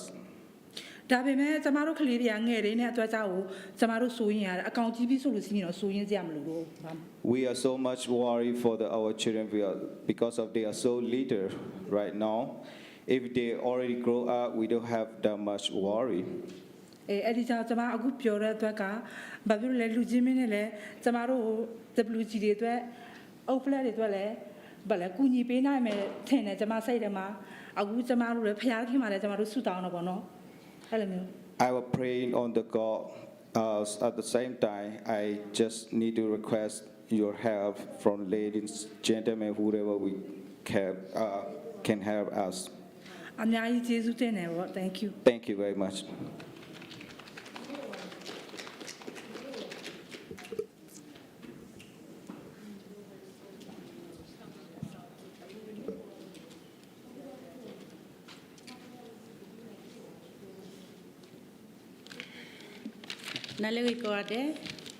Good evening, everyone.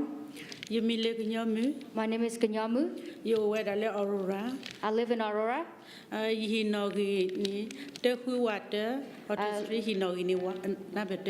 live on 1681 Elton Street, apartment 1. တလဲရတော့တဲနေမီဒီလားကပ်လို့လေယဖိုနီအမောယဖိုနီဝဲတာခွီကအခုနေယူဝနေမှာတဲ့တကလော I want to bring up a concern. I have so many kids. I have 9 children, and my husband is the only one that's working right now. ယူဝမှာတဲ့တကတော့တာပူတာလဲနေပါဟေအကပခုနေမီတကောတခဲလေရောဒမှာ Due to that reason, I also have many payments, and the income and all the payments that we have to make, it's very difficult for us. My rent alone is $1,350. So everything that we made, I have no saving at all.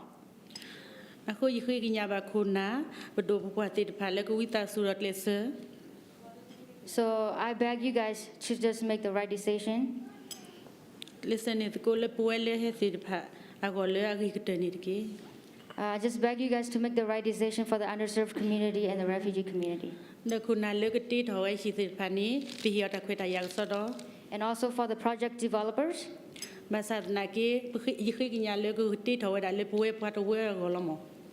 Yeah, we'll give you guys the permission to do it, but we want it to be more affordable for the community members and the underserved community.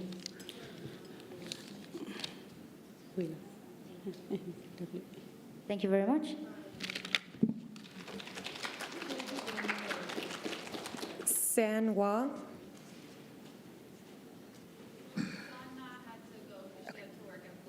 Thank you. Charla.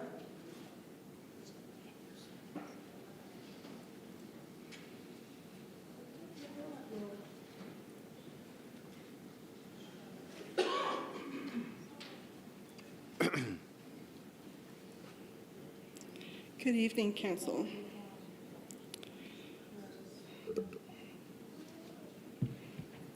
I'm not much of a public speaker, so I had to put some things down. My name is Charla, and I've been part of this community since 1999. I came in here with Habitat for Humanity. I built my home, very, very proud owner, when my home was built. I put in my sweat equity hours. I was a single mother, still a single mother. Raised my children there, raised them to do the right thing. And I was excited about coming into the community because of how multicultural it was, and my children multicultural, just so that they could learn to live with everyone that's in the community. And I really wanted them to embrace everything. And we did make lots of family friends with refugees in the homes across the way in Denver, where a lot of the refugees live. So what I did teach my children was if they saw something that they needed to do the right thing. 6 months after moving into my home with Habitat for Humanity, my youngest twin at the time was 9 years old, and he witnessed a rape across the street. I live off of 13th and Akron. Right across the street is all vacant land. It's always been vacant land. I don't want it to be vacant land anymore. There's just so many unsavory things and so much criminal activity that goes on. So when my 9-year-old witnessed a rape across the street, he called 911 to report the rape. The city subpoenaed my son to come in and testify what he had seen. He asked me, Mom, what should I do? And I told him, I said, if you want to see change in your community, you have to be a part of the change. I gave him that responsibility if he wanted to do it or not at 9 years old. He chose to do it. The man went to jail, and the city awarded him as a hero for witnessing this rape and testifying it. I've seen a lot of things in the 25 years that I've lived there. I think that was probably the more tragic situation because it touched my household. I test what I told, and I have taught my children to be part of the community and to be part of the change. I've opened my home as a licensed home provider. I bring children in from all walks of life.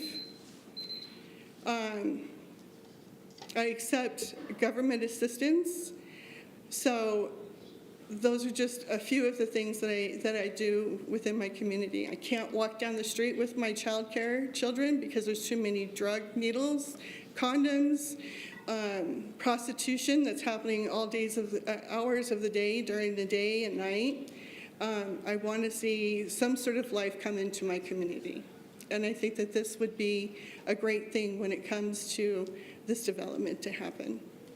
Thank you. Kat Santos.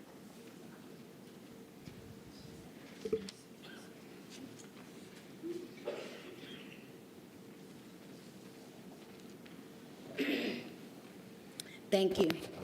I've been a part of that neighborhood in that area for over 40 years, so I've seen a lot of change.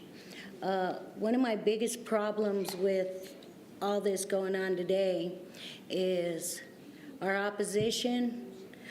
I've walked up and down my streets to save Boston Elementary.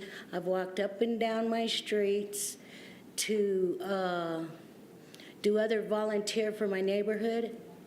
None of our opposition's face I recognize. I live a half a block from the area they're talking about, and I don't know if you know, there's been a lot of meth labs going on in them fields and up on Yosemite there, and I think we need change. We've been talking about change with the city of Aurora probably before some of yous were even council members. And we used to do meetings after meetings, the people that live in that original Aurora. And we would go up to the library and we would talk about this and talk about this. Well, let's do something now. Because better development in the area, I think it's going to bring crime down. 2 summers ago, a lot of my neighbors, I was going to lose some neighbors, and I asked Mayor Kaufman to come to my home and meet with some neighbors. He actually did. He actually walked my neighborhood. He saw what we were talking about and what we feel like.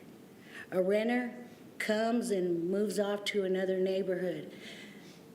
We're narrowing down to how many people have actually lived there 10 or more years.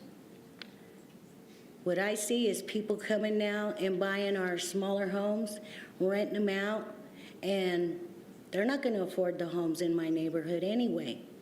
I got a house 2 doors down that they're renting it for $2,400. The house next door to me is $2,000. The house to my left, it's a duplex, $2,000 for one, $1,800 for the other. The rest of us, none of our houses go up for sale. I've gotten 3 or 4 new neighbors that come from better neighborhoods in my neighborhood, and I've had to beg them to stay. Got a firefighter on my street, got nice people on my street now. Let's clean up the neighborhood and build a better neighborhood. Some of the people in the Habitat houses, we did affordable housing. We welcomed affordable housing. Well, some of the affordable housing wants better. And I've raised a 48-year-old daughter in that neighborhood. I raised my 31-year-old grandson. And now I'm raising a child whose parents are father's deceased. His mother's in prison, and he's Vietnamese.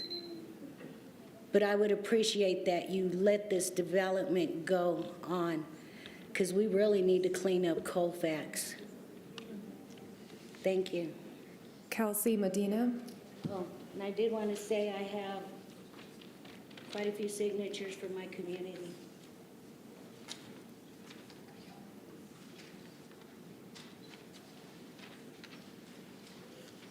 Hi there. I recognize some of your faces from some community stuff that I've done. I'd like to just thank you guys for your time. My name is Kelsey Medina. I live in the 1100 block of Beeler Street, which is only 3 blocks from this site. I recognize many of these people from my community, and I have seen their faces.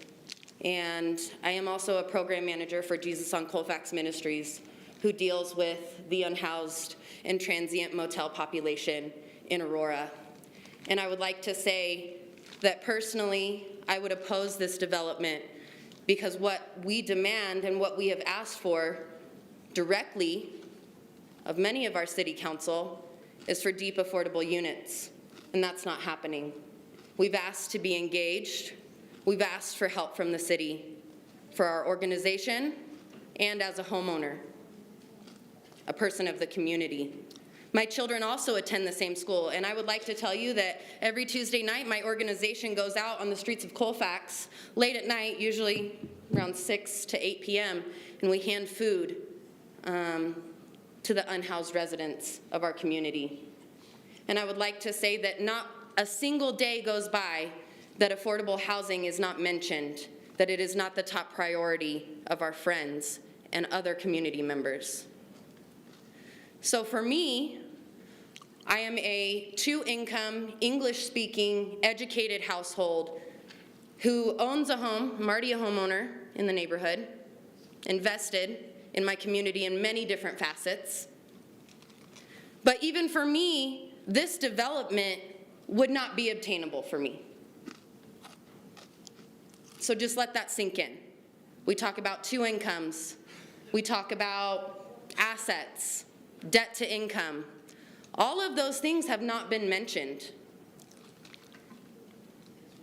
The other thing that I would like to mention is on the topic of safety, because that has seemed to be a hot point of conversation. And quite frankly, building these homes doesn't change safety, as we saw at 11th and Beeler. As we saw when the police got involved and started putting cameras up. It does not change where that go, it just moves it. It doesn't solve the issue. It pushes it into my alley, into my backyard. I'm happy to have the difficult conversations with the people who are in my backyard, lighting fires to keep warm because the city won't do anything. So I hope to speak for the 600 plus, that's your guys' numbers, 600 plus unhoused people of our city to offer up some real solutions for affordable housing. That's it. Kayla Horn.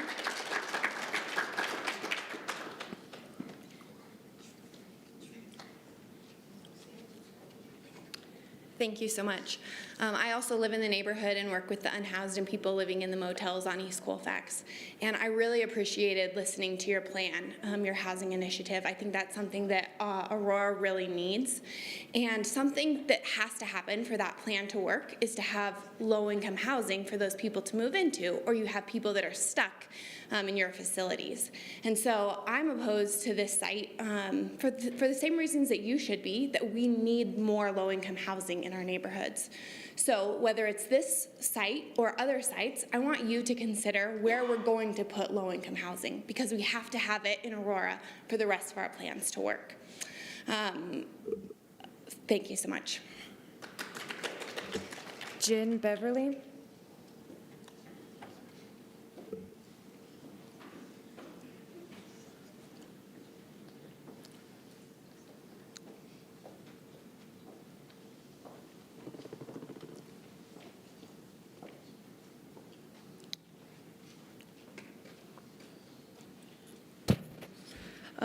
My name is Jen. I'm with the Liberation Center. The city of Aurora is the only place I've ever called home for my 15 plus years in Colorado. Year after year, we see time and time again the heart and soul of Aurora being turned into a memory by gentrification. Developers come into our areas and turn our communities into a place we can no longer see our families grow for generations. The gentrification process that is happening in the East Colfax area of Aurora is not helping this neighborhood by any means. It's actually displacing many of the residents in the area who are Black and brown and who are still struggling after a pandemic. We know the housing crisis in Aurora is a problem, and affordable housing is more needed than any other unaffordable housing development. The main problem with this type of neighborhood transformation is that longtime residents are often forced out of the community due to rising taxes and home values, which they can no longer afford. Builders and developers build high-priced units despite the recognized need for construction of more affordable housing to accommodate the influx of new people moving to the city and state. What the city of Aurora needs is to have its own resources poured back into the community. I want to be able to work and live in Aurora without fearing that I will eventually be priced out by developers and forced to move out of state. Building another high-priced housing area isn't going to clean up any of the issues that we heard a lot of these people talk about tonight. And quite frankly, we can save that conversation for another night that you guys want to keep us here for hours and argue back and forth about what you can say in person or on Zoom. Saying no to places like Grand Avenue could be a life or death situation for many of the families that are sitting here with their kids tonight. And it's up to you, council members, to remove the boot that's on our neck that we call gentrification and do something tonight. A $5,000 home is not affordable for many of the people who voted you all into this position, and we don't want that in our community. We want affordable housing, we want safe streets, but building a high-priced home isn't the way to do it.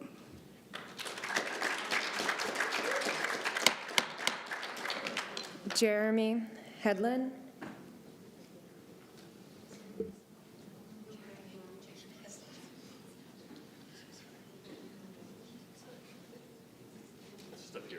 Sorry, I'm losing my nerves now. I'm up here. Hey there, my name is Jeremy Headland. I live about 6 blocks away from the development, so I am on the Denver side, so I don't have the privilege of voting for you all, but I am pretty close and in the neighborhood. I wanted to thank the neighbors of mine that brought up safety, because it's a real concern in our neighborhood. I live about a block away from Lempira, and for those who live around East Colfax, like, you know what that means. And I've actually had my car hit and run sometime late at night. And it was the night that I was actually officiating my best friend's wedding. So I woke up late, but it was my neighbors who came out there and tried to file a police report for me and who were waiting to tell me what happened. My neighbors on my block who I knew well, and I know well.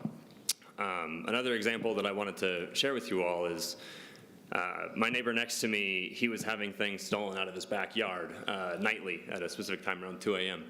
And he actually came over and knocked on my door and knocked on our other neighbors' doors and told us about this problem that he was having. And we all committed collectively to lighting up our alley better and to, keeping an eye out and even sometimes going out around 2 a.m. to try to make sure that everything was cool in our alleyway. Those things wouldn't have happened if we hadn't known each other. I really think that the first step in safety in a community has to be social bonds and people watching out for each other and people caring for each other. And if we allow not just this development, but for every development that we know is on its way in our neighborhood, because developers are definitely eyeing our area, to displace the people who already live there, who do want safety, who do want a good community and have built that in spite of the hurdles and disinvestment of both Denver and Aurora in our area, I don't think that's a success if it moves crime out of the neighborhood. If there's nobody left in the neighborhood and we've split all of these really strong social bonds and relationships to who knows where, I don't even know where's affordable in our metro area anymore, then I think we've lost. I think we've kind of lost the point. And just because we have, maybe what is now a nice neighborhood for some people like me who are homeowners, I don't count that as a massive win if I don't have all my original neighbors that make this place so exciting to live. So yes, I want to affirm it can be a scary place to live, gunshots, trash, etc. I think the answer is us getting together and finding solutions that will actually empower the good working people who live there now and who just want a better life. Thank you. Bruno?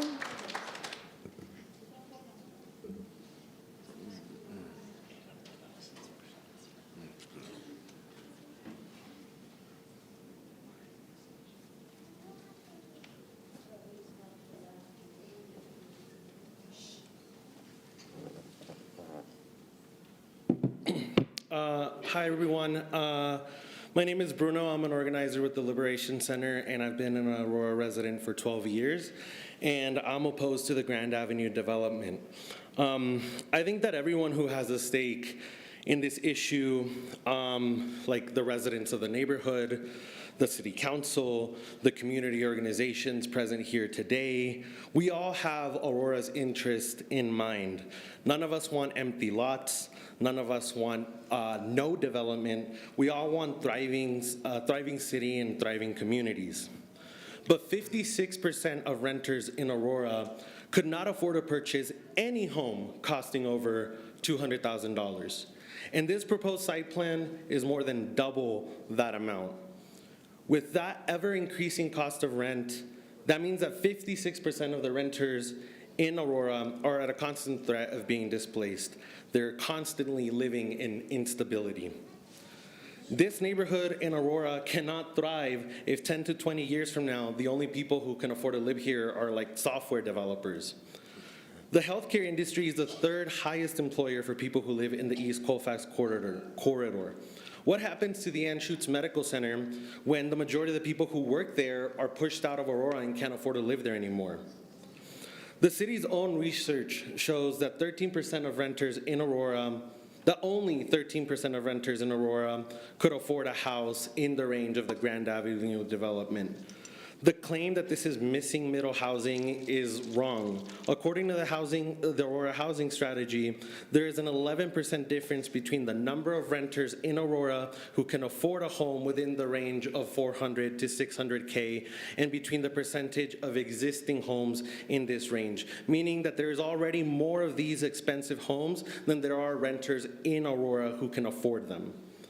Aurora's development will only continue to cater to affluent residents from outside of the city if it's always left up to the market and developers to decide what gets built and who it's for.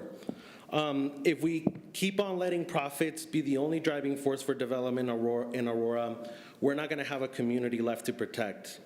It's not acceptable to throw up your hands and say that this development met the bare minimum criteria of the Planning and Zoning Commission. If displacement is not a development criteria, it's not your constituents who are wrong, it's the criteria that is wrong.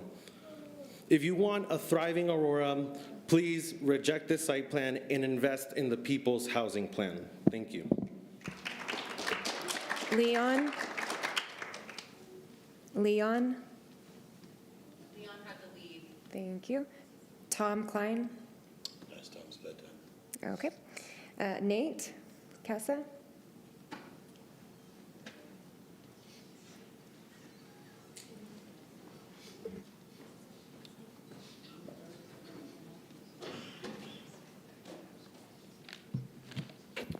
Good evening. My name is Nate Casa. I'm an Aurora resident, an immigrant, and an organizer with the Liberation Center. Between living in East Colfax and Aurora, I spent all my life here for about more than 20 years. And today, Aurora neighbors, organizers, activists, leaders are all coming together in opposition to the Grand Avenue development that's planned for the East Colfax neighborhood. The Grand Ave development is not for the majority of people who live in Aurora, and certainly not for the people who live in the East Colfax community. I'd like to say again, according to the city's own statistics, 56% of renters in Aurora can't afford to purchase a home costing over $200,000. The city has more high-end homes than renters who can afford them, meaning that new owners are more likely to be residents from outside the city, potentially working in Aurora versus Aurora renters who are attaining ownership. This high-end development is a prime example of housing being built not for our community, who lives here now, today, but for future owners who threaten to gentrify our communities. Most people in the neighborhood are renters, and building these townhomes will inevitably raise the property values in the area and exacerbate the trend of rising rents. In a neighborhood where the number of rent-burdened households is approaching 50%, this is untenable. We consider Grand Avenue to be emblematic of a system of housing development which empowers private market forces to shape the landscape of our city, of our communities, to decide on behalf of the public who gets to afford to live in Aurora and who doesn't, who deserves to have a stable shelter and who doesn't. This system of housing does not serve the majority of us. No person should be allowed to come into our community and decide on our behalf that we should no longer afford to live here just because they have the money.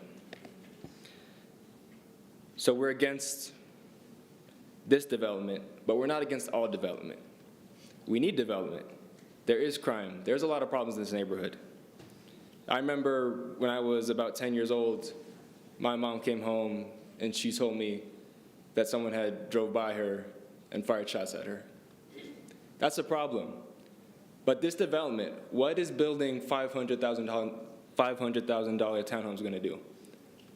The people in this community can't afford to live there. So it's going to bring in other folks, and the rent is going to rise. And it's going to strangle the people that are living here. It's going to strangle the kids of the families that can't afford to make rent. And those kids, those young folks, what are they going to do? More crime. It's not going to be better for them because they can't afford to live there. It's going to only lead to more crime. It's going to strangle them. It's going to strangle the community. So we're here today to say no to development that threatens to gentrify East Colfax and displace the working class communities in the city of Aurora and East Colfax. Thank you. Emily Goodman.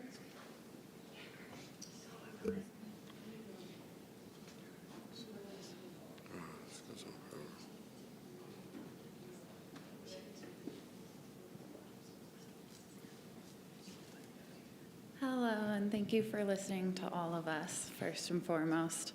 I understand that many of you are quite disconnected from the community, as you have shown repeatedly during this council meeting, by having quite a bit of confusion on the city's rehousing and rapid rehousing plans, and the lack of funds to support the people of your community, your constituents. As many of you have been texting and laughing while we have a community member crying over her son who has cancer and being unable to afford their rent because one of their income earners can no longer work. So I understand that many of you are quite disconnected from the community's needs. However, I urge you to hear the community, just some of the community that came here tonight, to tell you their needs, to fight for the housing strategy that Aurora set in place and has advocated for. This development, just like many others, will cause displacement.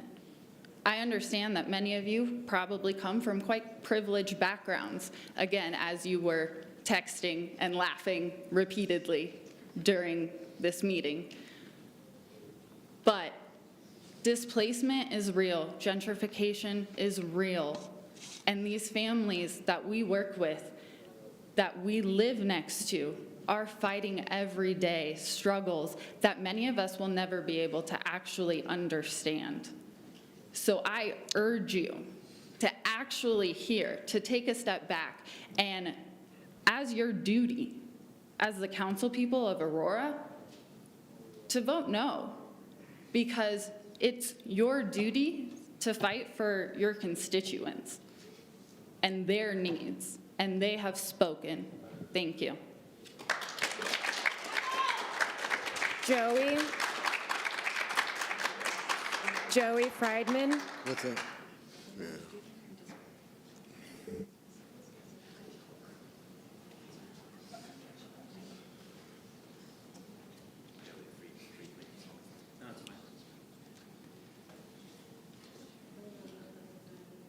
Good evening, council members, Mayor Kaufman. My name is Joey Friedman. I represent the owners of the 3 apartment buildings that are on 14th Avenue that are adjacent to the northernmost lot of the proposed site. And I'm also the co-founder of Ananeo, Colorado. We offer monitored transitional sober living and peer coaching for individuals suffering from addiction, reintegrating into society. And that's what we're doing with those 3 apartments. So daily at those properties, well, so first off, I understand, this is not, my understanding was this was not meant to be a referendum on rent control. There was a wonderful discussion about a navigation campus that is in the works that sounds like it covers a lot of bases, and I know that not every vacant lot in the city can all become restrictive income-based housing projects that are fully funded by the public. But I do understand that there's a lot of difficulties. I see war every day, people fighting just to survive and to get out of their cycles that they're in our own programming, just trying to escape that loop. I am on that site every single day. I look out the windows of the buildings that we're trying to renovate, and I see there are no legally habitable structures on there. So people are talking about displacement. If you have not been to the site, there's no one there who lives there who's being displaced. It's an area that's very difficult to police. We call the police often. It has become a very informal dumping ground. It's hard for officers to get into the property because there's garbage that gets piled up onto it. The city often has to get it cleaned out, and then I don't know who they bill. Maybe they bill Red Tea. I don't know, because they're holding it right now. You know, there's not a judgment, but there's a lot of prostitution and sex work that goes on this site. I see it. I see blowjobs in cars. I see people having sex on the front porch of the building that we're trying to renovate because we haven't gotten around to the funding yet. Excuse my language. It's not a judgment on sex workers. This is not a safe place for it to be occurring. We have frequent break-ins. We witness the individuals fleeing from the break-ins at all hours of the day, because I do have staff on our buildings 24 hours a day. They flee into these sites, so it's not like this is just some place. Anyways, it's not a park. There's no houses that are going to be demolished here. It's not safe at night. It's not safe in the day. These are a blight on the area. This is, the development of accessible housing. And I understand $500,000 is a lot for a house, but if you look at what's being sold in the neighborhood, it's not so far off. And these are going to be new houses. And they're 3 to 4 bedroom houses. We just heard from a woman who has 9 kids. So she and her husband with 9 kids live in a $1,300 apartment. That must be a 1-bedroom apartment. So it's a horrible situation, but I challenge anyone to find somebody who can develop with private funding this many bedrooms for this low access price. So, I invite anybody from the opposing group to come and visit us at the apartment building. I've not seen anybody going out and working with people in these lots. It's a dangerous place.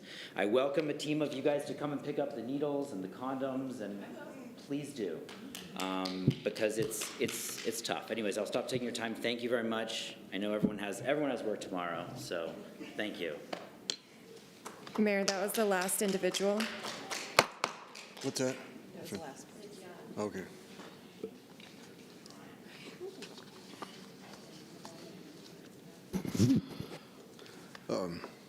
Questions of council members to the applicant, to staff, the applicant, or the appellant? Mayor. Mayor Pro Tem. Yes, to the applicant. Your investment in this area, can you tell us, if you did your market studies, and then what your investment is, because everybody's like this $500,000, which we know is high. I mean, Colorado home prices have escalated so high in the last few years. But what about your investment in terms of construction costs? Are you able to lower that price point, or is that based on, the 3-bedroom, the 4-bedroom, whatever you're doing, and the amenities? Yes, absolutely. So total investment will be north of $20 million to build 53 townhomes. If you just take that and divide it into 53, you're going to see the cost to build is quite high. Before we even go vertical on the site, we will have spent north of $200,000 per door. That's land costs, that's architecture, that's tap fees, that's infrastructure that we need to build out. It doesn't matter what we build from the foundation up. We're not meeting the $111,000 or $222,000 that was asked that we deliver. It's simply not possible. I'd love to lower the price. I'd absolutely love to lower the price. It's economics. I've got to have construction costs come down. The land cost, what it costs, it was about $57,000 a door for the land cost. The only way to make the price move lower is the cost of construction. And it simply is what it is. And Mayor, Please proceed. Follow up with staff on, has anybody had interest in that vacant lot before this developer?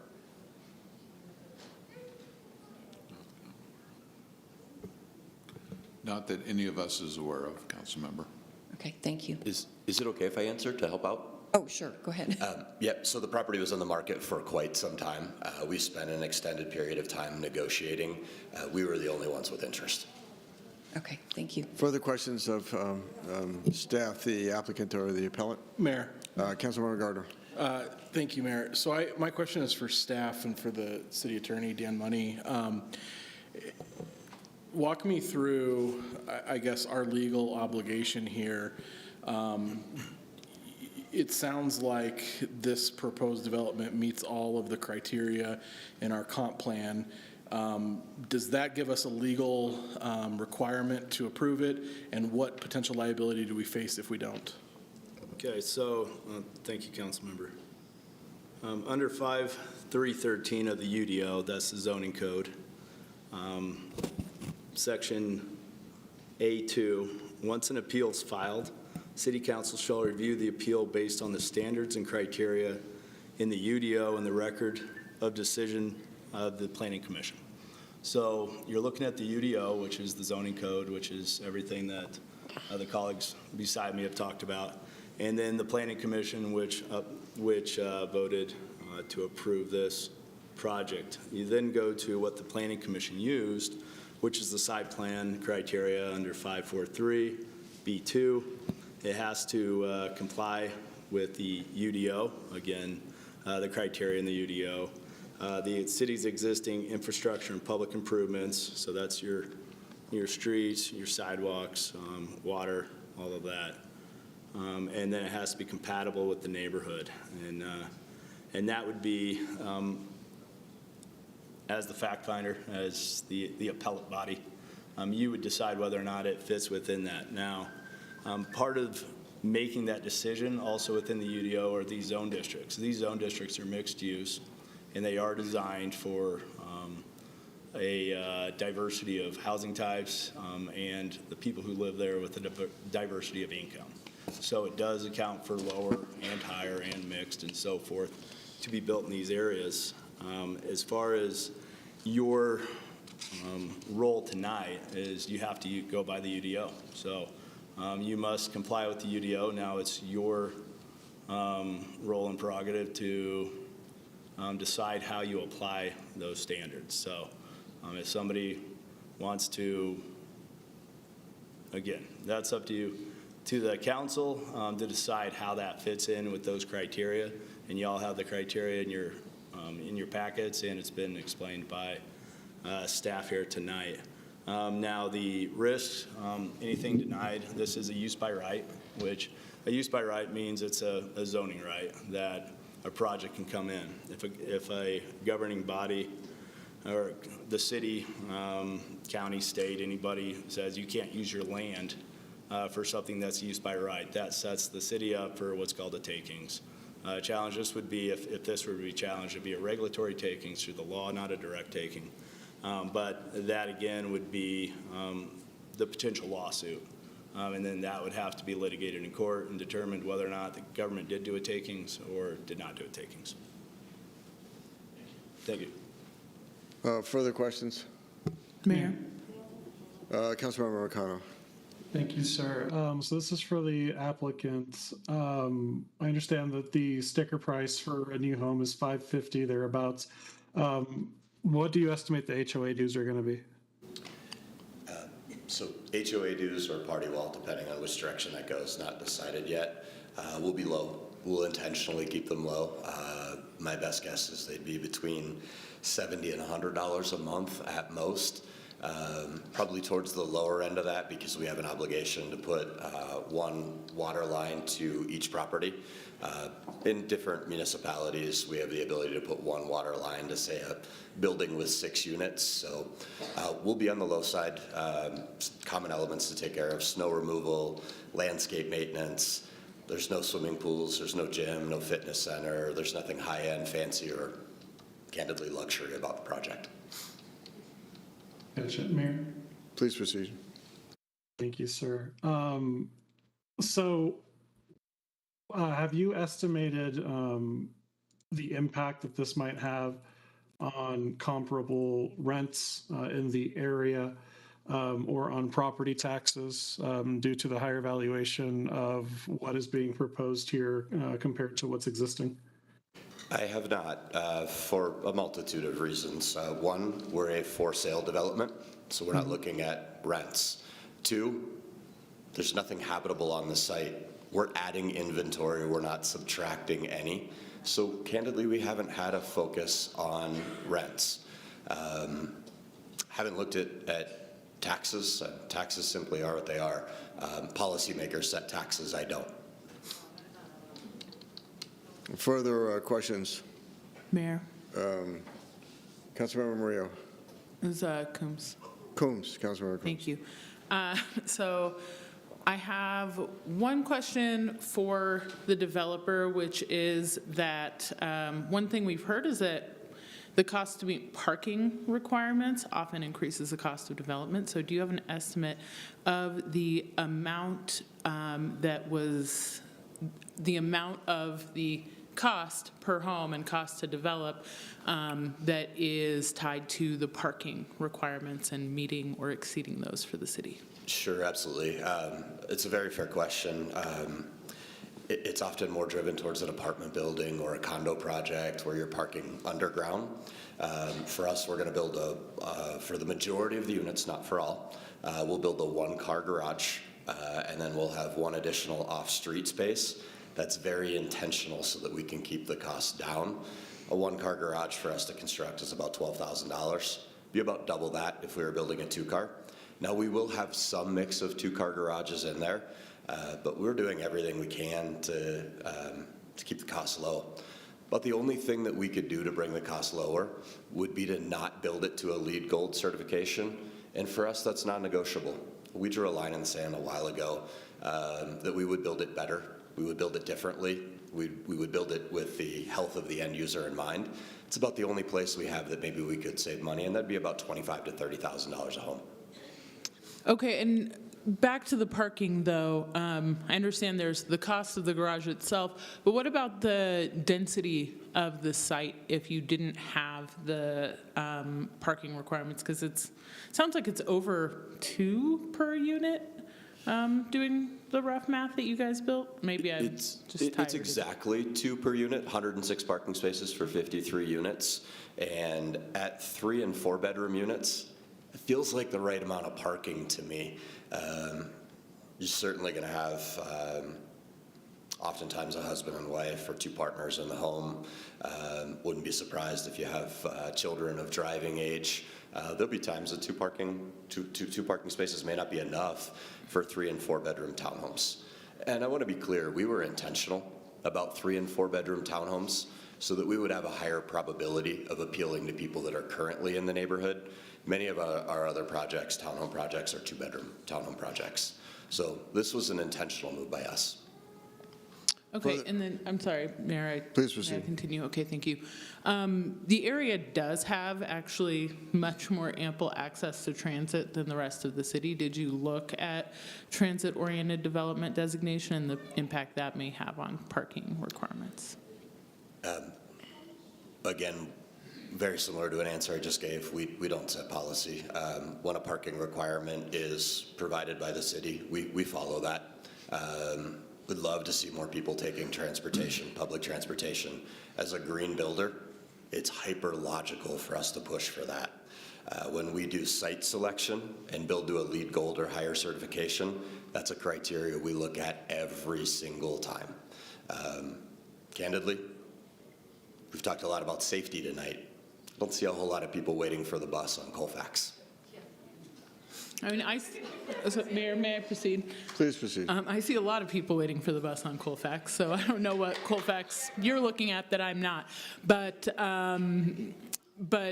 we do have the ability to get waivers associated with a TOD, which I think this would probably qualify for. I would have to refer to staff as to whether or not that's true.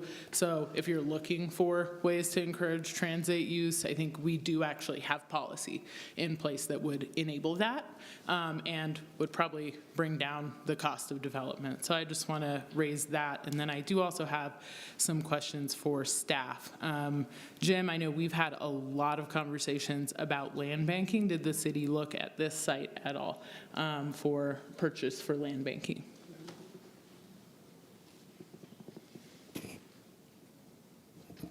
To my knowledge, we haven't, no. Okay, well, I wonder when we were looking at that versus when this was purchased, but this is exactly the kind of opportunity, that I think would be beneficial for the city to look at moving forward.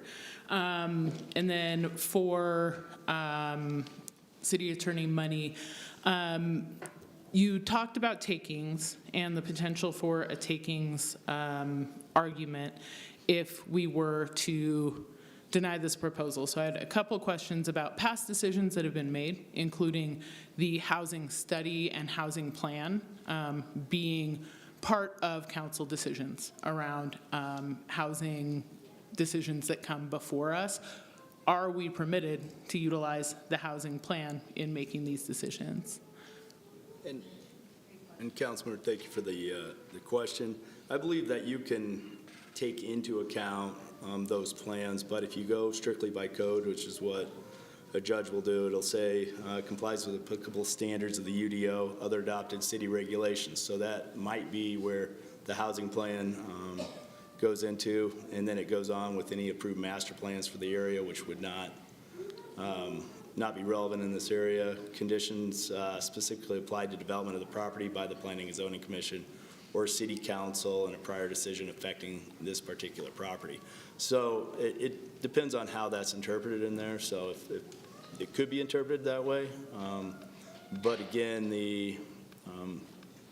yeah, it could be. Okay, and then further on the takings issue, my understanding is that as long as we have data demonstrating a compelling government interest, that can be an argument against takings or against being found that we have engaged in an illegal regulatory taking. And the housing study, which has been conducted, has demonstrated a cost burden in relation to housing for our community as a whole, as well as this particular area. So could we use that as a defense, since we already have a study on file for any potential takings claim? I mean, you could use it as a defense.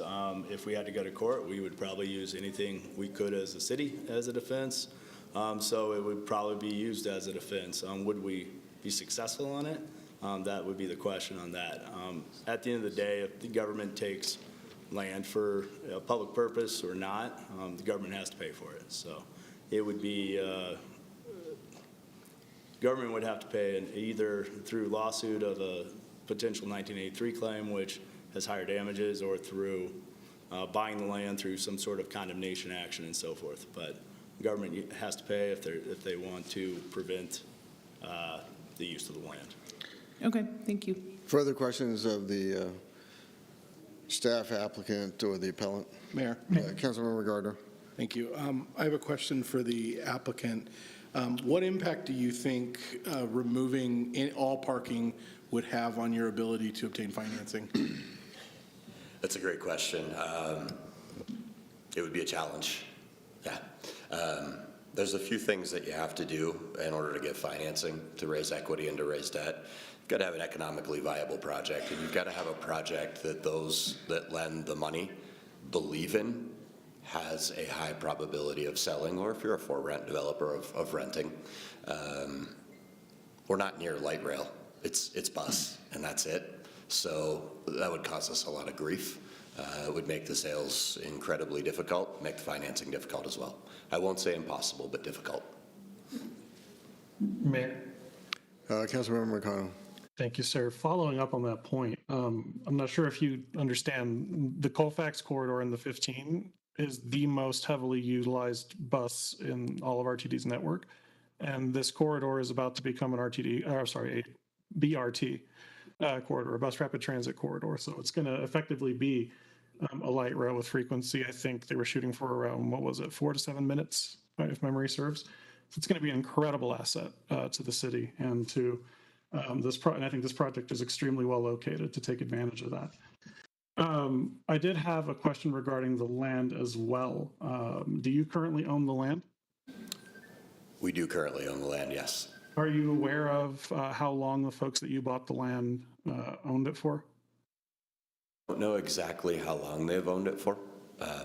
It wasn't relevant in any way, shape, or form to whether the project made sense and whether or not it made sense to develop on that site. Sure. And just for clarification here, the reason I'm asking is because I want to know if this person maybe at one point intended to develop something on that land, or if they were just a speculator holding onto it with hopes of making a quick buck in the future, which impacts you and it impacts our community because it increases the cost of development for no real reason other than someone's rent seeking. So do you have any insight that you could share? Honestly, I feel like you just asked me the same question. I don't have any insight because I simply do not know how long the person that owned the land before me owned the land.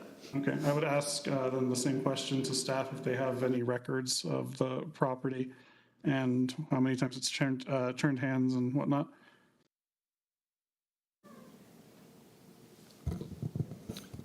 Other than, this is Brandon Camerata with Planning Department.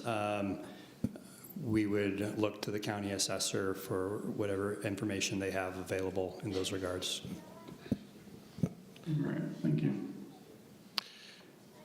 I just want to say that I was called by neighbors, I think, last summer, and went up there before I, knew that it was going to be redeveloped. There were no organizers there. There were no developers there to get people out to turn out to a council meeting. But I can tell you that the neighbors that met with me, and I asked APD and code enforcement to go with me, were incredibly upset about the boarded house. I think it was the southern end, so I think that would have been 13th or 13th in Alton, in that area. And there are, I think, 3 or 4 boarded up homes there for that are continually broken into. And all the illegal activity that was mentioned goes on there. And they just wanted to stop.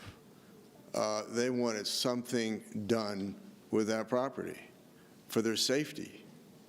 And so I think there was a few people that reflected, I think, that those views here today of actual homeowners that live right by it. And so I'm relieved that something's happening. It's one thing if we were tearing down low-income property to replace it with higher-income properties.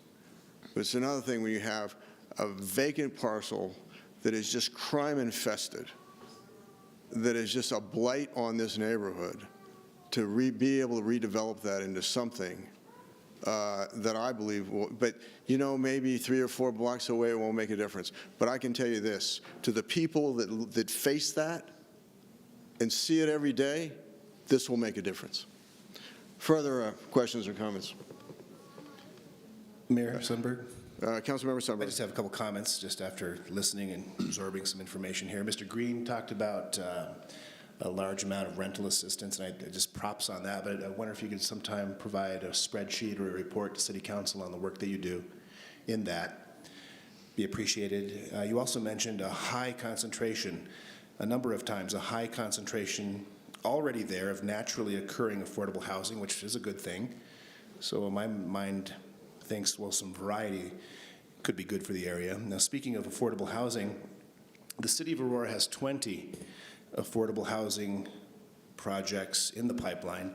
I've happily personally supported such projects like Weatherstone, Elevate, Aurora, Salud, Station 60, et cetera. So these are some great projects to look forward to supply attainable affordable housing. The city's working on it. Very interesting to hear testimony from neighbors, from the gentleman that manages the apartment complex, indicating there's not a huge value disparity between the homes that are there now that could sell and the $550,000. I mean, I'm sure there's a variety. He emphasized that these empty places are not a park. One lady indicated, I want to see life come into my community.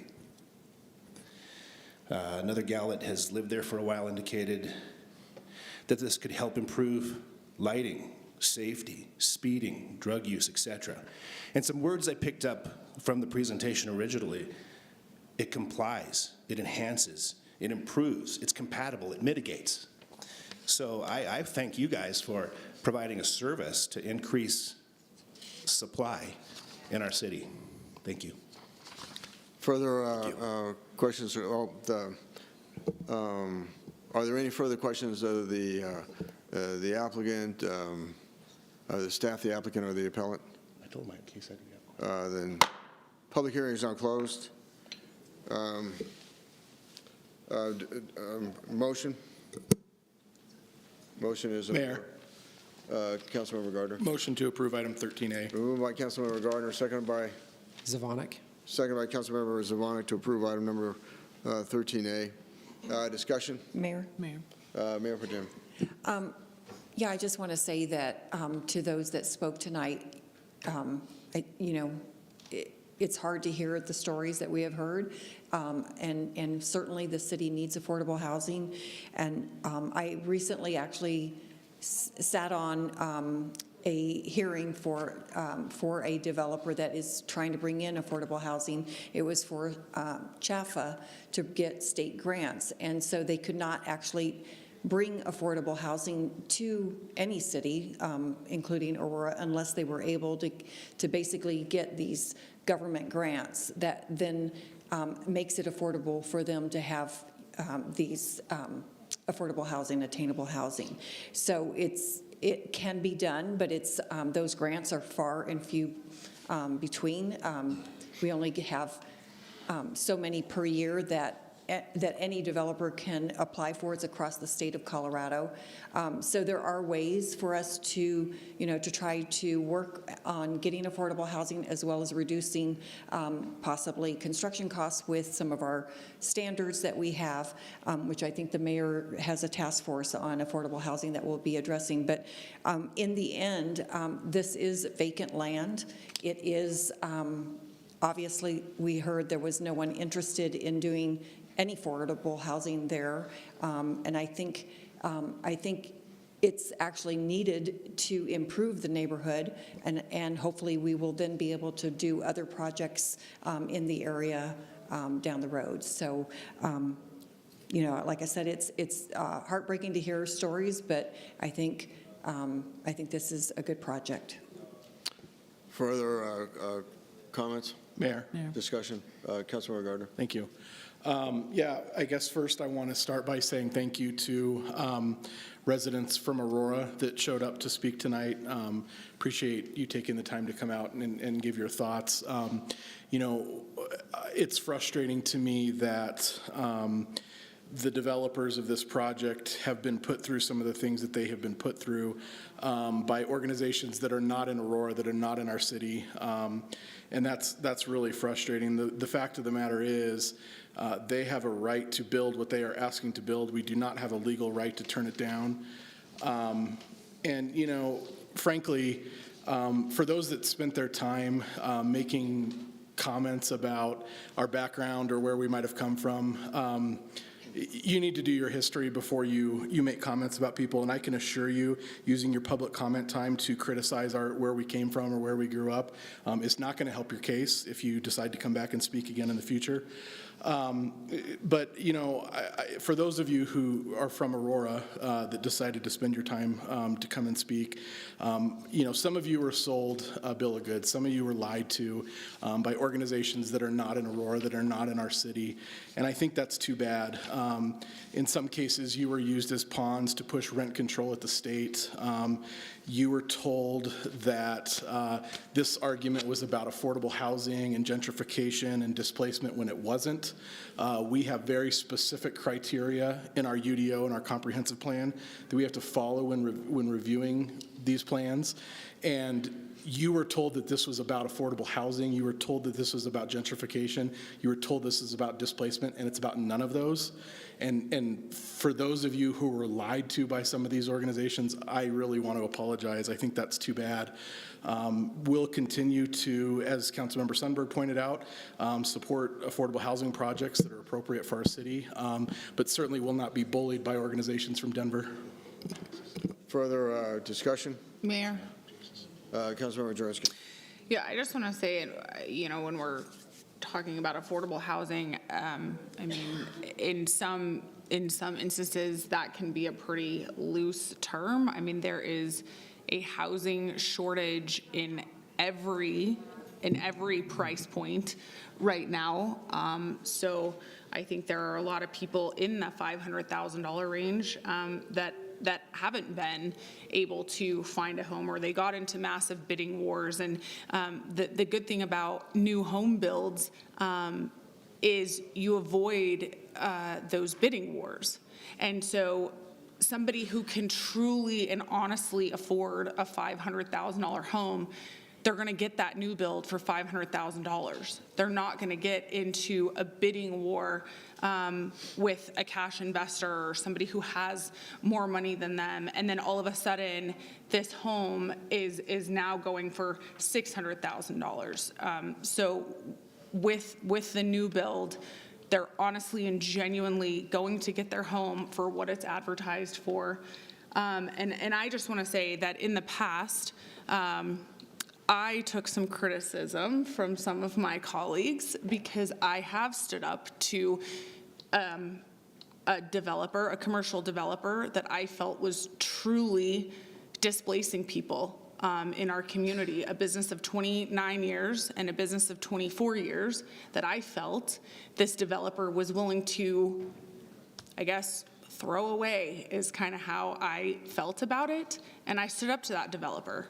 And I took some criticism from some of my colleagues that I mostly align with and mostly agree with, but I stood up. And I cannot find how this build is going to displace anyone.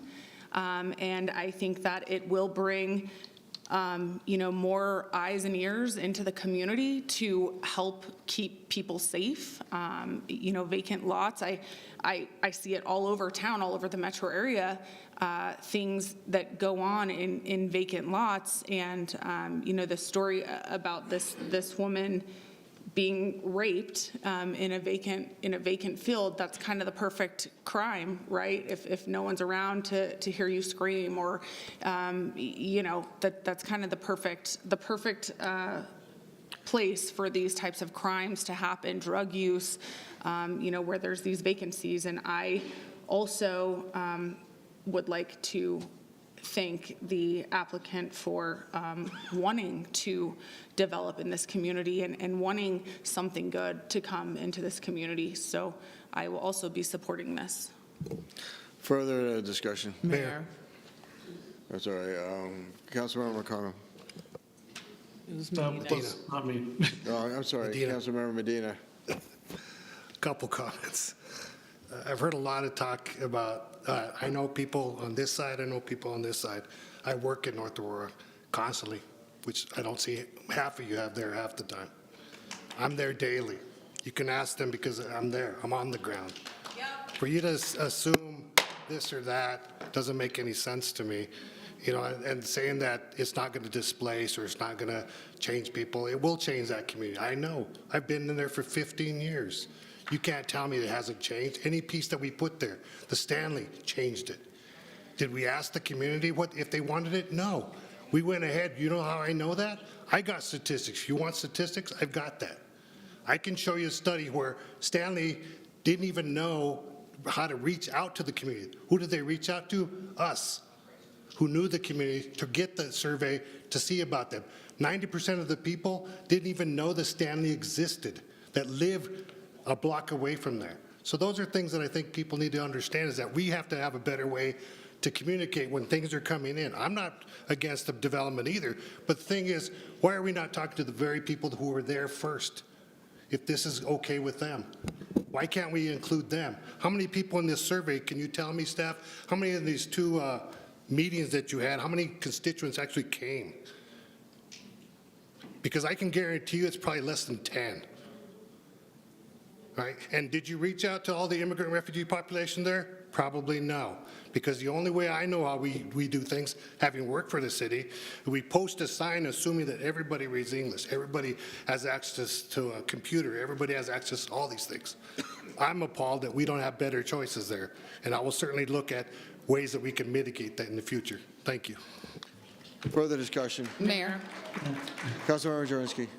Yeah, so I don't know if one of the constituents can further comment on it, but we did receive an email that Nano has been involved with the developer, and that the community has actually been involved for some time. I'm not sure for the other residents that are here, if only Nano was reached out to. I'm not sure. Maybe you guys can speak to that. Maybe Nano can speak to that. But it does sound like the community has been involved for a long time in this.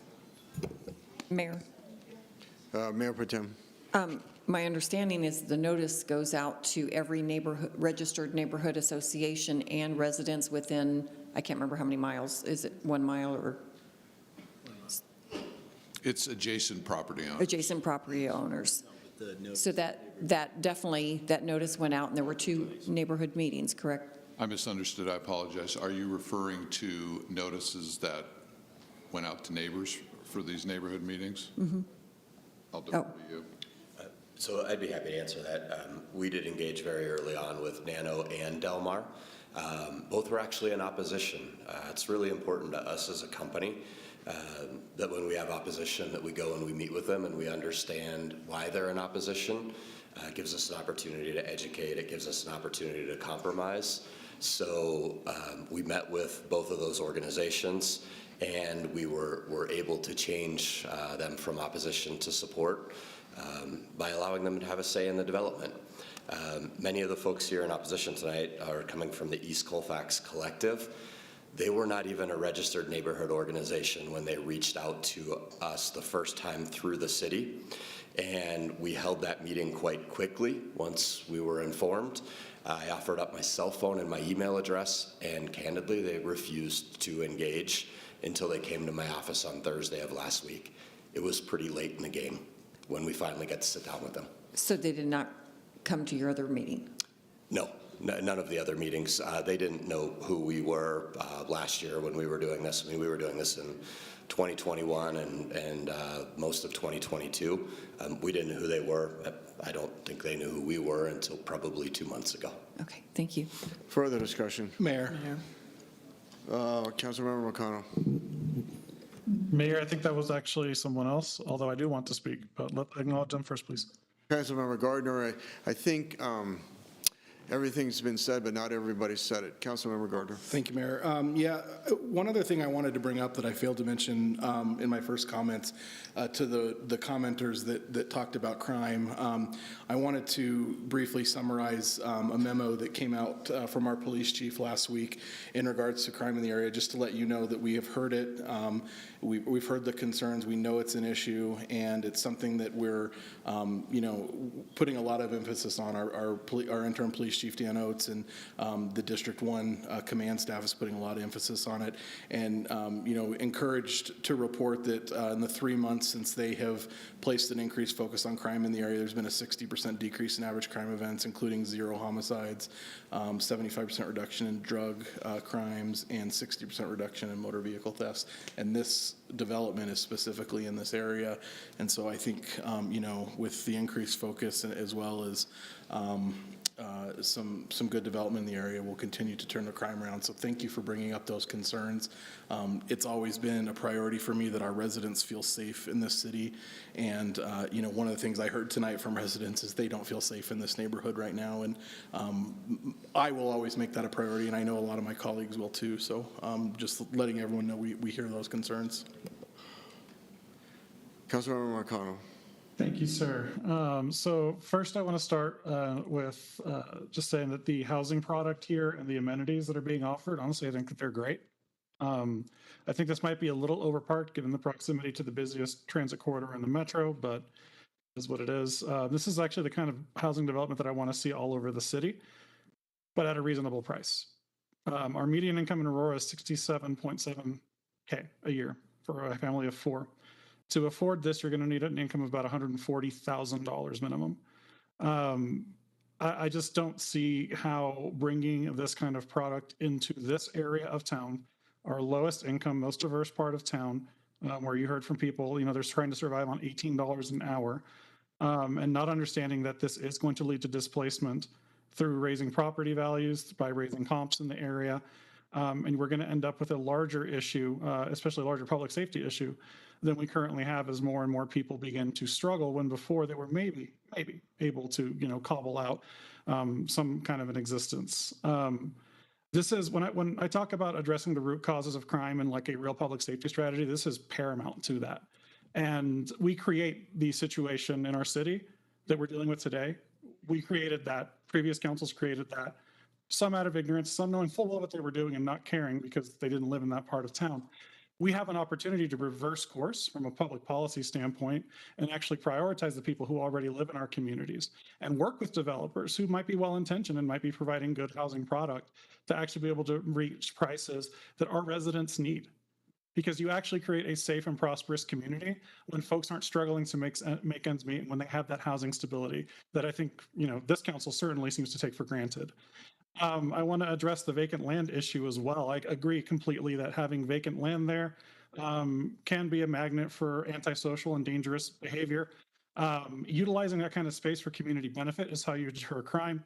And as I mentioned earlier, building high quality housing that's actually affordable for the folks who live in the community, where they're able to put down roots, where their kids are able to actually put down roots, what a concept, and thrive there is how you create a safe community.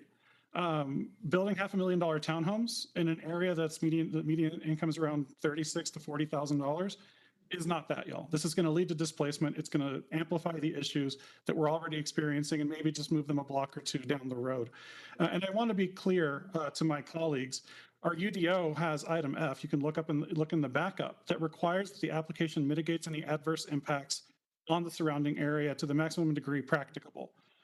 No one has apparently studied how this is going to impact existing residents, existing property owners, the hardship or displacement that this might trigger. We're again creating a public safety and prosperity bomb here that is going to cause damage to the existing community. And that is gentrification. It is when you develop or redevelop without giving a damn about the existing residents and businesses. And then you just subject them to the whims of the market so that someone can turn a profit. And I understand that some of y'all are willing to defend that to the grave. I am not. We are here because we're supposed to put our community first and protect the people that make Aurora great and allow them to thrive. What we're doing here is setting them up for failure and displacement. So I do not support this project. Again, the design of the product I think is great, but this is not the spot for it, at least not without deep affordability. Further discussion. Mayor. Councilmember Coombs, and we, I think, can wrap this up fairly soon. Okay, I just want to point out a couple of things, not about the developer, but I saw that this was submitted for a late submission approval and that it was specifically asked to be moved to today's meeting when we had 30 resolutions on the agenda, when the mayor is the one that asked for that and is the only person that sees the agenda and sets the agenda. And so I think that's problematic. It impacted people's ability to stay and participate. And it was asked to be moved to the end of the meeting. So that's very concerning to me. I think we need to maybe open up our agenda setting process so that we don't have a 30 resolution night when we know that we're also going to have public testimony. That's a problem. In addition, one of the organizations that was involved in speaking for the appellant was specifically called out during when the ARPA grant item was pulled from the consent agenda. And so I just want to say that I very much hope that that was not an effort at intimidation and that this isn't going to, these people's decision to exercise their First Amendment rights is not going to be used to take away funding that they are using to support the community. And that we're looking at the merit of that funding that was awarded and that this is not taken into consideration. I want to make sure that's called out on the record. And then I want to point to some of the things that the community said, and this is relevant to the development. The top 5 professions in this area cannot afford a cost of a home in this development. That's not housing for those people. And construction is the most lucrative job among those professions. Construction is the industry where wage theft is the most prevalent in the form of paying people sub-minimum wages under the table. And the economic impact of that practice is in the millions. So how many of these people actually are making even less than what we might otherwise expect for construction? And how is that impacting their ability to afford these homes? Attainable missing middle housing is not what we're talking about when we're talking about the subsidized housing with CHAFA grants that the city is supporting and funding. So while that is important, actual attainable missing middle housing is absolutely necessary, and this is not that. To call $550,000 townhomes missing middle housing is appalling, especially hearing what we're hearing from the community. And speaking to, I think, most of the people on this council, the majority of whom did, well, maybe the majority at this point did spend $550,000 on their house. That's neither here nor there. What I do know is that the house that I rent, that is a single family home larger than these townhomes, on like single family detached, sold last year for less money than what these homes are about to be sold for.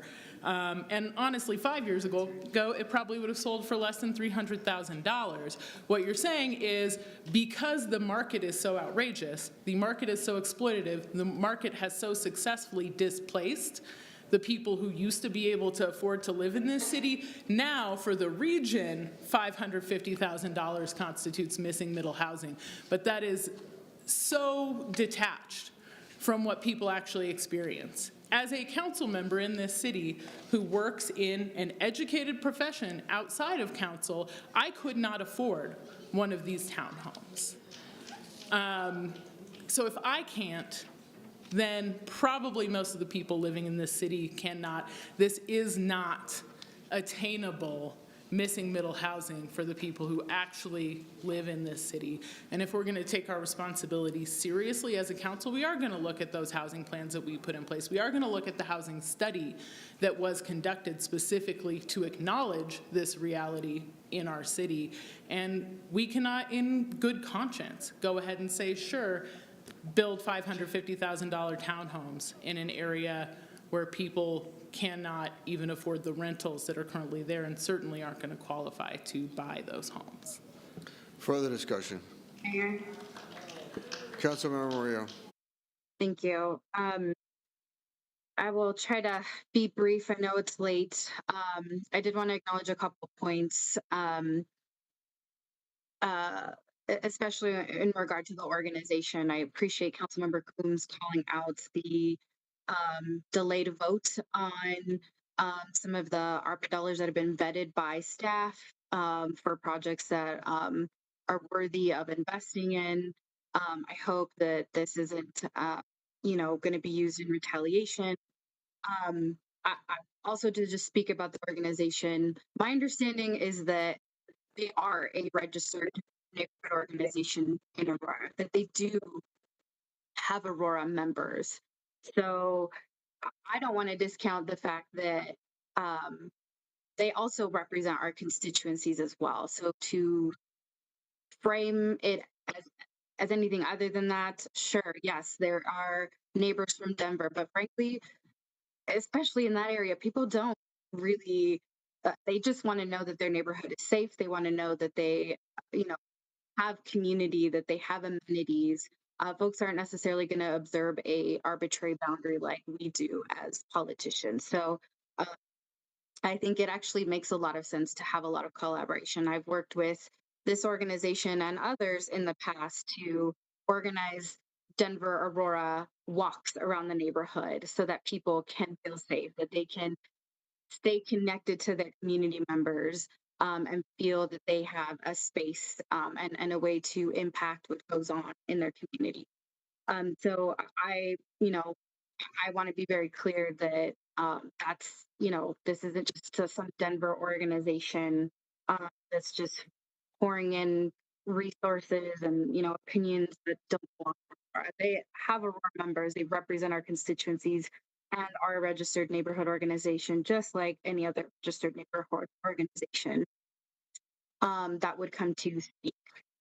So I wanted to be clear there. And, I think from the applicant, just I am a little disappointed in the way in which, you referred to the comments made by the organization saying that they're just straight out lying. I think I'm disappointed to hear. I didn't hear any disparaging comments directly to you all as a business and organization very much rooted in their comments were very much rooted in the impact.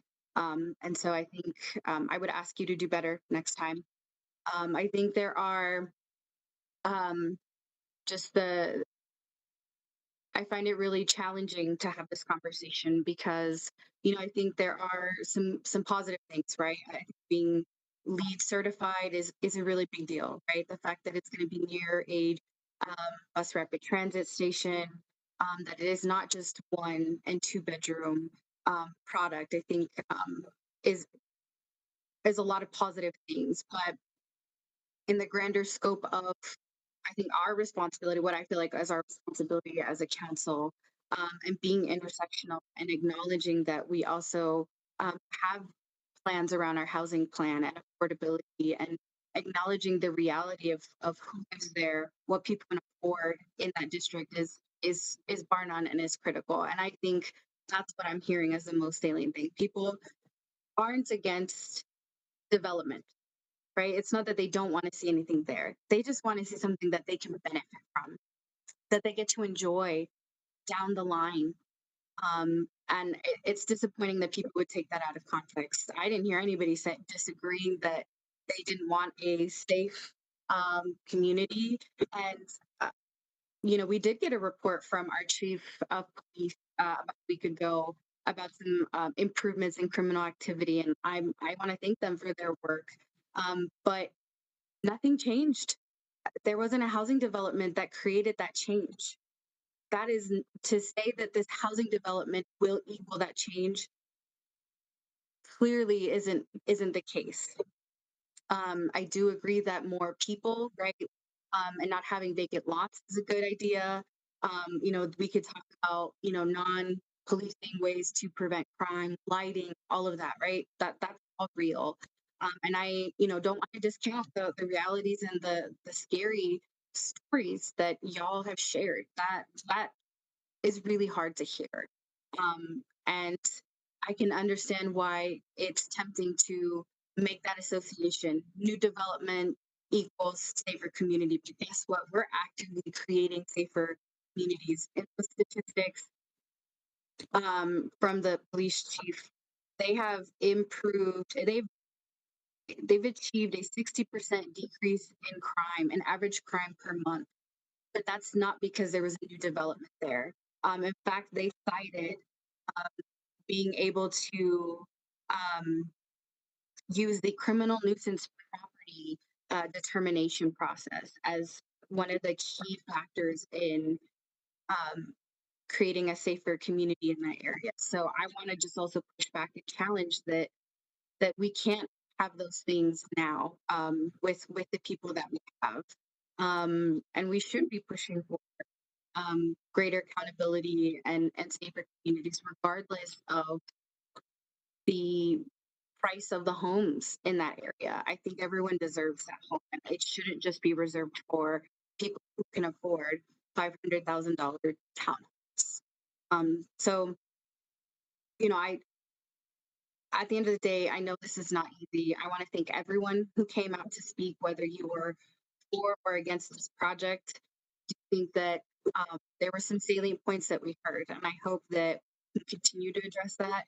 But I want to be clear that this development does not equal the resolution that you seek. And, I think that's important to underscore.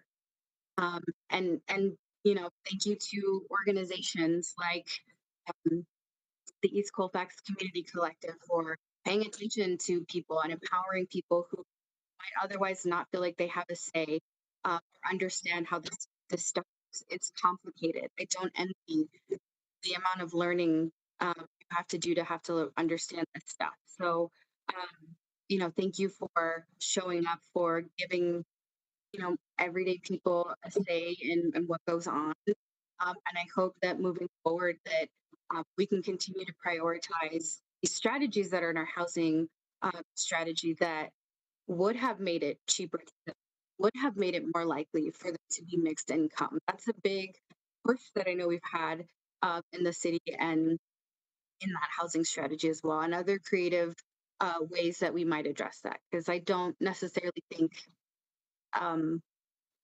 what I heard was in opposition of one another. It's just, we're not prioritizing things that should be like that deeper affordable. So, yes, thank you all for your time. I know it's late, and I hope we can continue to work together to resolve our housing issues. Mayor, Councilmember Summer. after that demonstration of promised brevity, I'd like to call for the question. It's been moved by Councilmember Sundberg, seconded by Councilmember Durinsky. Should call for the question. Non-debatable motion.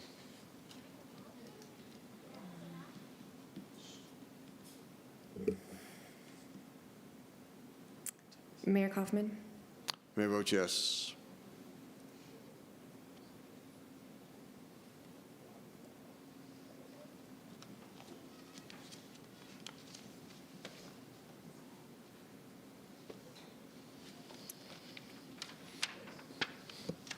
the motion passes with 9 yes votes and 2 no votes to call for the question and vote on the main motion.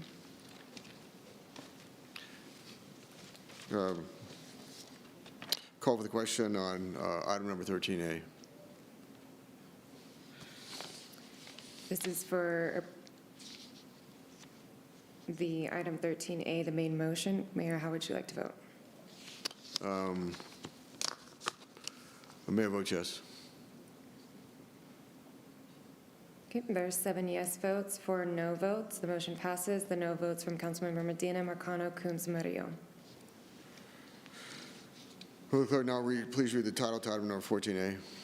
Item 14A is ordinance 2022-72, introduction of an ordinance to City Council of the City of Aurora, Colorado, vacating 2 portions of the public right-of-way for Gun Club Road located east of E470 between East 38th Avenue and East 48th Avenue, City of Aurora, County of Adams, State of Colorado. Brief presentation by staff. Good evening. Debbie Bickmeyer, Senior Planner in Planning. The applicant, Metropolis Area Coordinating Metro District, proposes to vacate 2 segments of Gun Club Road located east of E470 between 38th Avenue and 48th Avenue.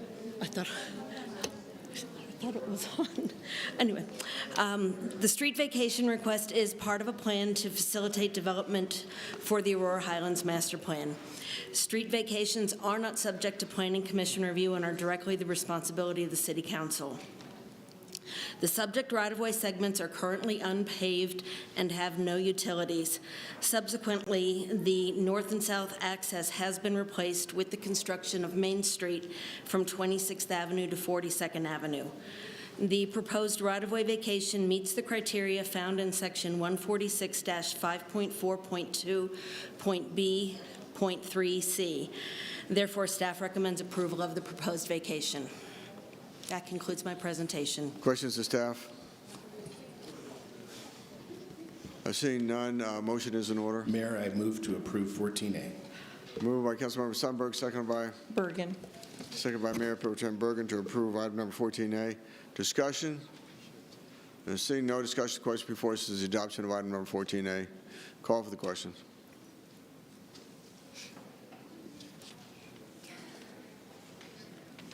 Councilmembers, thank you. The motion passes to adopt ordinance 2022-72. Clerk, now please read the title to item number 14B. Item 14B is ordinance 2022-73, an ordinance of the City of Aurora, Colorado, appropriating sums of money in addition to those appropriated in ordinances numbers 2021-56 and 2022-24 for the 2022 fiscal year. Brief presentation by staff. Hi, I'm Jackie Amon, Budget Program Manager with the Budget Office. Is your microphone on? Microphone. What's this one? There we go. There. Okay. Jackie Amon with the Budget Office. Departments have 2 opportunities each year to adjust their current year budgets, once in the spring and once in the fall. So today we're looking at the fall supplemental, which includes several adjustments to capital project budgets in accordance with the 2023 capital improvement program, which will be included in the budget ordinance in a couple of items.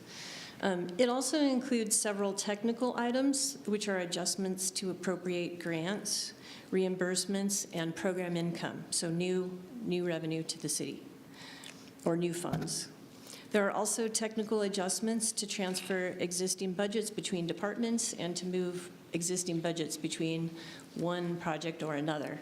But the whole supplemental is pretty straightforward. So if there are any questions, we can facilitate. Questions of staff?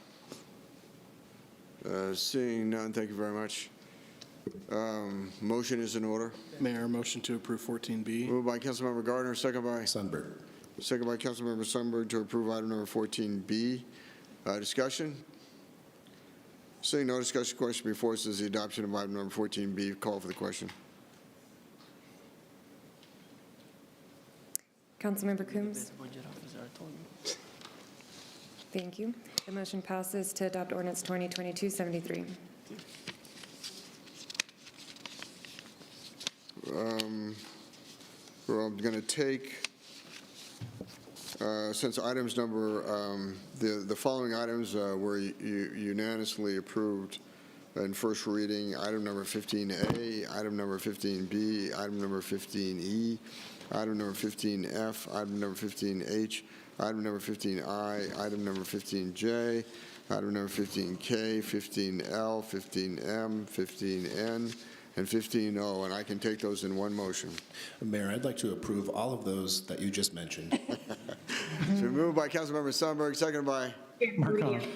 Seconded by Councilmember Marcano. Is there any discussion?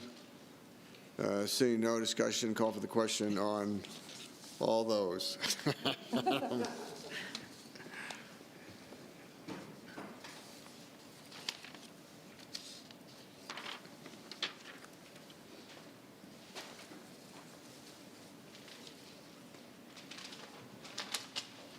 We haven't gotten the pop-up yet, right? No, I'm sorry. Okay. It's No, you're good. Just wanted to frozen. make sure it wasn't bugged out.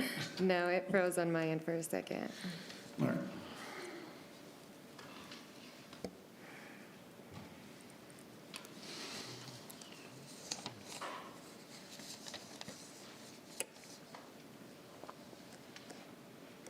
Well, I'm a yes whenever it pops up. Thank you, sorry. It's still loading. Okay.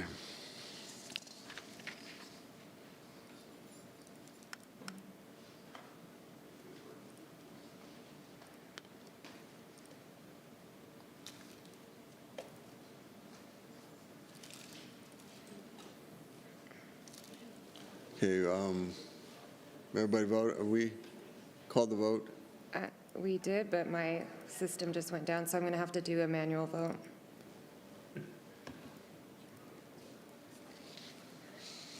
Okay. One moment, please.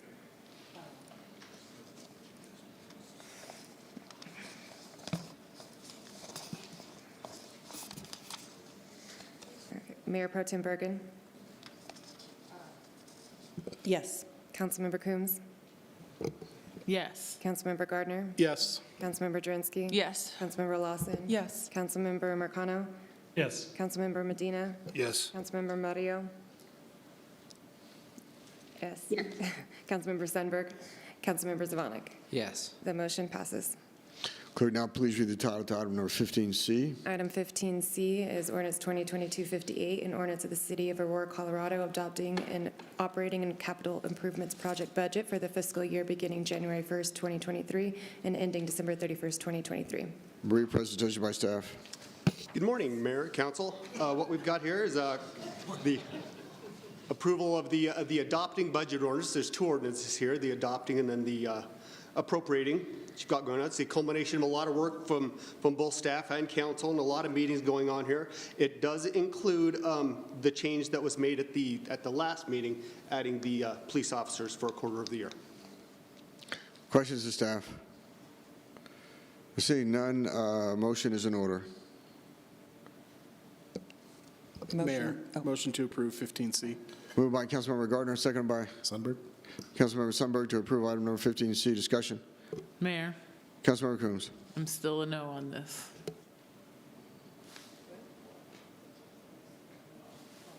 What? Murillo. Councilmember Murillo. Yeah, I just also wanted to share some nuance here. I mean, I think there were some, positive things that came out of the budget, but just the decision around the DEI office and the independent monitor, I am just very much opposed. So I won't be supporting the budget for that reason. Further discussion? Mayor, Councilmember Lawson. I'm going to be supporting the budget because of the certain things that are in there for public, for our residents. But I am very, this is an upside down budget, and I'm very disappointed in the things that were cut. And I mentioned those in the last time I spoke, which is the independent monitor and the DEI. I mean, very disappointed in that, so. Further discussion? Mayor. Councilmember McConnell. Thank you, sir. Likewise, I disagree with some of the items that were cut out of the budget. So I will not be supporting adopting the budget, but I will be supporting the appropriations and the other measures coming forward. Further discussions? Seeing none, the question before us is the adoption of item number 15C. Call for the question.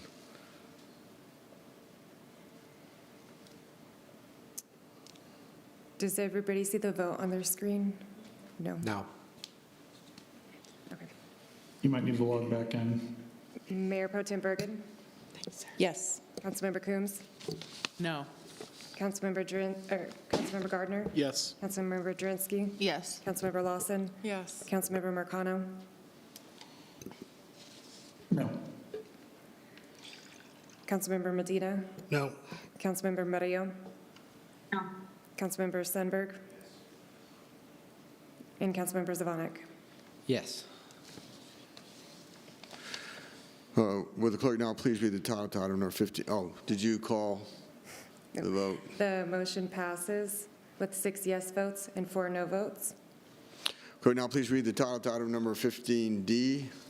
Item 15D is ordinance 2022-59, an ordinance of the City of Aurora, Colorado, appropriating sums of money to defray expenses and liabilities for the fiscal year beginning January 1st, 2023, and ending December 31st, 2023. Brief presentation by staff.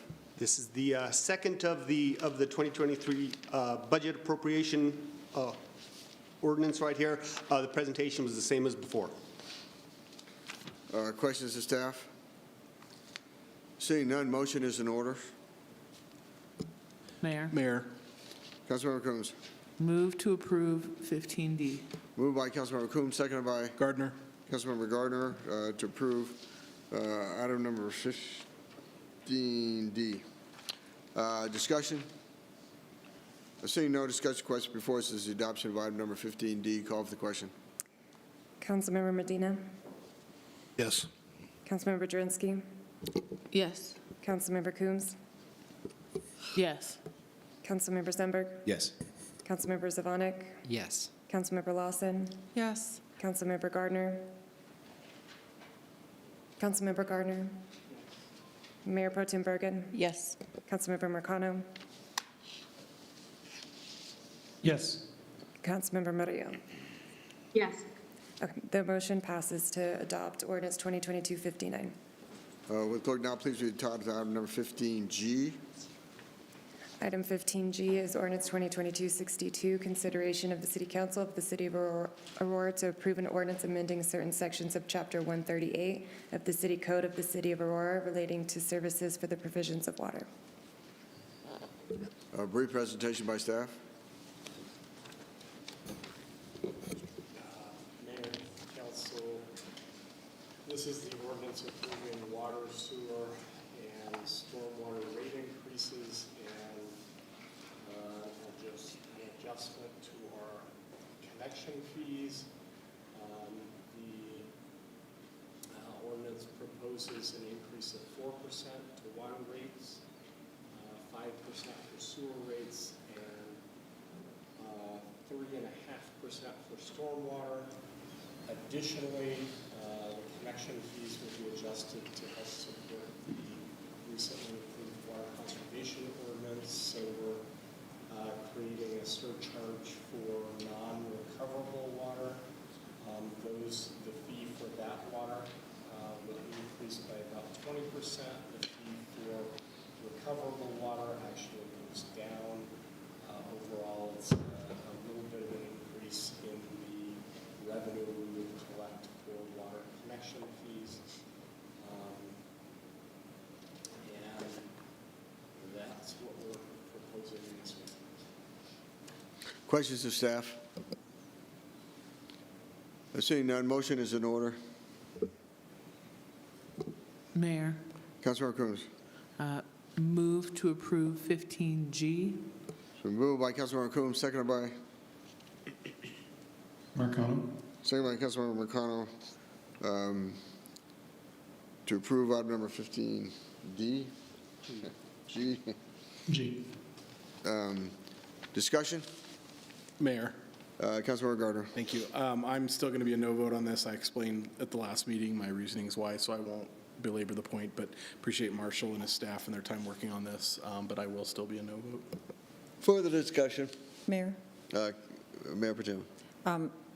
Marshall, if we don't pass the water rate, what are the consequences?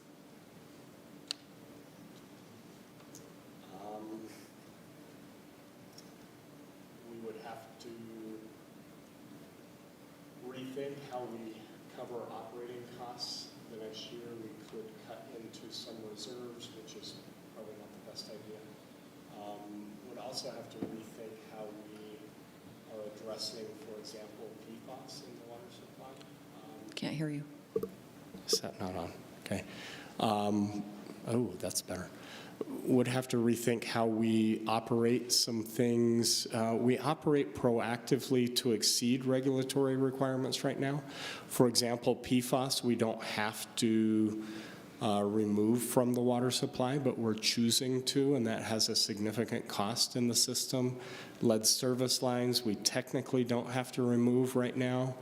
But we've chosen to be proactive with that. So we would have to rethink what we're doing proactively, and the consequences would be significant for the confidence of the public in the water system. Would have to send public notices out informing people we're choosing to delay or defer some of those things, specifically on PFAS.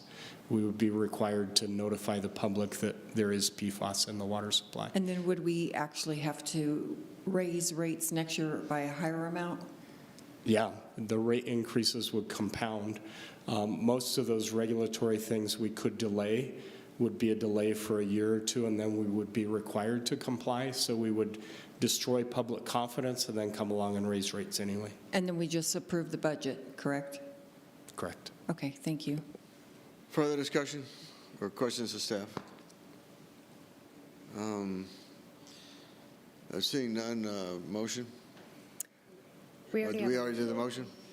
Oof. Further discussion? Seeing none, call for the question on the adoption of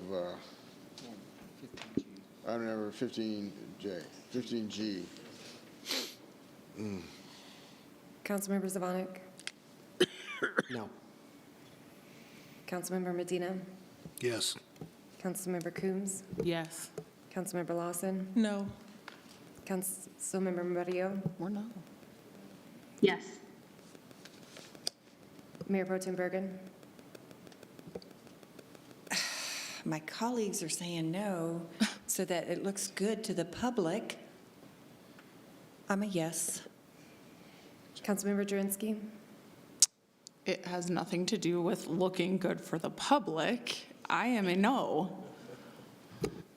The motion passes with 6 yes votes and 4 no votes from Councilmembers Zavonic, Lawson, Gardner, and Jurenski. So it passes? Yes. Good. Okay. Will the clerk now please read title number 19A? Item 19A is consideration to appoint 2 members to the Aurora Immigrant and Refugee Commission. Motion is in order. Mayor, Mayor Pro Tem. motion to appoint Carlos Diaz and Coralie Bertrand Guerrero. Guerrero. Guerrero. I'm French, I don't do Spanish. Okay, discussion? Well, is there, Second, so that doesn't require a second, does it? Sundberg, second? Does that require a second? Yes. Okay. Moved by Mayor Pro Tem, seconded by? Seconded by? Sundberg. Okay, Councilmember Sundberg. Discussion? Seeing no discussion, the question is the appointment of Carlos Diaz and Corrali Bertrand Guerrero to the Aurora Immigrant and Refugee Commission. Mayor Kaufman. Yes, Mayor votes yes. Yes. Councilmember Medina. Yes. Councilmember Lawson. Yes. Councilmember Murillo. Yes. Mayor Pro Tem Bergen. Yes. Councilmember Coombs. Yes. The motion passes for 19A. Clerk, please read the title to item number 19B. Item 19B is consideration to appoint one member to the library board. Motion, Mayor, Councilmember Coombs. move to appoint Hannah Portner to the library board. It's been moved by Councilmember Coombs, seconded by Councilmember Lawson to appoint Hannah Portner to the library board. Discussion?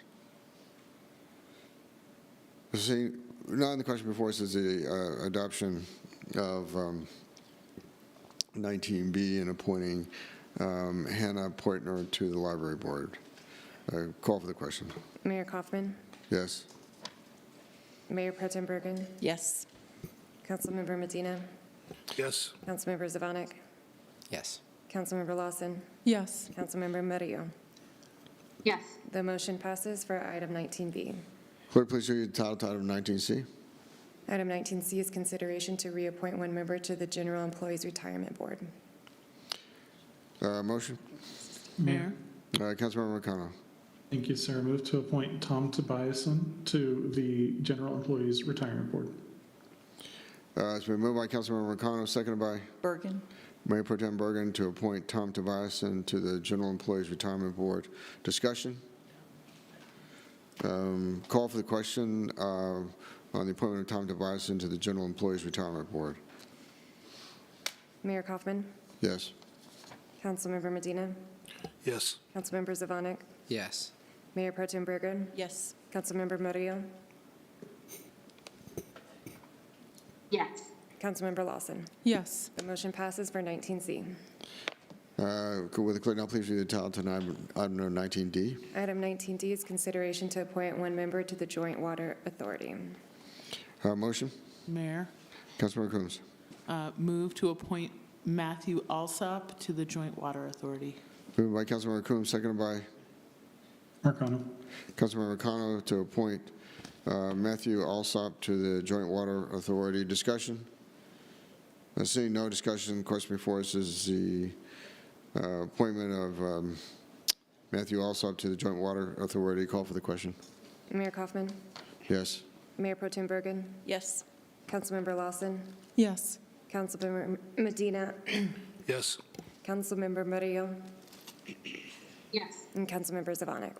Yes. The motion passes for item 19D. Clerk, now please read the title to item number 19E. Item 19E is consideration to appoint one member to the Homestake Steering Committee.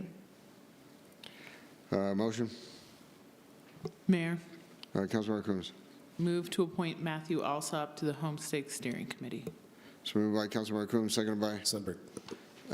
Seconded by Councilmember Sundberg to appoint Matthew Alsop to the Homestake Steering Committee. Call for the question. Mayor Kaufman. Yes. Councilmember Zavanek. Yes. Councilmember Murillo. Yes. Councilmember Lawson. Yes. Mayor Pro Tem Bergen. Yes. And Councilmember Medina. Yes. The motion passes for item 19E. Reports. Mayor has no report. Reports by council. Councilmember Lawson. Thank you, Mayor. I just want to just say, give my condolences to Ernie Clark, who was a great leader in our community. I remember when he moved over to the East Bank Shopping Center, and I went over and visited the shop, and just the joy and just seeing what he did in the community is, it will never be forgotten. I also want to, another great leader who passed, Dr. Jules Smith with Rising Star Missionary Baptist Church. The mayor and I did attend his celebration on November 5th, and he was also another great leader that will never be forgotten for all of the work that he's done in the city of Aurora. He was one of the founders of the NAACP Aurora branch. So he will heavily be missed, but never forgotten. That's all I have, Mayor. Thank you. Councilmember Gardner. Councilmember Jurenski. I would just like to echo the sad losses in our community that Councilmember Lawson said, and then also I would just like to wish everybody a happy Thanksgiving. Councilmember Savonic. No report. Let's see, Councilmember Murillo. Thanks, Mayor. Just echo my condolences to our community members. We also got a notification that one of our fire rescue family members, one of their family members passed away. So just wanted to send condolences there. My town hall is normally on the Thursday. As you know, that is Thanksgiving, so in November. So we're going to reschedule for the following week, December 1st at the Moorhead Recreation Center. And happy Thanksgiving. Thanks all. Councilmember Sundberg. For the sake of time, no report, sir. Councilmember Medina. No report. Councilmember McConnell. Thank you, sir. First, I want to thank all of our residents who voted in the 2022 elections. Based on the initial counts, we more than doubled our participation from the 2021 election, and the results speak for themselves. I want to give a special shout out to voters under 40 who bucked historical trends and turned out at nearly triple the rate that we usually see for midterms. So thank you all for using the power of your vote. I also want to thank everyone who ran, whether you prevailed or not, for stepping up to serve our community. Congratulations to all the winners, and I'm optimistic for the collaborative opportunities Aurora has in the coming year with our new partners at the county and state level. Our next Ward 4 meeting is going to be on Thursday, January 12th at 6:30 p.m. at Colorado Early Colleges. We're going to be joined by Arapahoe County District 4 Commissioner Leslie Summey to discuss her role on the county commission and how the city of Aurora can work together with Arapahoe County to provide services to our residents. We'll also have more on the agenda pending confirmation from invited speakers, and finally have a safe and fun-filled Thanksgiving. Councilmember Coombs. Mayor, thank you. First of all, absolutely echo the condolences stated by Councilmember Lawson and Councilmember Murillo. And want to say that I did hear from Ernie Clark's volunteers and his daughter that they absolutely intend to continue his legacy. So we will be continuing to work with them on getting both funding and space to continue providing those bikes for our community. So if that's something folks are interested in, please stay plugged in. You can certainly feel free to reach out to me, as I'll continue to be kind of in contact with all of those folks. And then our Ward 5 Town Hall meeting is tomorrow night at Central Rec Center, as well as on WebEx, so at 6 p.m. So feel free to join us and have a great night and a happy Thanksgiving. Mayor Pro Tem. Thank you. Just real quickly, I want to also extend my condolences to the family of Ernie Clark. And then also my town hall is this Wednesday. Topic is on crime, motor vehicle theft, and prosecuting crime. And lastly, happy Thanksgiving. I am cooking without a double oven because it's been out for almost a year. Thanks, everybody. Meeting adjourned.